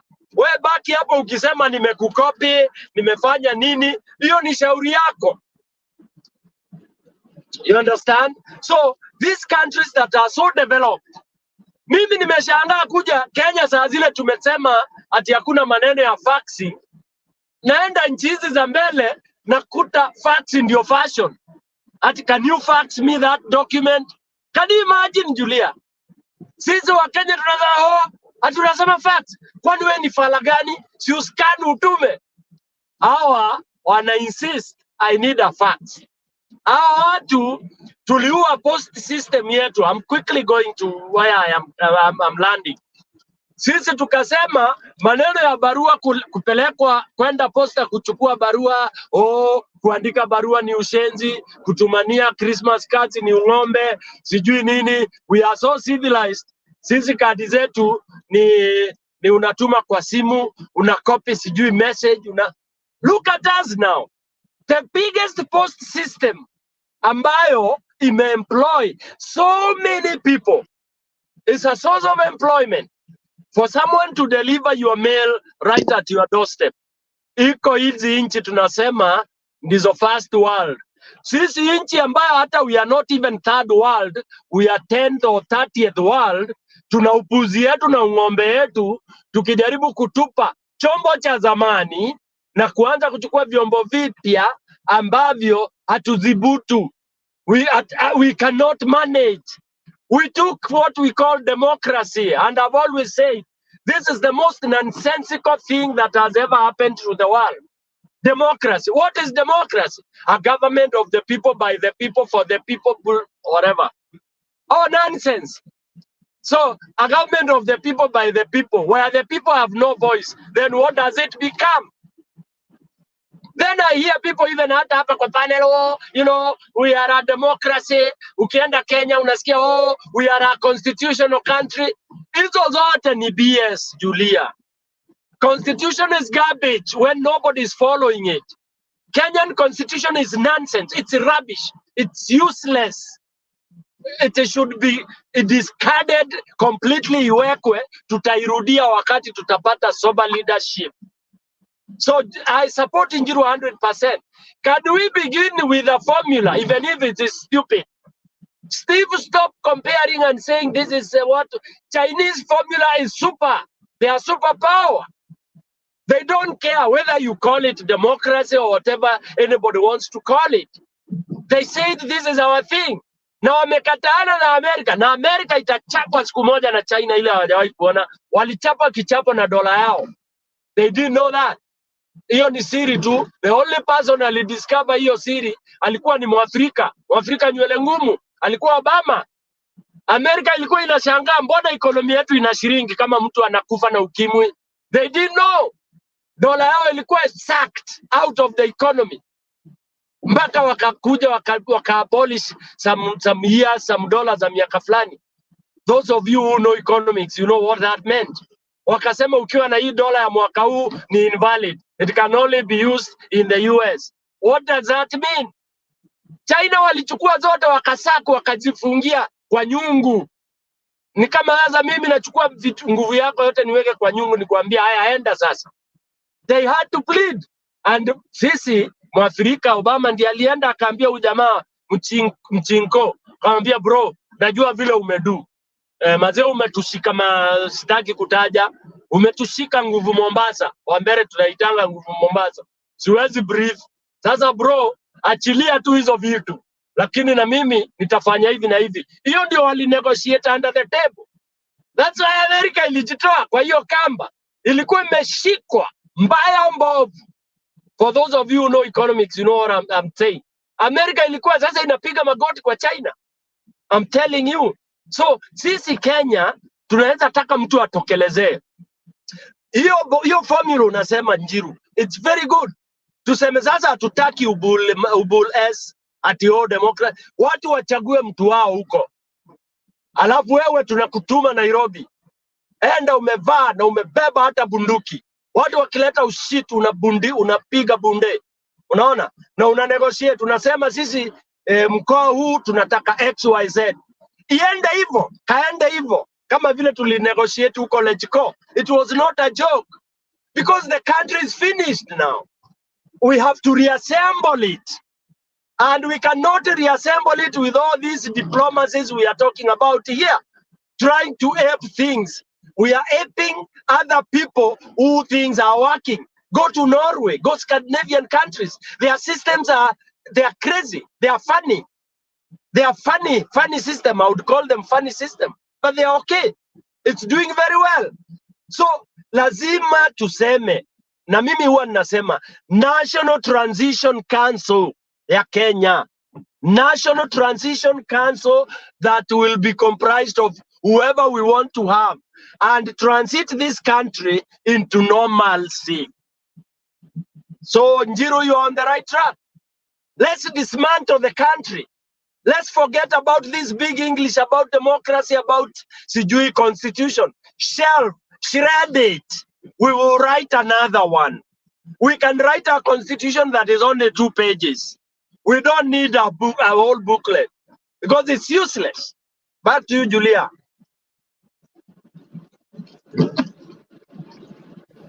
Yes, PK. So how do we get there? Because now we we have agreed, we are all in agreement from whichever way that what we have is not working. So we need to start afresh. So we need to, how do we get our leaders listen to this? Because you, as you are saying, Stone, they're using the same method like idiots. Look, see, they are going to parliament to discuss what? To discuss the health bill, or to discuss what? Which they know that parliament will not help them. You know, you remember this Kindiki talking about how Burkina Faso people burnt down parliament. If you can remember that clip.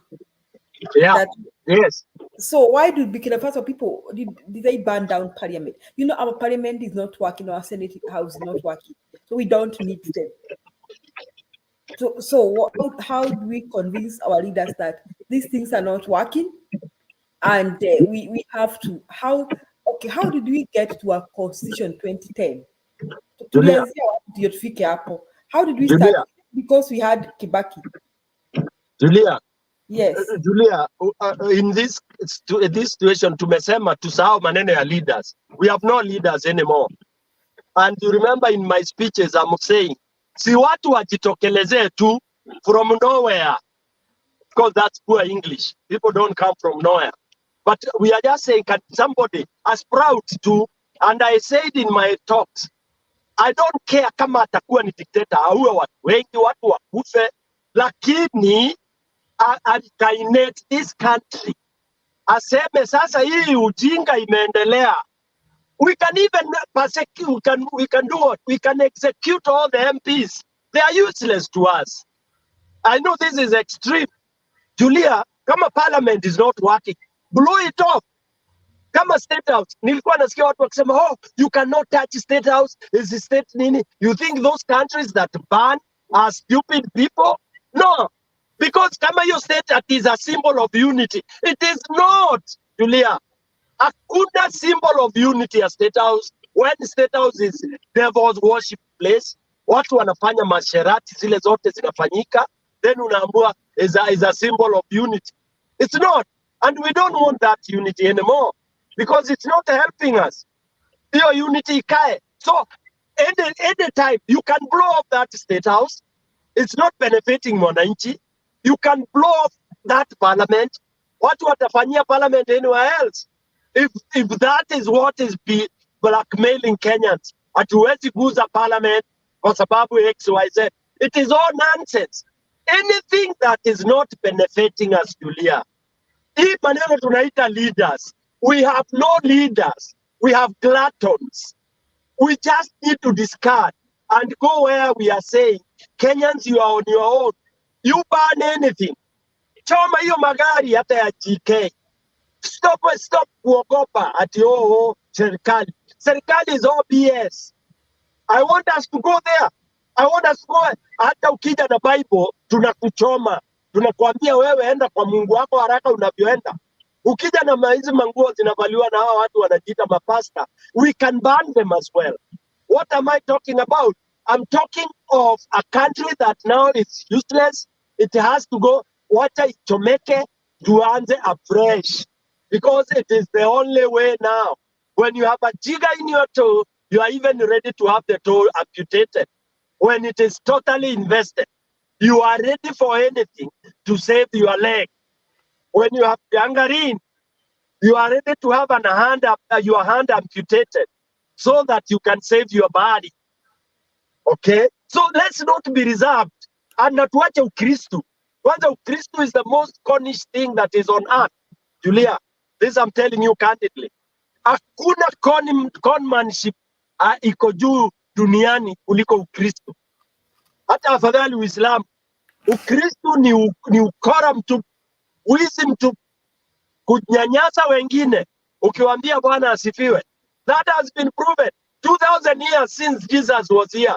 Tunapewa uongo na kumbe wale wanatupatia mauongo ndio wanatunyanyasa. That is another thing. It is true, is the opium. Tumepewa bangi ya Ukristu ndio tuweze kunyanyaswa.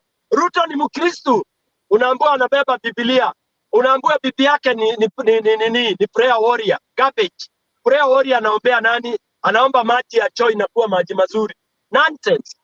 It's all garbage. I want Kenyans. I don't appeal to Kenyans anymore because they are not Kenyans. But I'm appealing to that individual who can listen to me and get it the right to get it from my point.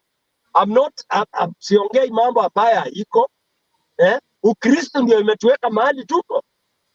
Ukristo tuliambiwa sisi ni watu wa Mungu, tuangalie amani. Moi alikuwa anatuambia amani, peace, love and unity.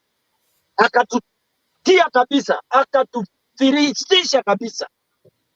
Unaambiwa dini. It is all rubbish. It is all nonsense. Kenyans, you are going to perish in the name of uombe Mungu, ufuate Ruto ni mtu wa Mungu. Like me when I was campaigning, the last time I was doing it, and the people are expecting me to say Bwana asifiwe. None of my campaign, I never even said that thing. Because to me that phrase is defeatist. It's a terrible phrase. Bwana asifiwe, bwana gani? Unasema asifiwe ndio ya nini? Ndio amefanya nini? I mean, we have to get it. We have to get it. Unaniambia bwana asifiwe. Wewe ni unaniambia amekuseva, amekupeleka kule yuko. Mimi hajanipeleka. Don't put me in your ship. Please. Don't start telling me, oh, you know me, sijui, I'm saved. That's your business. Kenyans, we have gone wrong and we were duped that way. Oh, Raila ni mchawi, sijui nini. Because he's a true leader. Mtu ule ataenda kwa Mungu ni ule anajali mwingine, ni ule anajali watoto wetu wa shule, ni ule anajali madaktari hawalipwi. Don't tell me that Ruto is safe. It's garbage. In fact, I wish Kenyans would now storm tomorrow. Go burn that state house. Or somebody else. Aipige tu bomu ibloiwe. Because haisaidii wa Kenya. And we will have no loss, Julia. If we blew off parliament, we blow off state house, hakuna loss. It's our money. It's our money. Na hakuna ati utasikia Kenya imekuwa useless juu haina nini, ati haina state. Kwani Stone ametoka ama amerushwa nje tena? Ameng'olewa. Okay, as we wait for him, Steven.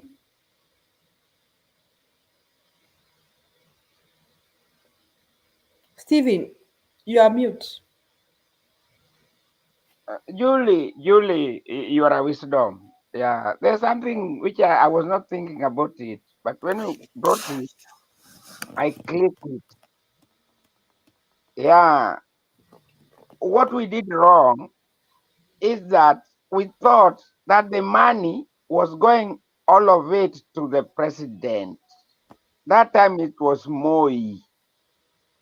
Mark me right, the 90s, you know.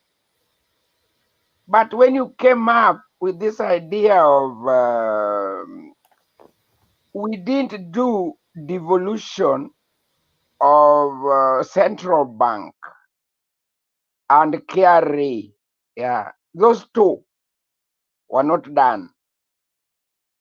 Yeah, because now what happened is that because now we are talking of the truth synopsis, is that Ruto is carrying the central bank and is carrying KRA. You remember only two communities were employed there, which means it was his cronies. We are not accusing anybody. We don't know them. But you see, Kenya is larger than all of us. Yeah. So I agree with you in those points that every county should have their own taxing policy. Those people you call at the CMAs, they are doing nothing. Even today, when I see Esther Pastoris was talking rubbish, I proposed, that Bernard was here, that all these women representatives should be in the counties. There's nothing they are doing in parliament. If that is how we can talk, now he's pressing at now everything is going well, statistics of food is going down. He's talking as if he's not born in Nairobi. As we are born in Nairobi, we knew how, when statistics is not mattering, it doesn't matter. Yeah. So what we'll do is that one I agree with you fully. That one, you are a teacher. You are my teacher. That one I put my hand up. These people,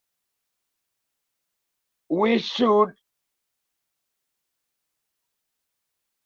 should bring their own taxes, whatever it is, from their own counties, so that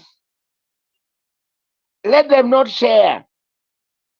Yeah, let's not be radical, but let us just be modest. Because you remember those people there, they're also human beings. As we have met them, we go to home. We have people who went to go to Maasai area. I can sit with the Maasai, I can sleep there. I can go to Turkana, I sleep there, Kata Boy down there. We can see all these things. I go to Masabit, I can sleep there, I can see the concerns of people. The concerns of people is that we have to empower all those people so that whatever their tax, whatever their representative to the governance of their locale, it's called locale in big English, locale, they know. Yeah. For example, me, I set systems in Moshi. You think I'm proud? I'm not proud. I set systems. I made the mothers there who are not going to the hospital go to hospital. The people who are not accessing medication, they access medication. The people who are doing micro at macro, I don't know what they were doing. Why? Because you set a system where people can work. And for them to work, they have to have a sense of belonging. What is happening in Kenya now is that although it is devolved, people don't feel the sense of devolution. Yeah. It's only this echelon, high echelon, who can hear, oh, this person slept with money, he did this, he did this. What about the mother there? That woman there, in the rural area? Surely, are we thinking? Because if you have been taking the roots on the horn, taking the symptom on the no, not symptom, the cause of the problem of Kenya and the horn, is that Ruto and his stupid echelons, this cabinet, they went to the lavish spending, which we call Africa story. Is Africa story of conspicuous consumption. You don't have enough. You want to eat even for the mother there. Now they are crying, doctors, at you when they go in the TV station. Oh, people are crying. And it's the honor. It's the honor of the mantle. It's given leadership. And people are dying. Dying where? They know they should do it. Giving doctors 206. Surely. Is it something you make people die? So what about the death and survival? As we don't want to talk about repercussion of death, we want to know, really, are these people working? If you want to put people in a bad fertilizer, and then you want those people to plant a bad fertilizer, and then you are asked, Russia gave you Liberia, don't know Liberia, no, Libya gave you, and then they were mixing them. What are you mixing? Which standard is that? Me, what I'm saying, Kenya, we are liars. We have gone beyond, but not us. Because me, I'm just here. I'm just in my house here. But I'm talking to Kenyans. The leaders, there are no leaders in Kenya. And there we need leadership and management. I'm telling you. Then that one I talk about the whole Africa. It will not be changed in a nutshell. It has to get men and women who care about other people, wherever they are, and say the right thing and do it. Not in religious way, but in a practicality that inform people's politics. Because I started by saying that politics, everyone is politics. There's nobody who's apolitical. Yeah. Mark me right. So all those people you see in Kenya, 56, some of them are outside. Me, I don't know how you do your census. We are many. Yeah, me, I'm here. Nobody even come here to ask me, yeah, what is my name?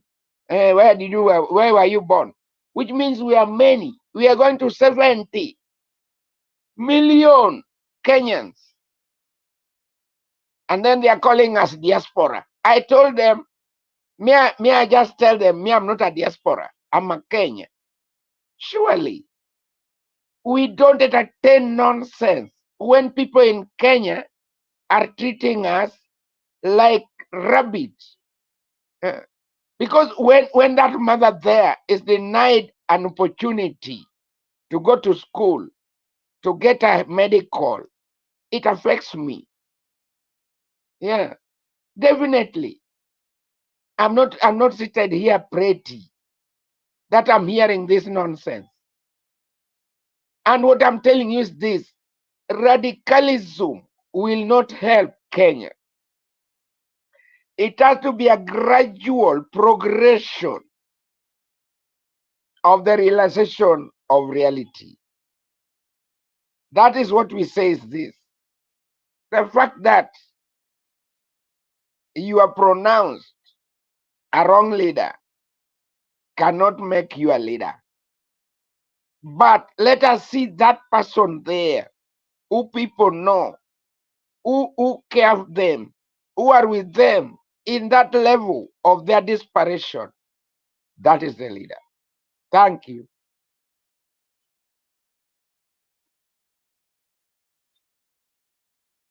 Yes, thank you, Steven. I agree with you. I don't know, sijui nani ametoa piki ama network imemtoa, but I agree with you. I know we are not happy with the government, but whatever we propose, I totally agree should be within the framework of the law. So I totally agree with you, Steven. So maybe it could be seen, I don't know, Jiru, because I belong to that school of thought. I may be sound like soft, but I believe that whatever we propose here, even in this live TV, should be within the framework of the law. Now, how you people, if you recall how multi-partism came in, our people fought Matiba and team, and we were able to achieve a multi-party state. Okay, and the section 2A was deleted from our constitution. Now, then we had our elections, and we realized we had to do something about our constitution, and that's where we see the birth of the Constitution 2010, where that brought in devolution. So Njiru, how again can we revisit this? I know it is tough. I know we have no faith with our parliament. I know we have no faith with our Senate. I know we don't even know which leaders to wait upon. How can we go? How would Kenyans do this so that again we address our constitution and now we devolve even KRA? because that is what we need to. We need to devolve central bank. We just discussed here. We say in the United States of America, they have a federal tax and they have the state tax. So the states have a lot of control of what they do, even with their education and medical and all that stuff. And even they even have state roads, okay, where you pay your tax, car tax. You don't pay to the federal government. In fact, you pay to the county, to that county. Personally, I pay to my county. I always receive a mail in my mailbox from my county, reminding me that my tax is around the corner of my house and my car. So how can Kenyans shouldn't give up? How can we go forth and fight for a review of our constitution so that our revenue is also devolved and we don't have to see governors going to beg for money and in state house? Njiro, what do you think? How can we approach that? Yeah, Julia, you know, the challenge we have is that we have always said that the parliament is the one which is the originator of any reforms we want. And you saw majority of the people who fought for us, they started from the parliament end, from the parliament end, which sometimes it had its own issues. But now, how can a people's movement start, which can actually lead to constitutional changes? That is what we should be asking ourselves. Is it possible? Can Kenyans talk and assure a constitutional change? So if we can think in that line, tutakuwa vizuri sana. So what I think in that line is that Julia, tumai propose vitu mingi sana. We came with hii kitu ya BBI, it collapsed. You remember it had brought so many people ahead, tukasema it can help us to share resources and what. So we have never gotten a people's agenda. Then tukakuja tukadanganywa na hii public participation. This is what happens. The failure for Kenyans civil agitation ni hawa watu nasikianga wakiitwa civil rights movement. Those are the people who don't do their work. And then somebody like Akinokio Mutata who speak for the people, their things just die. Hata akienda kwa unasikia tu hiyo kitu imesimamishwa, but at the end of the day kuna kitu like we have never gotten. Like if I ask you, what is the work of civil rights movements in Kenya? Because civil rights, that is where reforms start. Those are the people, that is the biting dog, the biting dog of a country. Civil rights movement. I want to give like the example of America. You always hear of like civil rights reforms, like people like Akina Martin Luther King. They were the people who were the image behind the reforms which came in America. You don't expect any congresswoman to say that tunataka kuleta reforms za kusaidia raia. Hizo vitu hazikuangi. In America, like for example, if I give in the cases of America, any reforms which have come in America is civil rights movements, demonstrations, somebody has died somewhere and they come up with a registration which is linked to that person. So like their issues they are usually pegged to an issue, to something which is happening somewhere. So that's why I'm saying, if for us we need those incremental changes of a government which is changing, we now need a very active civil rights movement which has objectives and clarity, and that civil rights movement is able to link with the people. So how watu wanasimama pale, watu wakisimama pale wanasema raia anasema hivi, raia anasema hivi, raia hivi ndio nataka. So we have a disconnect. I don't know if we can have NGOs which can do that or how, but Julia, that, because you know Mukenya kufika in places like even hata kwa koti na nini, tulikuanga na wale wa Kenya walikuwa nasikia ati kuna raia amejitokezea kutoka Homa Bay who is challenging this thing. We have had those events occasionally as tunakaribisha lala, but if we have to reach anywhere, we now need a reinvigorated civil rights movement with an agenda and a clarity. So we can start from there. Thank you. Asante, okay, that's good thing, civil rights movement. And I think people like Okia Omtata, and I think now Njiru, I can pick 2 people only in Kenya. I'm sorry, I'm not able to pick to add others. I can pick Okia Omtata and I can pick Mother Karua. Personally. Those are the only 2 people that I trust can push an agenda for the common Kenyan.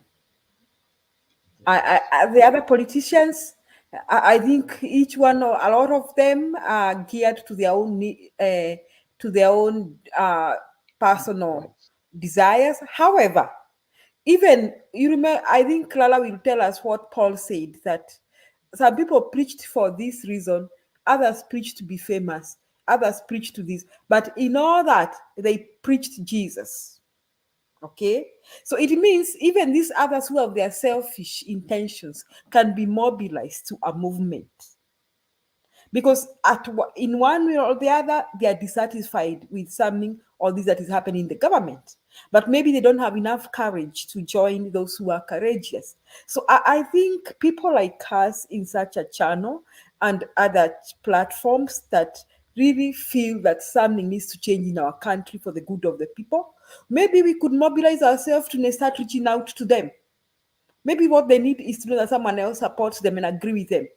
Maybe it's backing someone like Okia Mtata, just not for presidency, just backing his movement, having a conversation with face to face with him. Like we need our law to change. We need our KRA to be devolved. We need central bank to be devolved. We need our counties to be free to collect their tax and revenue.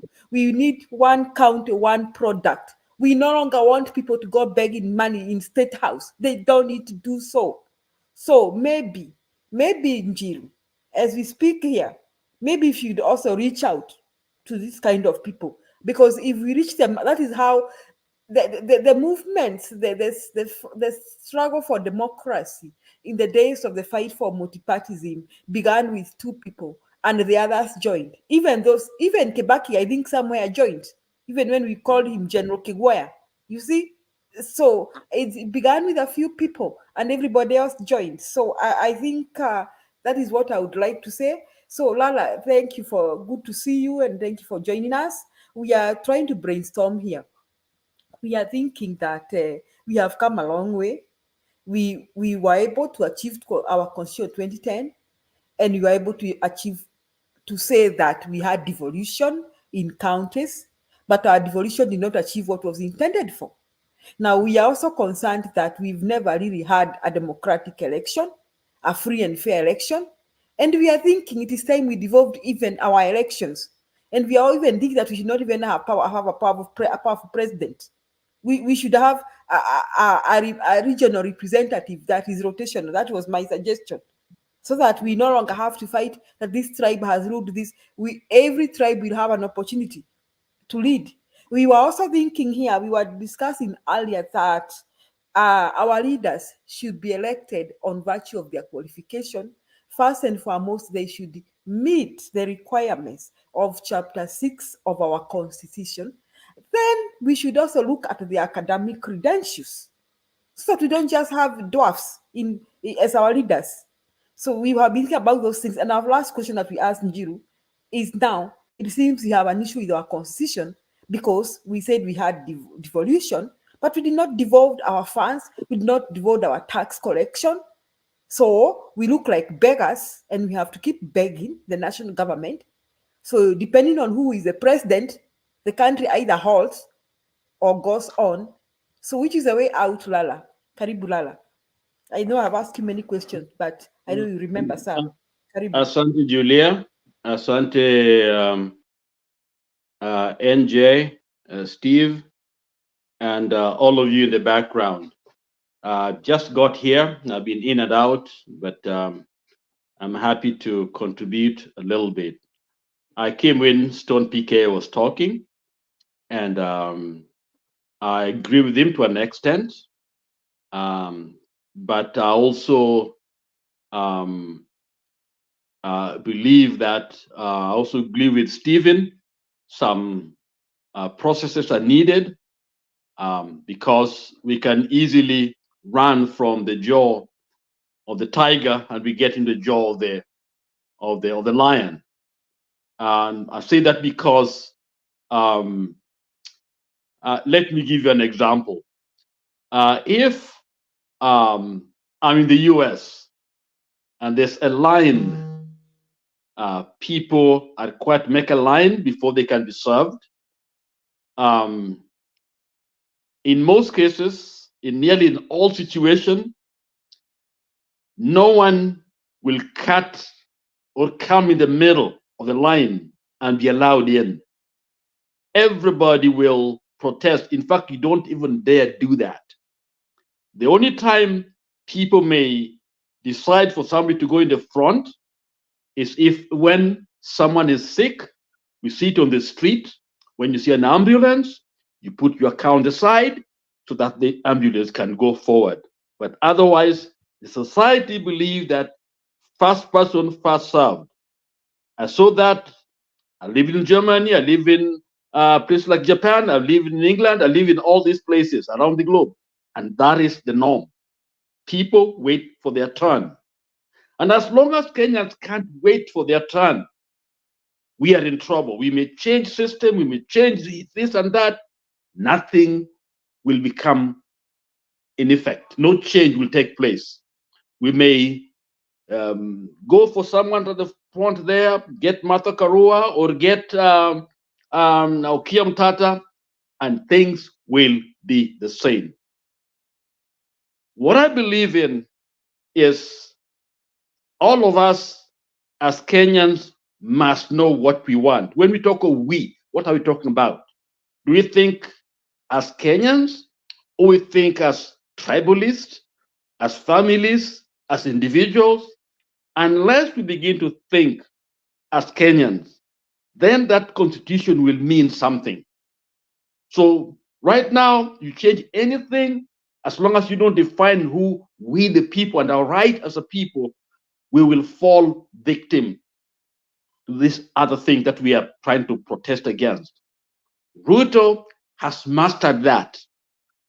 He knows that Lala will not wait online, Julia will not wait online. So what he does, he brings in some money and put in your hand. And so the constitution is great, the law is great, but it is sabotage. So whether we change laws or we don't change them, it's the same. It's a mindset that Kenyans must change. Animals, go take a monkey out of the forest. All the monkeys will come for you. But take the right of a Kenyan. Other Kenyans are happy to see somebody suffer. So what kind of animal are we? What kind of people are we?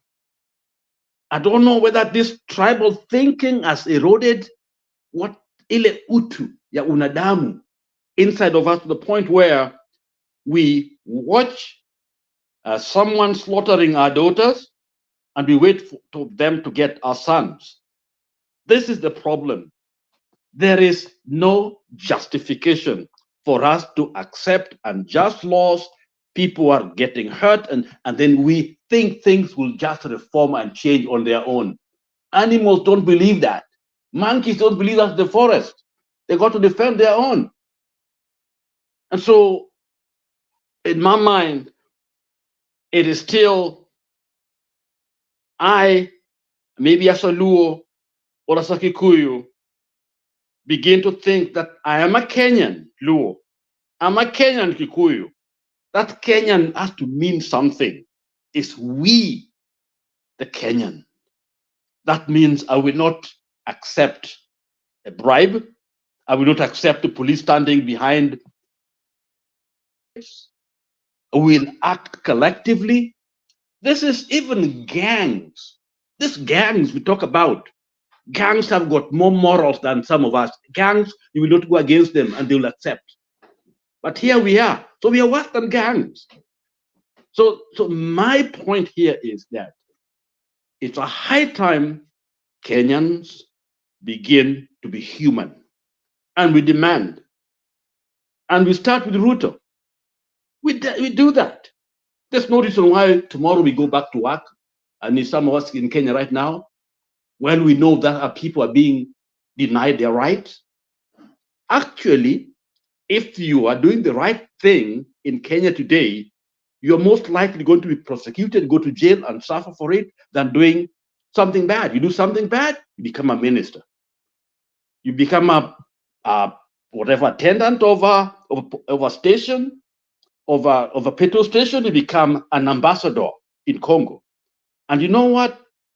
That person will sail just like that. Those parliamentarians and others will confirm this person because they are afraid, because either they have been bribed or whatever. So when we talk about orderliness, when we talk about organizing ourselves as a people, unless we touch this thing inside of in our heart, nothing will change. And finally, I want to address the issue of which was raised by one of our speakers here, and that is the Christianity, the Bible, and all these people are irrelevant. I agree to an extent, but you think of the Bible as a knife. A knife, you need it in your home to cut onions, to make food. You cannot do without it in your kitchen. But the same knife, you can use it to kill somebody. It is how we use our faith. And so Christianity has nothing to do with Ruto. And I think it was mentioned by someone here that it is the way it's handled. So let us be very, very clear. Let's leave Christianity out of it. It's used. People use it for their evil purposes and should be condemned the strongest terms. Yes, the Bible can inspire all of us to be like Christ, to stand on the side of the oppressed and challenge Ruto.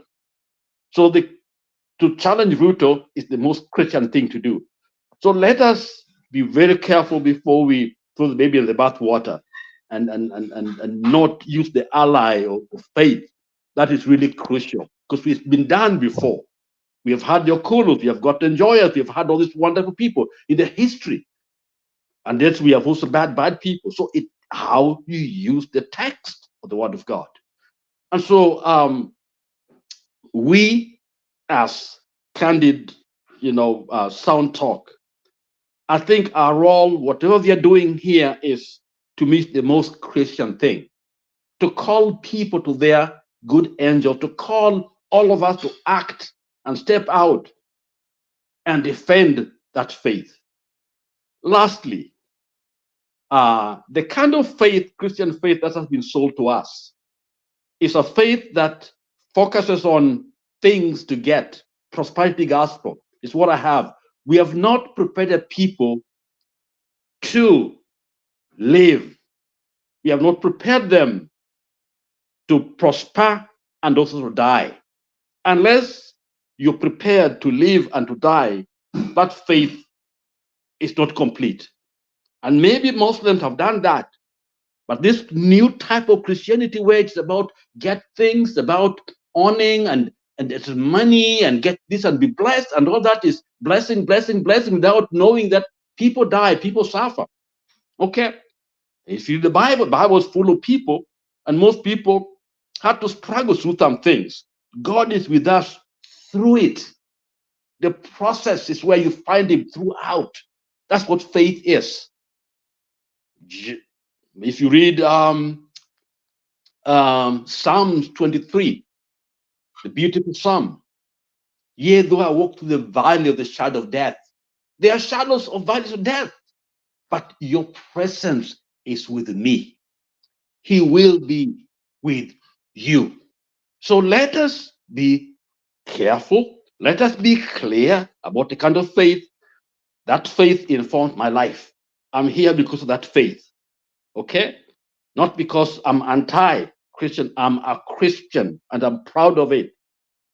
And I believe it's a force that can help us to ask and find and seek and fight and die and live and be blessed in all ways is there for us.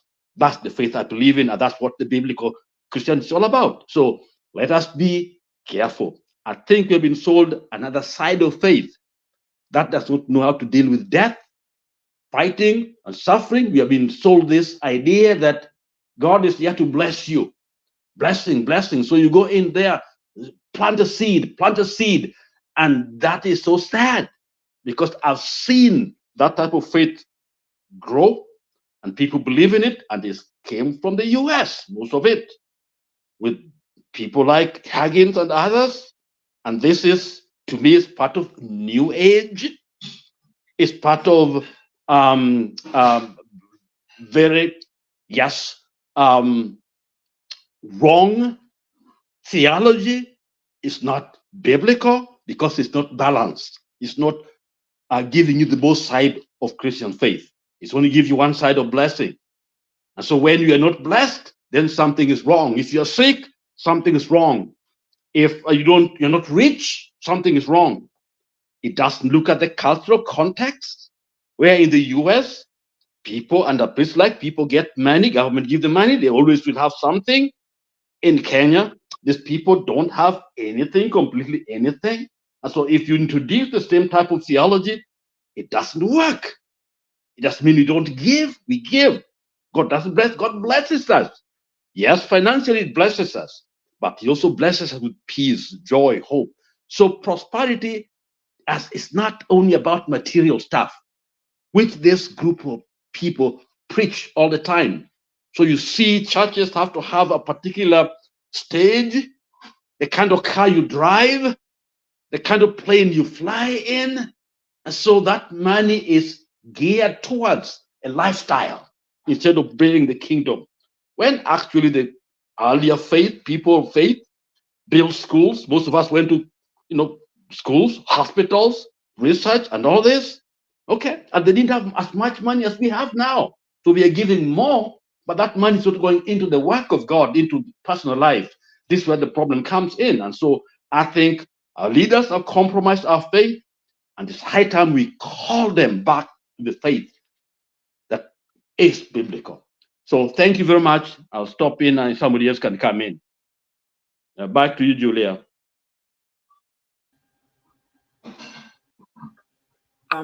Lala, yeah, I agree with you. I think Ruto has made people really hate Christianity, and I think we should not allow him to change our belief about Christianity.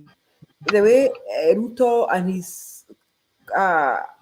his followers have handled the church, have made people hate the church. If you go back to Kenya, young people don't want to go to church any longer because they see it as this other government extension. At Juicy, I saw Mama Rachel saying, I don't know, Kama Lala, you watched that. And then she's saying that we have achieved this, we prayed, we achieved this. I mean, you can't lie to people openly. And then you are lying. So I think where Kenyans are coming from, those who are like, we are tired of this Christianity thing, it is because of what we have seen our government doing and even the church in Kenya doing. But still, I want to agree with you that that is not a true representation of what Christianity is. I totally agree with you. Stone, you are back. So maybe as Stone, we were still discussing when you left. Now we were still discussing, and Lala came in and said something. Lala, you said that even if we change the law and Kenyans don't change, it means we don't get anywhere. So how do we change how do we change Kenyans? Because Kenyans is me and you, Mr. Lala. Mkenya ni mimi na wewe. How do we change so that we behave differently? I mean, because it seems that we changed, we had the new constitution 2010, but my concern was about that constitution, Lala, and I think that was Steven agreed with me and Jiru. And I think Stone, that constitution 2010 did not address all our needs. We devolved, we had our small little counties, but we did not devolve the funds, we did not devolve the KRA. So it's like people still have to be slaves to the national government. That's our concern. Why should we go and be slaves? The national government begging. The national government has to decide how much money to give, so that we have these useless governors going to state house to beg money. We don't need that. So maybe because Lala, however much you say that Kenyans need to change, we need to address that change so that the counties or the states or the region control their own money and resources, so that never again shall we beg anyone, even if we have a king for president or a monarchy. It doesn't matter. He will have no control over what we do with our states and our money. Because now, whether we have a president or elected president or a nominated president, it doesn't matter. Still, they all turn to the same thing. Like you are saying, they become the same thing, birds of the same feather. They become dictatorial. They behave worse than kings. They behave worse than those monarchies. So that was our concern, Lada. I don't know whether you want to say something. I want to come Stone. Julia. Yes. Who is Julia, yeah, the question. Thank you, Julia, and thank you, Reverend Lala Karibu. I know you are. I came in when you had already left. We've had really heavy discussion here, and Lala, you are right. And also, our basis of our discussion is that now there has to be a total paradigm change. Now, paradigm change in the sense that what has not worked, let's not try to start bridging it, kufunga, kutafuta plaster. If it's broken, it's broken. Now, one thing we agree, democracy doesn't work. It might have worked elsewhere, which I don't know where it has worked. Okay? And that's true. The moment we stop living in denial, kwamba democracy, sijui equality, sijui nini, hiyo ni maneno ya vitabu. Those are books. Can we go realism? Now, realism is this, Bwana Lala and everybody else. We cannot say Kenyans will change. Kenyans will never change because Kenyans ni watu. Na kuna kitu kigumu duniani kama watu. You better even deal with animals. Ng'ombe, mbuzi, kondoo, sungura. Those ones obey what you do. Kuku, kila kitu. But binadamu do not obey. Human beings don't obey. Human beings are rebellious from date of birth. That's why a child akizaliwa anapiga nduru. So we are rebellious by nature. So don't start herding us together. That's why I don't use a phrase like, we have to come together. We have to do. We can never be together. Only a few minds, na zinaitwa like minds. My mind, Steve mind, Lela mind, Julia mind. That's not together. It is only a few of us who have an idea that we think we can prosper people to a certain stage. Okay, it's like a driver in a bus. If he decides to throw you into the ocean, he will do that.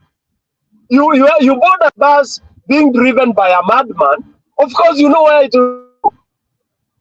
If you join a club of thieves, you will know where the thief will take you. Sisi mtaani ilikuwa ukianza kukaa na wale watu wanavuta bangi, you will smoke bangi. I grew up in Eastland, born and bred in Eastland, where I experienced the best of life. Wizi, ukora, bangi, everything.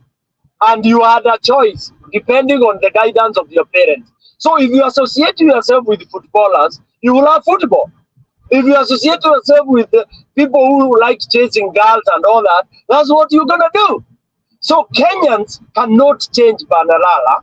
What will change is Stone PK and Lala coming up and taking the steering wheel and say, Kenyans who want to go to Malindi, this is the bus. Stone PK is the driver.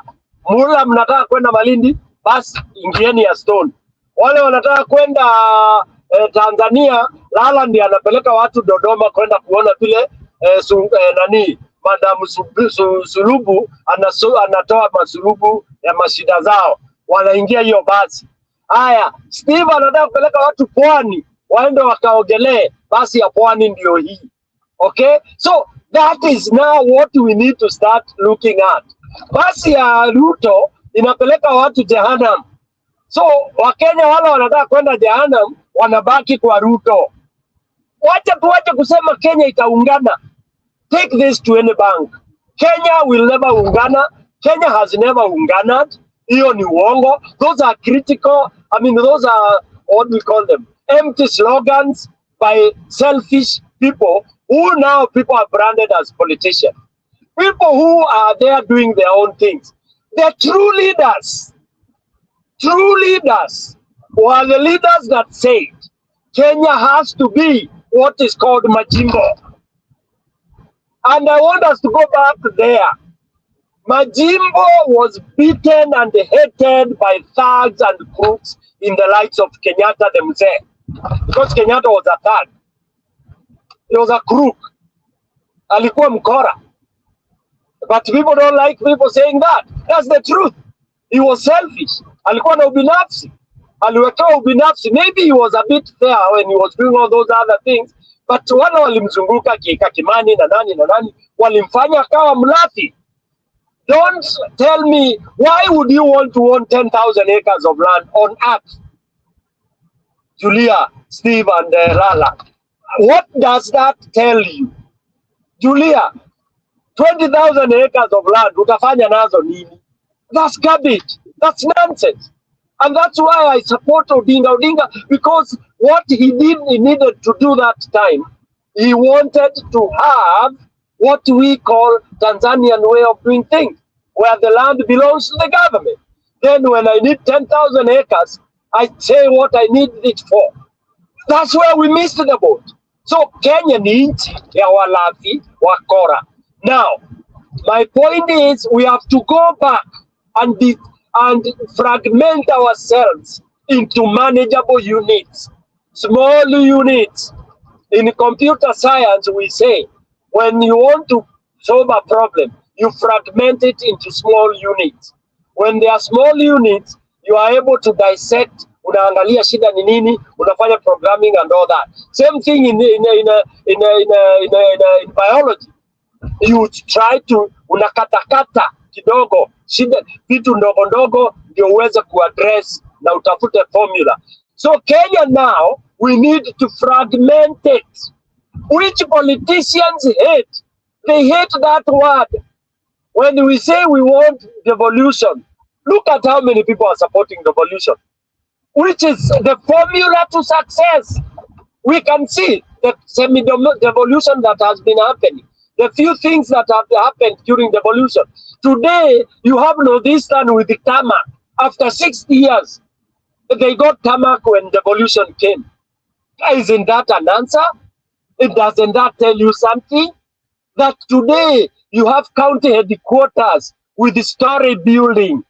You have hub at the district level. What does that tell you? It tells you that fragmentation. I want to use that English. Raila did not want to talk hiyo harshly, but the truth is, yani kila mtu arudi kwao na tengeneza kwako kwanza. Steve, you cannot come and tell me to have sofa set when you don't have sofa set in your house. You can't. Ati unaniambia, oh, you know, Stone PK, in this kitchen you have to have gas. When you are cooking with the stove ile ya kupump. No, tengeneza kwako kwanza. Julia, I support you when you give the example of US. Why don't we take the best of US and discard the worst? The best of the US is that every state is independent. In fact, independent, so big and so much so that very rarely will you have the federal intervening. What does that mean? That they have everything they do. The only federal comes in when and with the permission of who? Of the state. What is so difficult about that? It is so difficult because tunataka mwizi. Ask Ruto. Why would he think that devolution is not good? He opposed devolution. He opposed devolution. For me, I would love devolution and become the president of a totally devolved country who really empower me so much that when when I call them, they come believing and trusting in me. Other than sitting up there in Nairobi and claiming to be the president of a very, very disjointed and disgruntled country. So, Julia, the answer is, and let's not start looking for formulas. It is simple. Turudi mashambani na kila mtu arudi kwao. Then we go there. We employ idiots, tutakuwa na idiotism. We employ sharp people, tutakuwa na sharp people. That does not stop us from going to Alliance, even from Mere. Does not stop us from going to hospital in Kisii, if that is where they are having specialists in neurology. That does not stop me from selling my Muere to people who are in Northeastern, who have never seen Muere, but they've been told Muere, when you make something called Kemere, it is able to protect you and prevent cancer. That is where we are supposed to go. Let's not start kuanza kuchapua ati hiyo fragmentation, hiyo kila mtu afanye kwao, tuchaguane vile tunataka. Kwetu mbele, ikiwa tutasema hakuna maneno ya kupiga kura, tunajua Stone PK huyo ndiye anaenda. Wewe ukiwa mtu ya Nyeri usianze kusema ala, kwa nini wa mbele hawana democracy? That's garbage. That's nonsense, and that's where we've lost it. Why do you care what other people are doing? Why do you care how they got their leader? That is where Africa got it wrong, because we stopped using our system. Tunaambiwa, oh, monarchy is bad. Monarchy. Who is talking monarchy is bad? Today people are saying Kagame is bad. Ukiuliza ubaya wa Kagame, wewe ukiwa Mkenya utasema ni nini? Oh, he is a dictator. Wewe Mkenya uko Karachuonyo unaanza kukondem Kagame na watu wake wanasema ni mzuri. Are you not stupid? Are we not stupid? So let's forget it. Let's solve our thing. Tupike chakula yetu na tujipakulie wenyewe.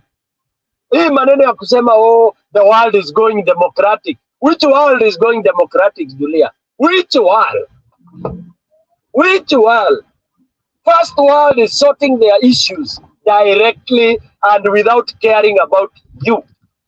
Then wewe hapa Afrika na Kenya unaanza kusema oh, you know, Amerika imesema tusifanye hivi. Kwanza baba nilikuja kukasirika na yeye. Yani, if baba defied these people, angenyongwa.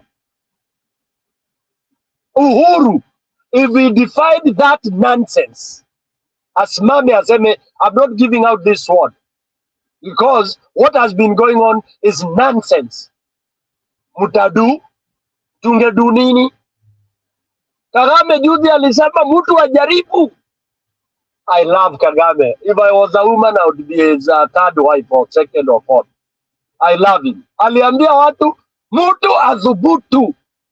Dhubutu. He said it, and I'll play that clip tomorrow. He said, oh my God, akaongea mpaka ni Kinyarwanda. Oh my, mtu ajaribu, akakasi na kikwao. Yani ujaribu tu kuguza Rwanda, ndio utajua nyuki ni nini.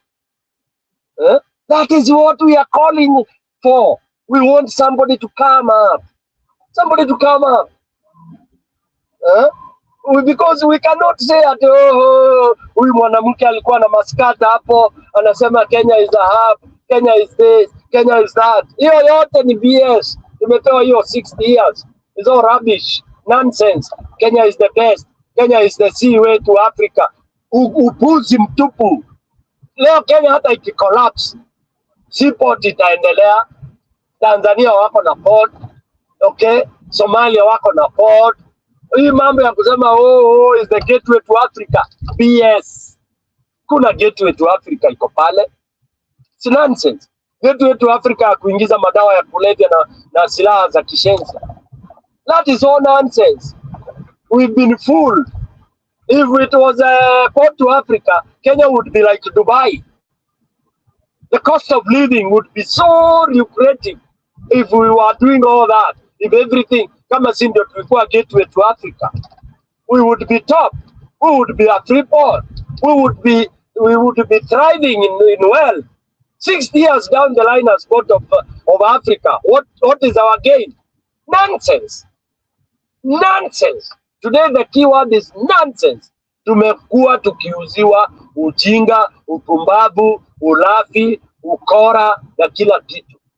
The thing is, Mkenya wewe mahali huko mtu mmoja, tokelezea, pindua hii tama, geuza, alafu kila mtu tukae kwetu na tuanze kuchaguana sisi wenyewe, alafu tuunde a council of transition, a transition council. It can be of 36 people, it can be of 70 people. We don't care what it's gonna be, but we want people who have the interest. We don't want to hear of these old politicians. We want to put them all in the basket and ditch them up, blow them off. We don't want them. They have failed, wametumika. Now we have a Kikuyu proverb that says, chumvi ikiisha utamu inatupwa. That's a biblical phrase. So these politicians wameisha mshamo, hawana taste. Let's not even quote them. Let them all go to garbage. Let's rubbish them, Julia. Tuache maneno ya ati sijui nani amesema, sijui nani they are of no benefit to our country. All the institutions are not beneficial to this country. If Kenyans continue doing that, then you can continue lamenting. Back to Julia. Thank you so much. That was powerful. So that is what we were saying, that there's nothing wrong with unity in diversity. There's nothing wrong with me living in Mount Kenya region, and we'll still maintain our law that allows me to go and get married in Luo Nyanza and live there, right, Stephen? There's nothing that will prevent me from doing that. Yeah, exactly. Yeah, I'll be free. I mean, we'll not prevent it. Yeah, we will, and we still intermarry. Yes, Stephen. The good thing in Kenya is that we have such a beautiful culture. By the way, we are not even divided. We are not even so conscious about our tribe. We are not, because we've been intermarrying and intermarrying and intermarrying. I'm married in Luya. I'm married in Tanzania. I'm married. Yeah. They're all my children. Yeah. Stephen, how many times did you marry? Have you stopped marrying now? You married. Oh my God. Now you are killing to bring people together. This kind of family. I'm a Moi family. I'm a Ruto family. Nonsense. Sasa Stone, wewe ndiye bado umekwama na mke wako mmoja. From Tanzania. We want people from Luya land. We want people from Nairobi. This one from Suna Migori. Yeah. I have children. Yeah. Congratulations, Stephen. Wewe ndiye Mkenya harisi. But that's what I'm saying. There's a point you said there. Call integration. Either you agree, disagree, or agree. That is called integration. Yes. Yeah. That's it. Anything else, these lies, they are just hot air, like that lady who was telling us hot air. Me, I don't know which hot air in law nowadays. Not air. I have law books here. I bought law books. I'm like, what is this hot air? Yeah. At Ilipita. There's not, people. We went very well. We even judges there, we know them, but their name. This lady called Martha, I don't know, Martha Kiome. Mother Kome. Imagine Kome, me, my language, I don't know. Me, I'm a Luo. So Kome. I thought it is a brother to Kiome. Kiome. Police. There's a brother to IIT, but they deny it. You know, now you are talking. Yeah. They're all in the champion. This is where I'm coming now. There is what we call civil society. Civil society. Yes. That one was dead because of Moi. There were people there, like this lady there, Kiome was one of them. He was leading FIDA. The wife of Raila was leading FIDA. Onyango, who was my supervisor in university, was leading FIDA. We have the environmentalists. Yeah, those women were tough. But what I want to tell you is this, is that once you enter the government, that's where things go wrong. I'm telling you, me, all my life, I hated government. Why? Because we wanted to take all the money from the presidency, because I was bred in Moi regime. Nobody can love the regime. We took it to the counties. That's why I'm a proponent of devolution. If you want to kill me like you kill Odhiambo Mbae, me, I don't care. We did it. From a university, we were 10 of us. I know them. Me. But me, I put online. What Julia was telling you is a wisdom. What people can do now. Because Raila, you say, is Manco. Raila is Manco. I have his heart here. Everyone have a heart for Odinga. Yeah, I was bred and born with a daughter from Sakwa, but I come from Amaluo. Yeah. So what we told them is this, please don't tamper with this devolution. What we wanted is this, that those mothers there, down there, where we have visited all over, and I've given you examples, they are all suffering. So we don't want a class, that we are a class society. Where are you going? Buying watches, buying whatever, nonsense. Help other people down there. And the way to do it is what I agree with Julia. Julia today I agree with proper. I agree with you. You are my shemedi. Yeah. To say the truth. Because me, I know Kikuyu land. Yeah. You are my shemedi. What we have to go slowly. We have to evolve what is called the central bank. Because now Ruto is controlling central bank. Why do you think Kenya don't have money to pay doctors? Is that what you think? No. Is that Ruto is controlling the money in the pocket? So that one we have to decentralize. Another one, KRA. And if it's decentralized, each and every county must have central bank, their own central bank. Yeah, because you cannot be a governor, because we gave you a man to be like a president, and then you leave the money with the president. That's not what we said. What we said is this, that all those institutions with money should go to the counties. I'm surprised that even health was not devolved properly. They are just bringing something look like a house at the health center, written with the name.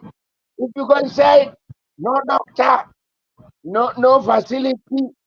Is that what we said? Oh. We Yes, said is this Stephen. Now we can involve wind up. everything down there. Yes, So what Stephen. we have to do, let me give you scenario. Summarize. We don't. Them We have plan. like few minutes. Summarize, Stephen. Like in the next 2 minutes. Fine. Summarize. I've talked. Yeah. But we see, Okay. this thing has to go to ourselves, because as I talk to you, I talk to Kenya. They know me. Google me. Yes, thank you. Let's summarize.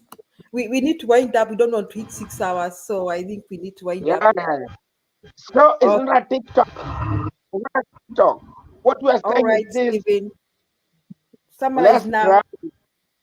Yeah, not trying. What we'll do is each and every one of us devote time to write big proposals, the one we did in University of Nairobi, so that me, I'll write mine. Me, I know how to write. I just write very fast. Even tomorrow, if you want it, I just give you. I need this one has to go here, this one has to go here, this one has to go here. Because me, I establish a system.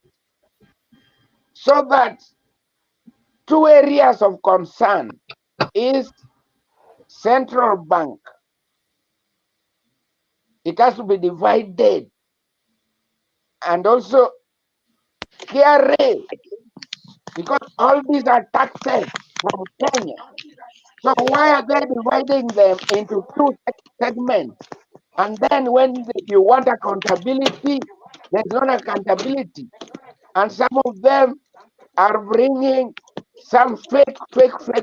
Yes. So, Stephen, wind up. We need to end the show. Yeah, okay. Thank you very much. That's my me. I'm not a one. Yeah, that's it. But it will work. Tomorrow I will be with you. Thank you, Julia. Thank you, Stony. Thank you, Lala. All right. Thank Julia, you if so you much. want, we can open another channel. I mean, we can open another feed. I don't know. Here it is kind of red, but you can open if they want to join. Lala, are you coming back? Lala. Shortly, yes. Yes, Lala will come back. So let me acknowledge those who have been in the show. Stone is gonna start. Stone, you started another show, right? Yes. All right. Those who have been in the show, please join us a few minutes from now. But thank you so much, Stephen. But don't close before I open the other one, because I want to copy that link. Okay. Go ahead and open as I wind up. As I not wind up, as I acknowledge those who have been with us here. Resilient George Mugambi, Asili to TV, Boss Lady, and who else? Hannah UK, Freedom,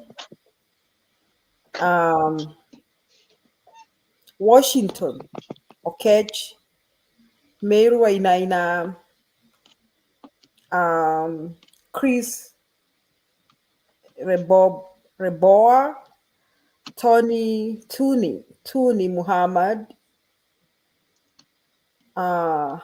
somebody else called Hannah UK, and everybody else who joined us this afternoon, this evening, and this morning. Thank you so very much. Now we are putting a comma and we are starting another show. And like I want to agree with Stephen that 2 things need to be devolved. 2 things need to be devolved: the central bank and KRA. Tumechoka na kuombaomba serikali kuu. We devolve, we can produce, we can sell our stuff, and the central bank can make us pay, maybe make us pay a small fraction of our tax, but we have freedom to produce. So asanteni sana. We are going to the other show. Stone, are you already there? 1 minute, I'm trying to do that. Okay. Let me create that. Yeah, I'm trying to.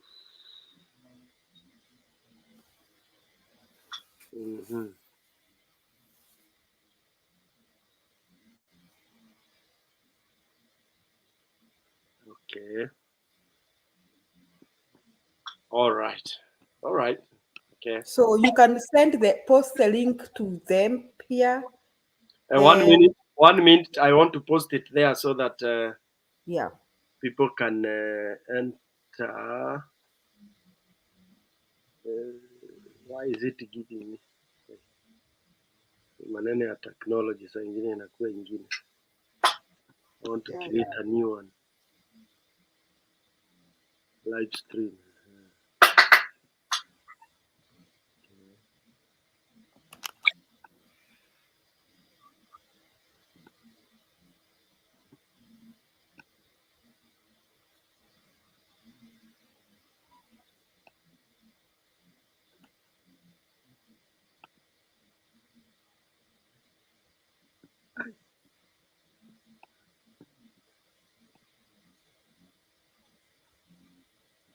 So everybody else, thank you so much. Thank you very much for being with us this evening, this morning, this afternoon.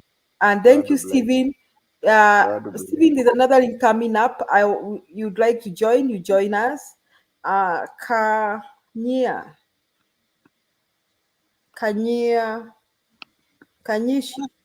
Beche. Good morning. Good to see you. We are sending another link for you to join. And those who are, we have a good number of viewers. If you are watching this show live, we request that you join the next show. We won't continue the same agenda. And we are actually asking ourselves, which way Kenya? Because our leaders have let us down. And we are agreeing that aluta continua, the struggle continues. We need to restore sanity, the rule of law, fairness, justice, equity in our health services, equity in our education. We want to see our children go to school. We don't want people to go to school because they can afford to go to school. But we want our Kenyan children to go to school because they can afford, they have the right to go to school because they are Kenyan children. So we want to promote equity in our education sector, something that this government has fought. So, fellow Kenyans, we will not relent. Like resilient, he's calling himself resilient. We'll be resilient. We shall call upon like-minded Kenyans to join us as we campaign for equity in our health. Our doctors need to be paid equitably. And if the government is talking about qualifications, then let everybody be paid according to their level of qualifications.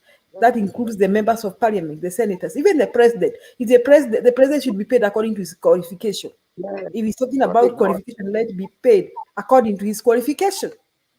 And let him present his papers from which university. Let the university confirm that he actually studied in those universities so that he's paid according to his qualification. So our doctors should be paid. He has to give us that one in his house. Yes, he has to show us the papers. 2 million. He cannot afford it, only 200. Surely. With this thing, chameleon like Ruto. Is it getting 2 million? So have you posted? We have 3 minutes. We need to end the show. Yes, I'm posting it now. It has annoyed me. Thank you very much. It's posted there now. You are a good teacher. You are a wisdom to me. So it's posted on the comment section. Okay, yes, fellow members of Sound Candid Talk, that's the new link that we have just posted. Follow that link and join the other show. Otherwise, tumeshukuru sana. Let us meet in the same place right now, after a few seconds from now. Tukutane, tujadiliane which way Kenya. Asanteni sana.